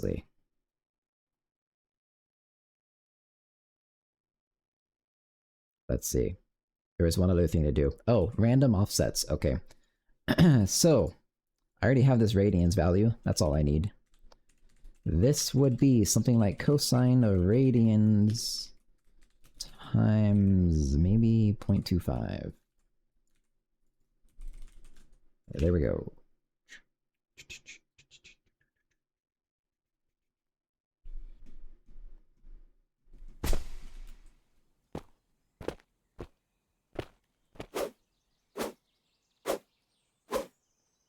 That looked weird.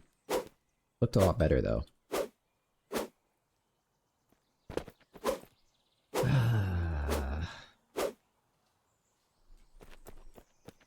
You know what kind of sucks? This is like the programmer part of me thinking, I spent all this time writing a really nice dissolve shader that has really nice easing functions and stuff, and then I just go and cover it all up with these particles. Like, I shouldn't care about that. But, you know. Okay, so multiplying this by 2 made it worse. Because now it bends forward as it goes, which is not the desired effect, so... So then, if I'm not speeding it up by 2, I would say maybe this has to get multiplied by 2, the speed.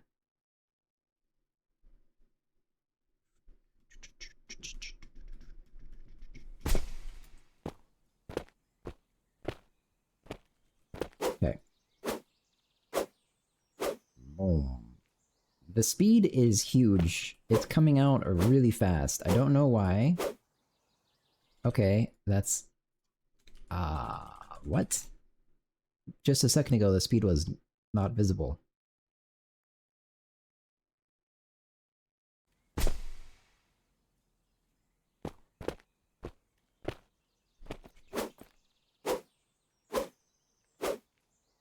Okay, that actually kind of looks good to me. This was not my plan going into this to do it this way. But yeah, this looks fine, basically. It might be too many particles, I don't know.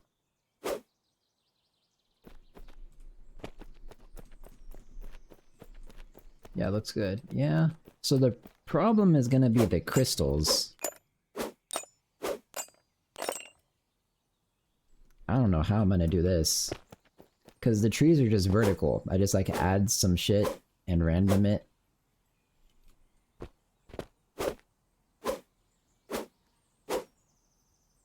Okay. This is a tiny tree. How's that gonna work?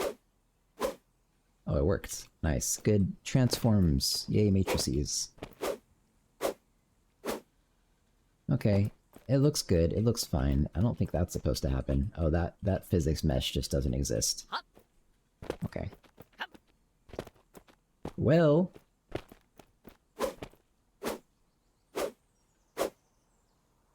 that's good enough. So... yeah, it all looks good. I'd say that's done.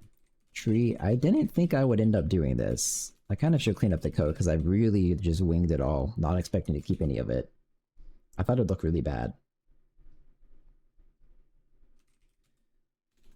Chopping trees spawns smoke clouds.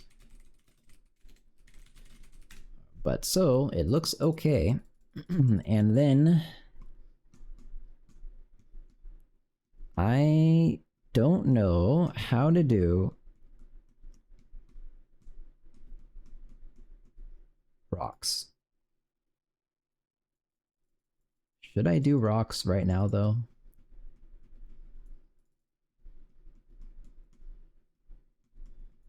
Maybe. I don't think it'll be that hard. I only have to touch this function to do it.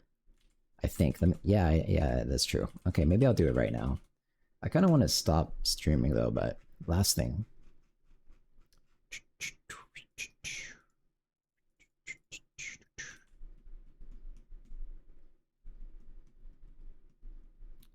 So, not this. This. If it's marked as not visible, but it's still visible, so start fading it out, blah, blah, blah. They fade out. This one fades out a lot faster. It's going to be kind of the exact same code. Okay, 16 particles. That might be okay. So this is very good now that I have this set up in this for loopy thing, because this probably matters a lot. And yeah, I need to fix this code. This looks like shit. So, oh my god. Times 2 divided by 0.5. I mean, okay, so times 4, I guess. Times 4 minus 2.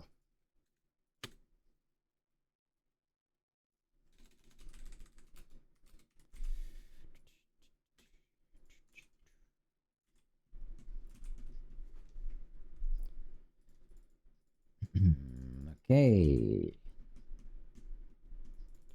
Current particle count.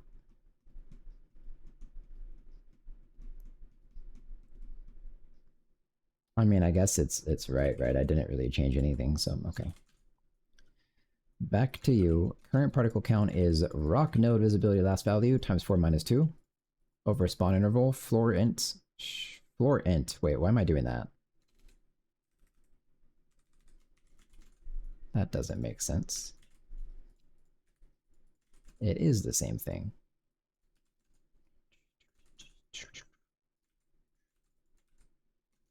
Next particle count.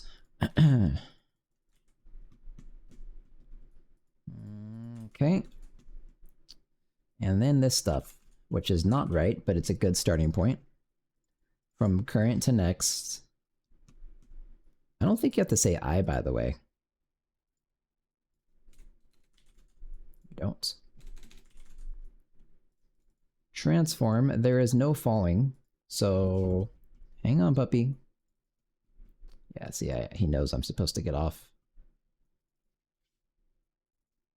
Rock node, so there's no transform for this guy. But it has a position. That's it.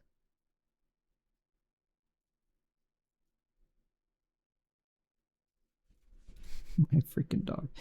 Okay, so the position is the rock node position. Oh my god.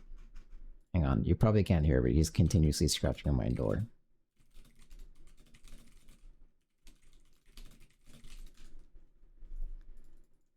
Okay, and then I have to have my height progress value, which I was using fall progress for. No, wait, I wasn't. That's not right. Max height is something else like 2 or something.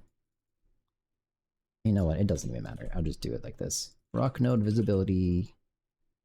Oh man. This is the same thing. Times 4 minus 2, I think. Yep. And then I'll do something like times 1.5 plus 1 maybe. So this is my visibility offset.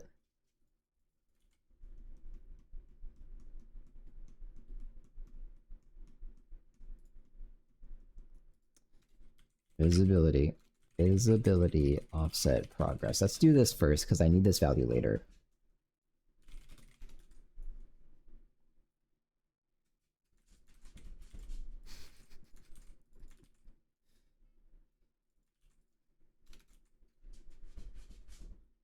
You will not stop scratching. Okay, visibility offset. So it's offset progress times 1.5 plus 1. That's the offset height. I'll name it correctly. And then I need some random radians, yes, like this, and then I need a radius. Random get 0 to 1 open. And radius, you're supposed to like prioritize it away from the center, which is a square root. So that's this. Times, oh wait. Okay, so position then can get added to it. He's crying outside. Okay, I really have to stop soon. Vector 3 cosine of radians times, so I don't, basically I have to know the angle it's going up at. Oh my god, my puppy. So this is what I really care about. This is the y value, the offset height, and this guy, cosine radians times, I'm gonna assume the radius is 1 times 1. We'll do that.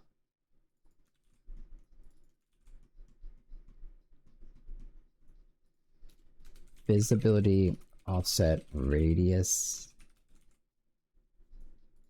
It should have an initial value too, though. 1 plus 0.5 maybe.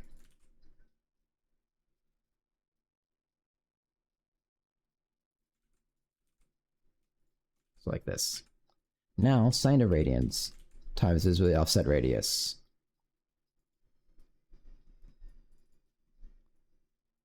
Okay, that's that. I think I'll make the velocity.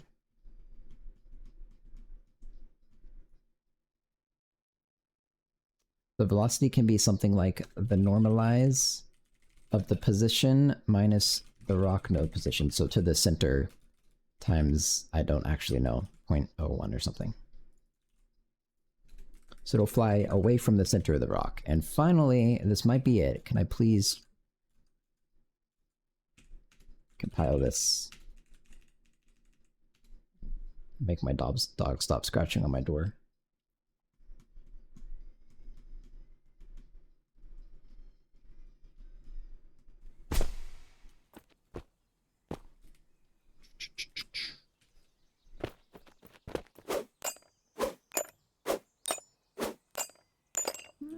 That didn't look good.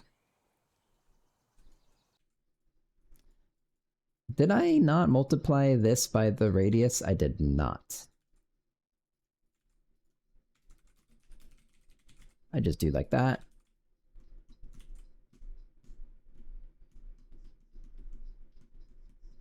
Yeah, I think this is right. I think I might want more than this. We'll try this first.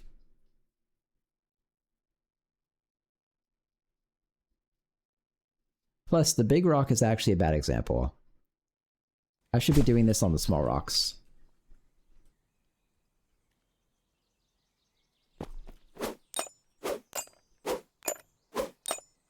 Yeah.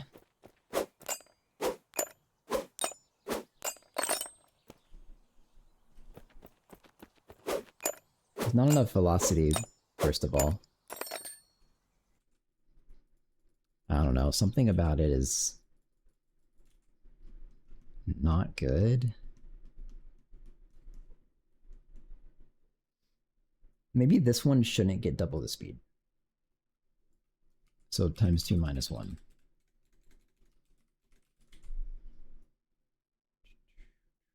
Is that all I do? This one 2 times 2 minus 1. Okay, so it's not double the speed, it comes out twice as slow with the actual visibility cutoff. So that's a new thing. And I could do like 12. Oh wait, and velocity, maybe 0.1, I don't know.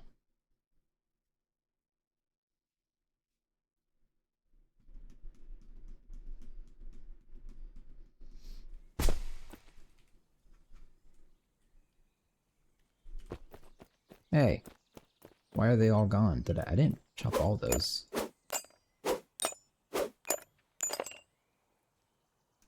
I don't know. I think the radius might be too much.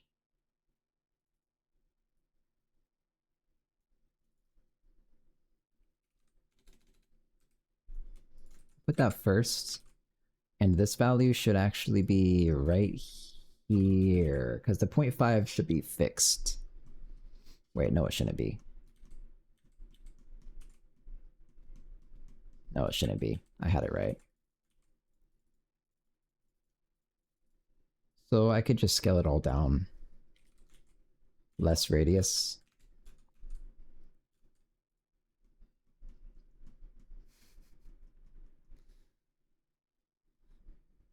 My dog is super not happy. I'm not done yet.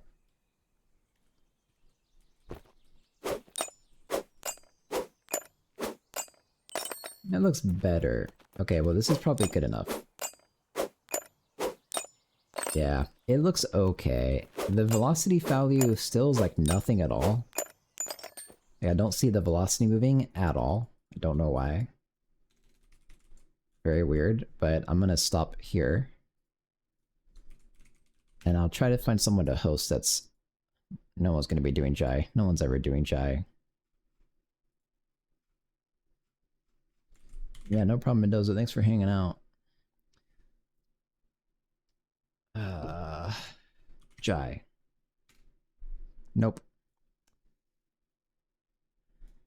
Oh, Travis. Good.